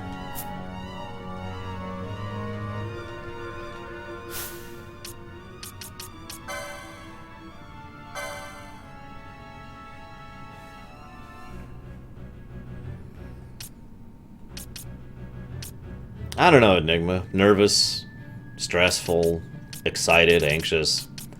Every time I have something I really feel like I'm you know, really getting across something interesting, it's awesome. Every time I don't feel like I have anything really worth sharing, I feel kind of bad, you know. I enjoy what I do for a living. No mistake. At all. But I pretty much non-stop worry that I'm not doing good enough. Oh, right, I've only given jobs to 2 of them.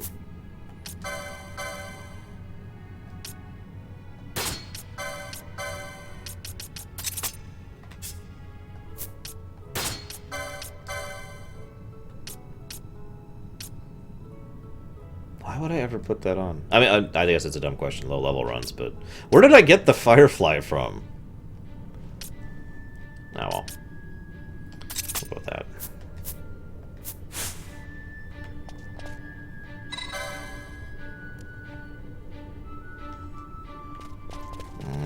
Right, fuse. Gotta do that first.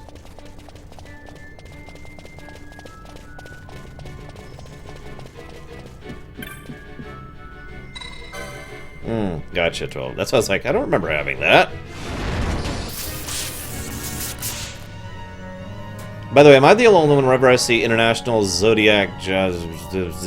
I just think is. Seriously, that's like how my mind mentally translates that immediately. Is. I can say it in my head, just not with my mouth, because my mouth is stupid. Bragwin can attest to that. Thank you, Enigma. It is nice to know that I'm at least doing a decent job. I say that the moment I get lost in where I'm going. Don't have to... Yeah, I need to go this way now. Okay, yeah, duh, I'm stupid. See you around, Deutsch. Do me a favor and oh, never mind, you posted it one more time. Alright, what's our polls at right now?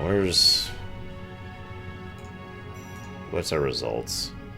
Looks like Red Mage is actually winning right now for,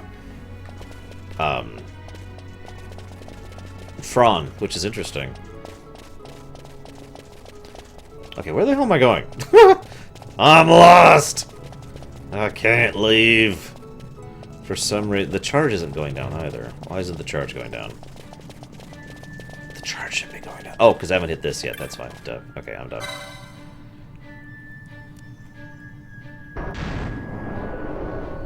There we go.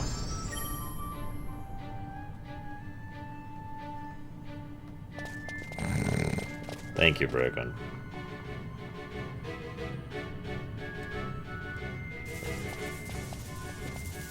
No. Hey, who turned out the lights? One of those? I've heard of these. Mimics. They disguise themselves as all manner of things, then strike when you're least wary. By all manner of things, he Some of means them have a treasure fondness chests. for energy, I'm told. They gorge themselves on the stuff till there's naught left. So, what happens then? The dead. Keep it. Lights out, and it's worse in the dark. Much worse. So, let them get too close to one of those conduits, and they'll suck it dry.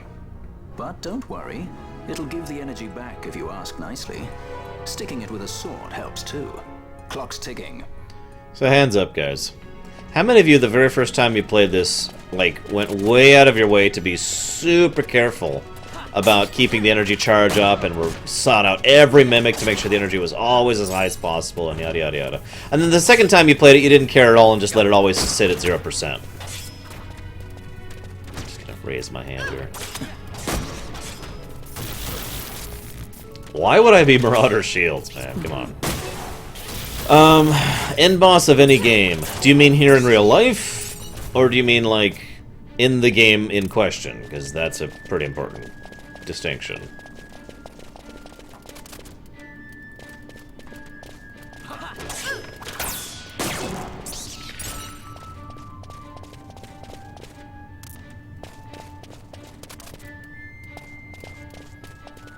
Also, screw the Elder Worm.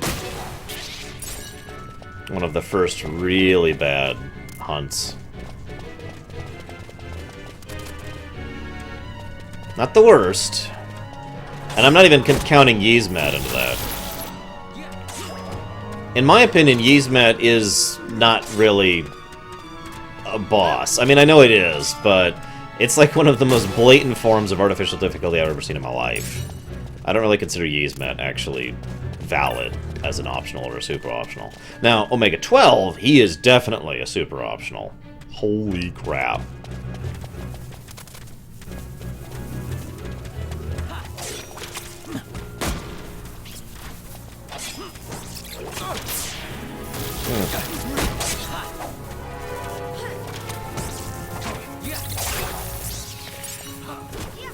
I'm trying to think of who actually the hardest boss is in this game, other than Omega 12, for me.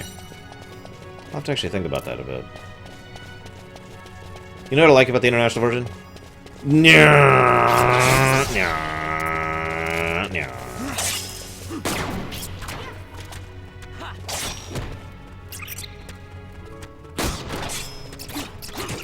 You can do it in combat, too. See?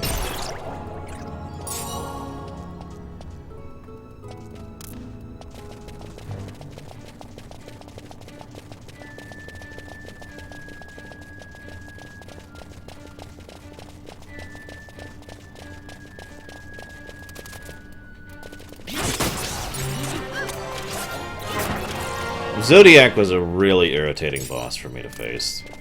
I was very irritable fighting that guy. Oh my god. Did that guy just run? Oh, whatever.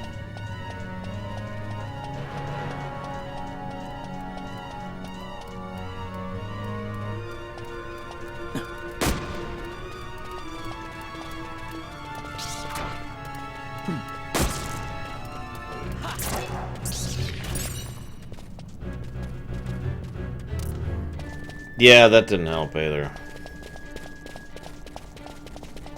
That is the most horrifying thing I've ever heard you say, Bregman. And that's saying something.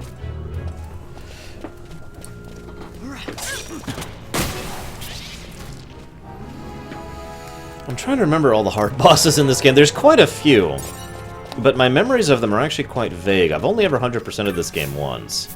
And that means I've only ever done all the hunts once. Okay, in real life, I would go with being XII. In a video game... Let me think about that for a minute. XII as I interpret him, by the way. Hello, Dimension.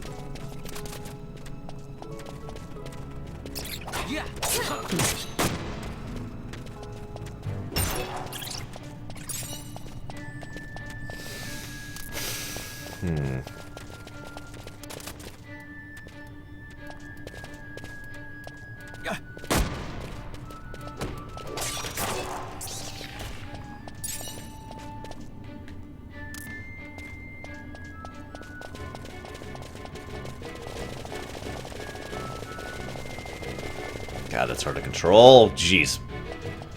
Oh, God. Okay, dizzy. Dizzy. Well, if you consider how ridiculously powerful his XII is, yeah, totally. I would be willing to put up with being this horrible, gross tree thing if I had that level of power here in real life. Because there's quite a bit I could do with that power.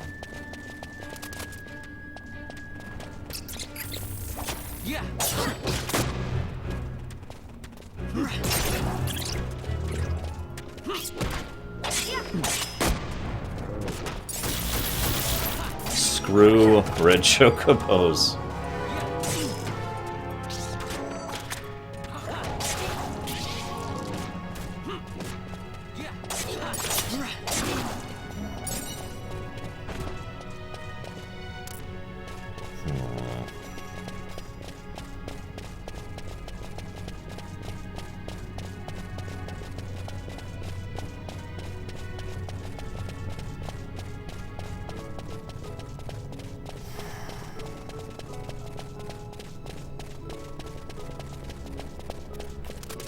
Of course, then I'd have to rename myself X-Life, and that just doesn't have the same sound to it, does it?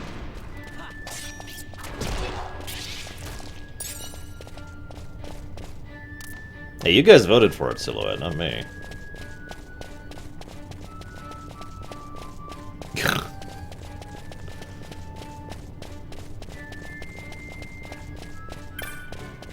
Thank you, Enigma. Appreciate it. We won't be that much longer. There's not many cutscenes in here, and I'm just kind of going straight to the end. Enjoy dinner, by the way, Bregman.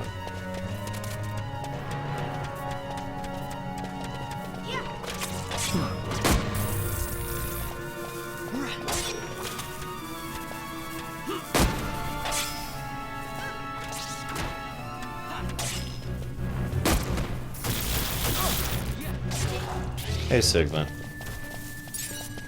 Okay, if I have to pick a villain to be in the actual setting that I'm in, and having to actually, you know, go through the setting and going through the motions of whatever that villain did, I'd probably go ahead and pick Palpatine.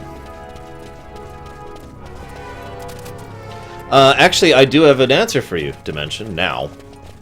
I recommend Final Fantasy IV Steam version, which is basically the equivalent of the DS version, which is a proper remake of the original SNES version, which has improved graphics, way improved dialogue, voice acting, few additional features, etc., etc.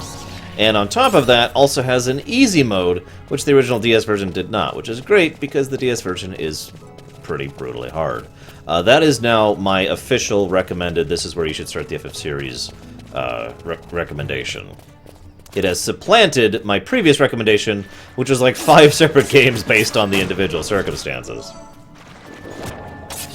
Just for the sake of completion, I'll go ahead and give you my other recommendations. These include Final Fantasy XII, Final Fantasy X, Final Fantasy IX, and Final Fantasy I GBA version.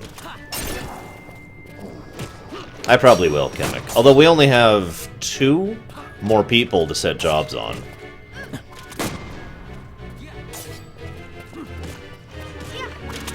Four is actually on the PSN now, Ashy.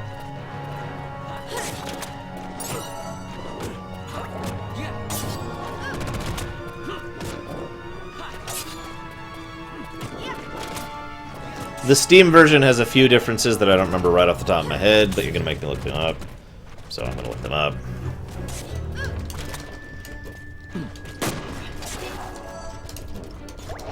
So you're going to give me a moment. I do not, absolutely do not recommend you start with FF7. Absolutely not. 7 may be a great game. I like FF7 quite a bit. But it is not a good game to get into the series. The bad translation, the dated graphics, the somewhat hampered gameplay design, and the difficulty cliffs. It's not a good game to start the series if you've never played an FF before. So no, I absolutely do not recommend FF7. Okay. Steam version, specifically. They increased frame rate, added the CG movie back in, which was actually taken out in the iOS version.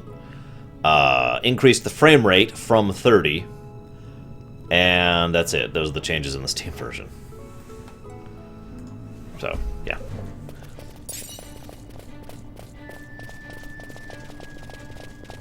I know many people who actually started with FF10, believe it or not.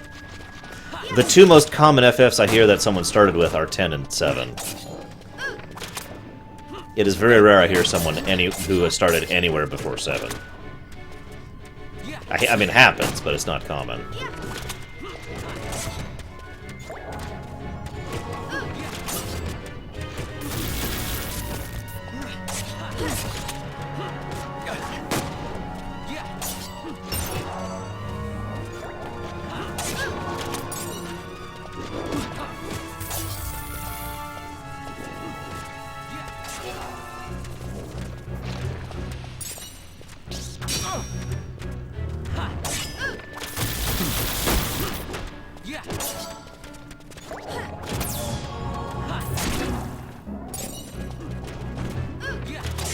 I do recommend you play FF7. In fact, I recommend you play every FF except for 8 and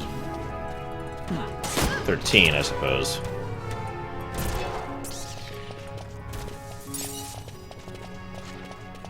Ugh, I hate these enemies. I'm tired of fighting you. Go away.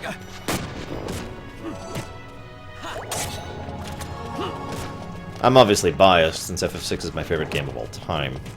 But yeah. Yes, even FF3. Alright, fine. As long as you're playing, you know, the good version, aka the DS version. Or the Steam version, which is basically the DS version, with a couple changes, I think. FF11 is not a Final Fantasy. Just saying it.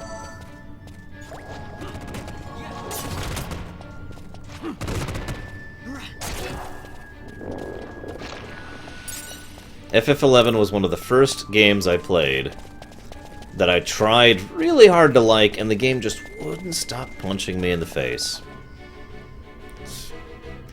Couldn't give that up.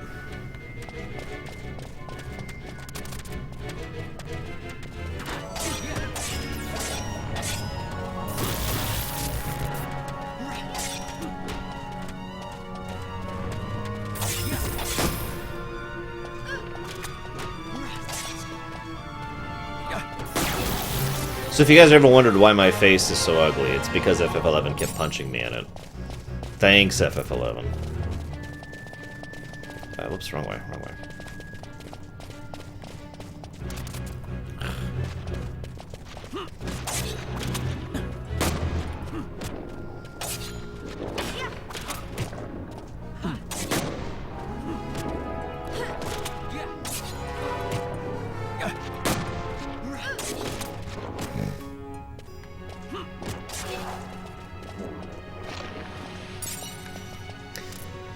I admittedly have a bit of a perspective thing with FF3, since, you know, I remember the fact that I remember how it was like looking at that game and being like, oh my god, they actually pulled that out, pulled that off with the mess. That's incredible.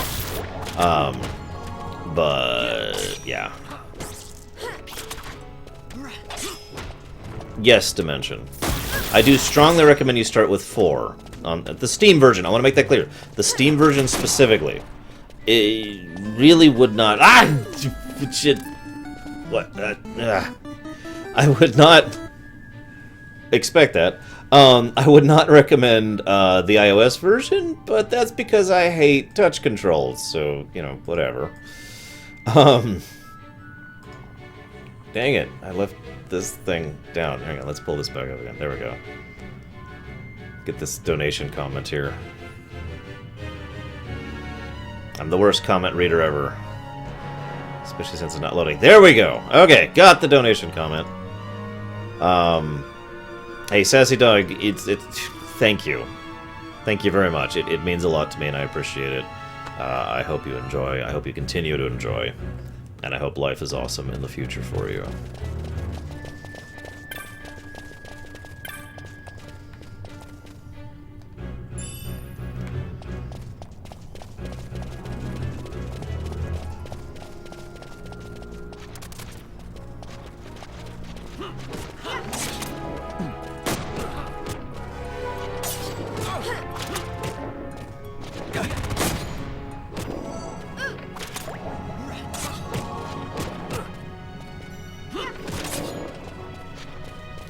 Yeah, there we go.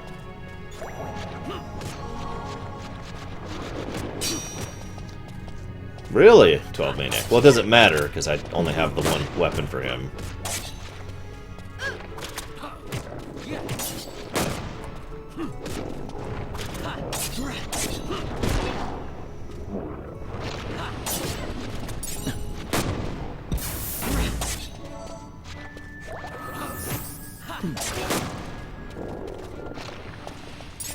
Oh yeah, make sure you play on the easiest difficulty dimension, unless you prefer to play on the hardest. That is, of course, up to you.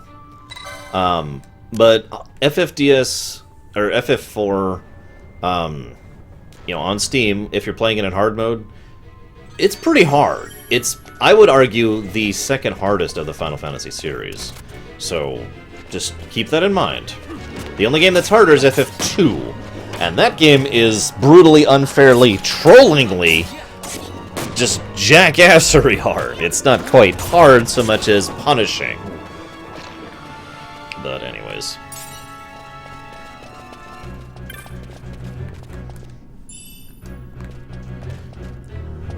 Do I have anyone who can equip them?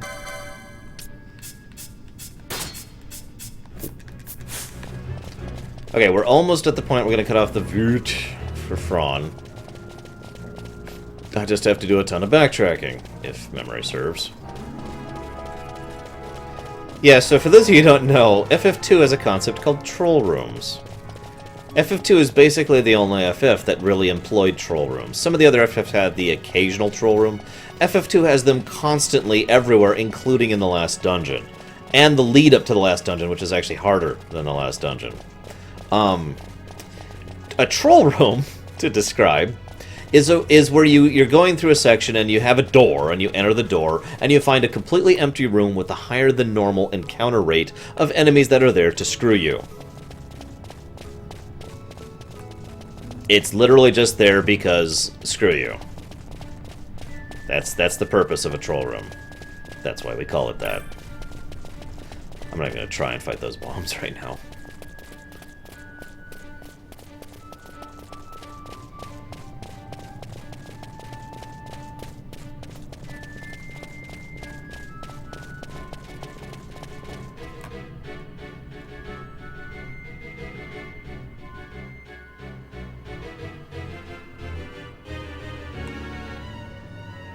Hey! Seethes. He's about to get a sword. It reeks. Something's close.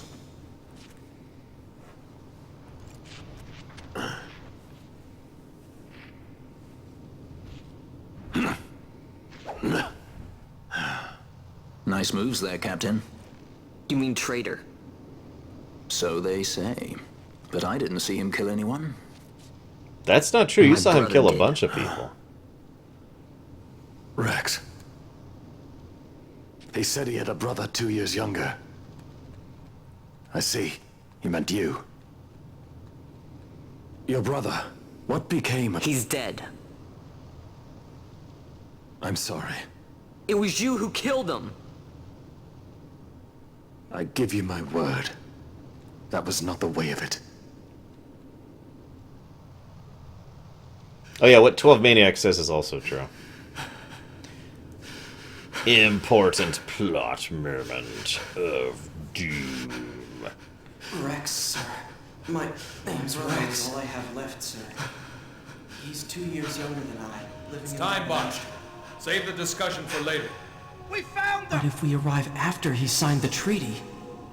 Sir, we have little time. You must go to the king. Feared. They're slowing us down. Captain Ozilus's and for my parents.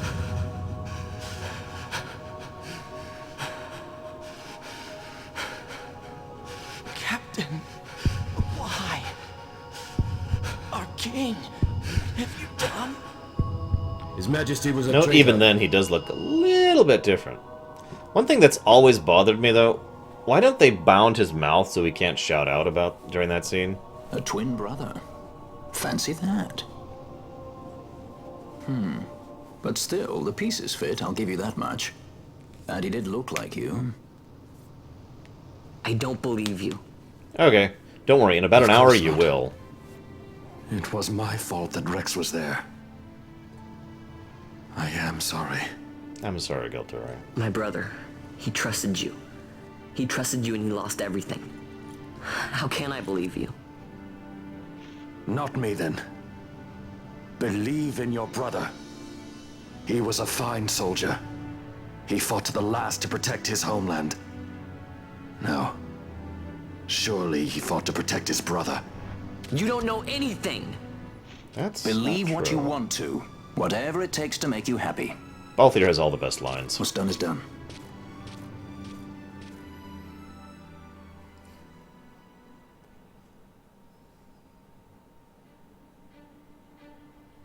Yeah, 6-axis.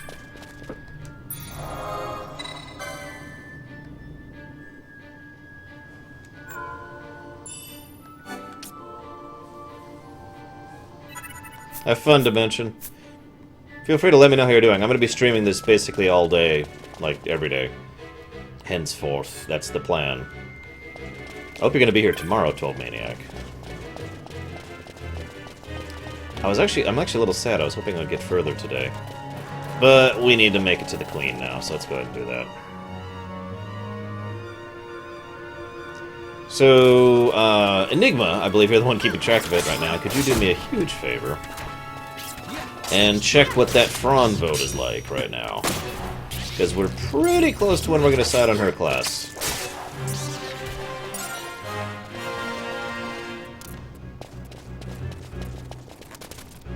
Well, I'm cutting off basically as soon as someone gets home.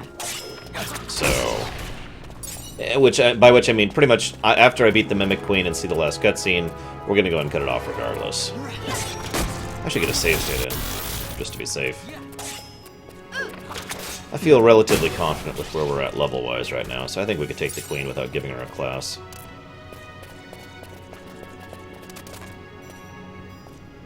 Hey, War Wager. Welcome to FF12-ish version.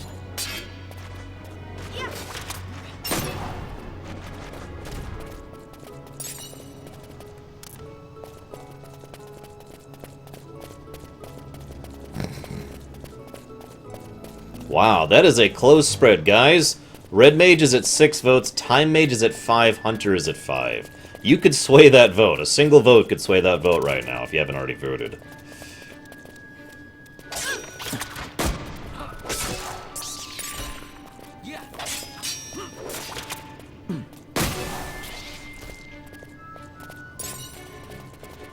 So, before I cut this off, since we're almost at the end here, here's a weird question. In terms of sections where there's little, there's few cutscenes, aka, like, you know, long sections of dungeons or overworld or whatever, what's your favorite segment of FF12? So not a city, in other words.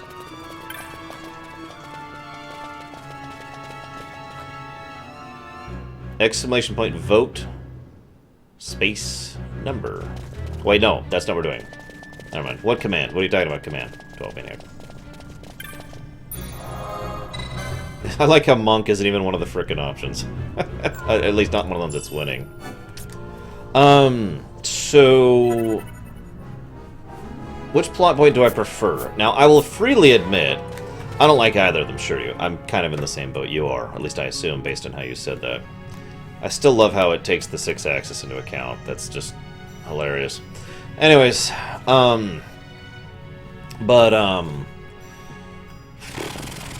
for me, I feel like... See, the problem is, I feel like I have to narrow it down to how many stories have done them right. And I've seen several Amnesia stories done right. FF6 comes to mind immediately. I've also seen a lot of Amnesia stories done very, very wrong. Then there's the Evil Twin stories. There's not as many of those, good and bad. There's a good one. I consider FF12 to be a good twin story. I think it actually works in many different ways. But there aren't that many bad Evil Twin stories. I mean, there's a couple. I actually can't say a couple because I don't want to spoil anything. But so between those two, I think I'll have to go ahead and give it to the Evil Twin just because it's less represented. See you around, Marley.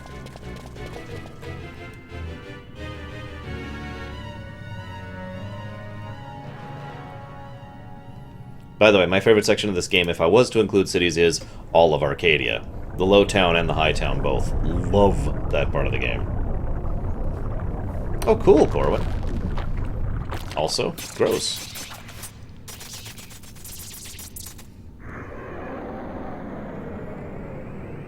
Hello, beautiful.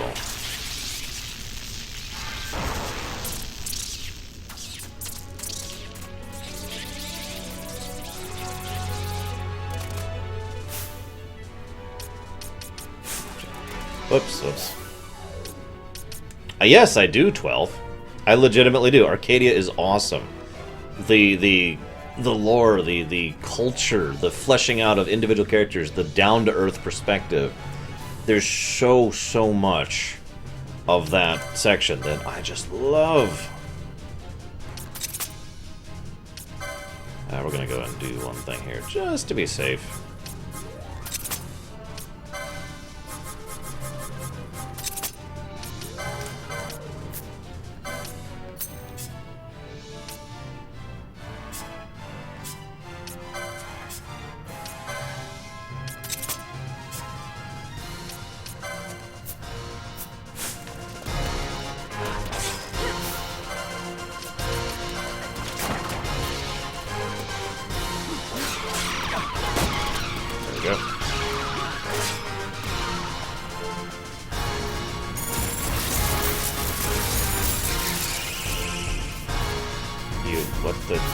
For God's sakes.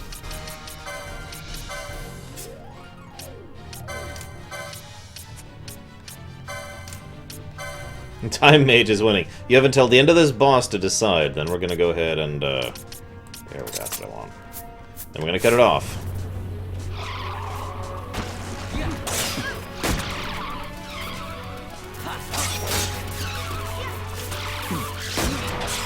What do you do with Gabranth then, Shiryu? I will admit, him being a literal twin of Bosch's little... But I do like the fact that he is a thematic twin of Bosch, one way or the other.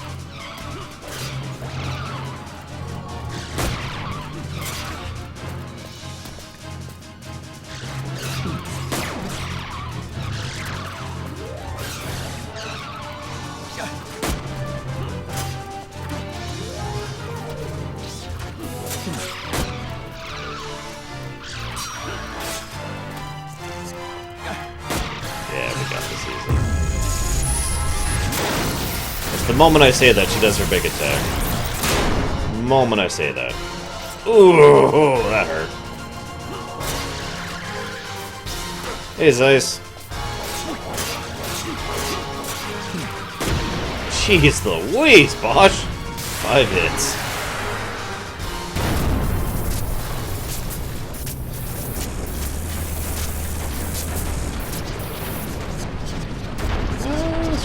Scramble.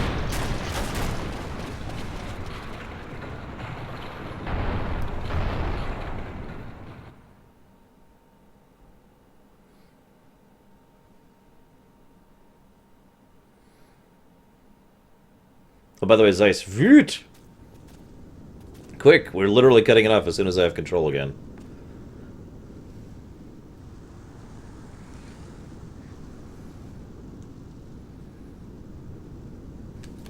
To think Dalmascan air could taste so sweet. And then he coughs up some sand. Where are we? The Estes sand, by the look of it. Let's back to Rabanastre before we shrivel up. By your leave, Captain. Yes, the hour of my return is already over late. The people may hate me, but that does not free me of my charge. Quick, someone give Zeiss the poll so he can vote. I'll wait just a second for Zeiss to vote. Zeiss, this is it. This is your chance. This is your time to talk to a Sikh. All entrance caved in.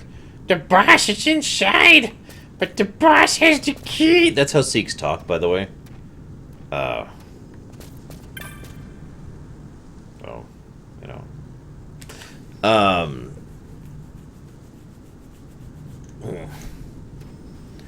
Okay, excellent. So Time Mage wins. Okay, so we're apparently going to be a Time Mage. Ulan is a Dragoon that does not jump. Zeiss. So, Fran's going to be a Time Mage. Power.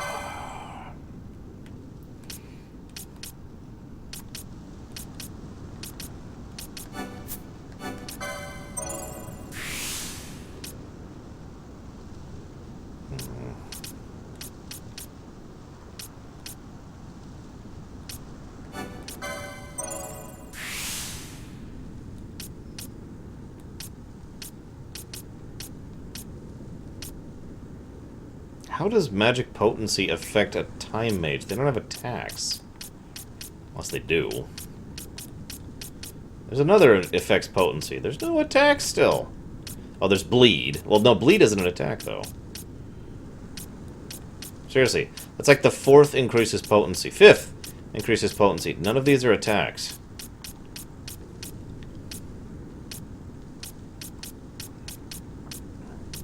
Still no attacks.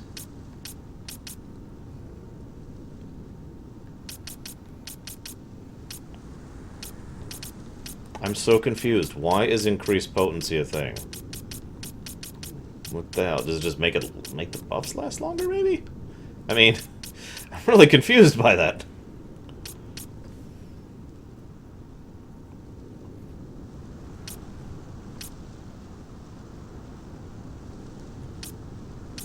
Well, whatever. You know, we're gonna have no healers with the way you guys are going with our setup. And you're doing it on purpose. Because I know how you guys think.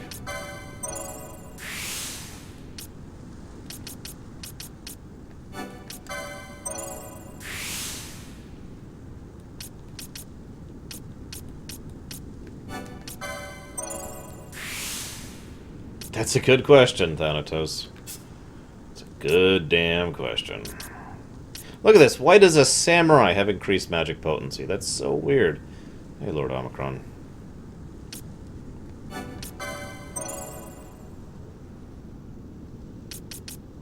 Fun fact, even in normal FF12, I usually like class each guy. It's like, okay, you're going to use guns, you're going to use katanas. You know, I set that out way in advance. So that reminds me, which class uses poles or staves or whateve they're called? You know, the pole arm or not, the bows, not B-O-W, B-O. I think it's poles. Which class uses that in this version?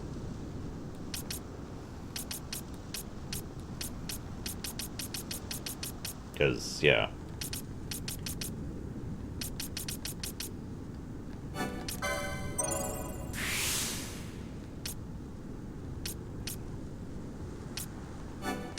Oh, shut up, Kamek. Or I'll use you! That sounds weird out of context.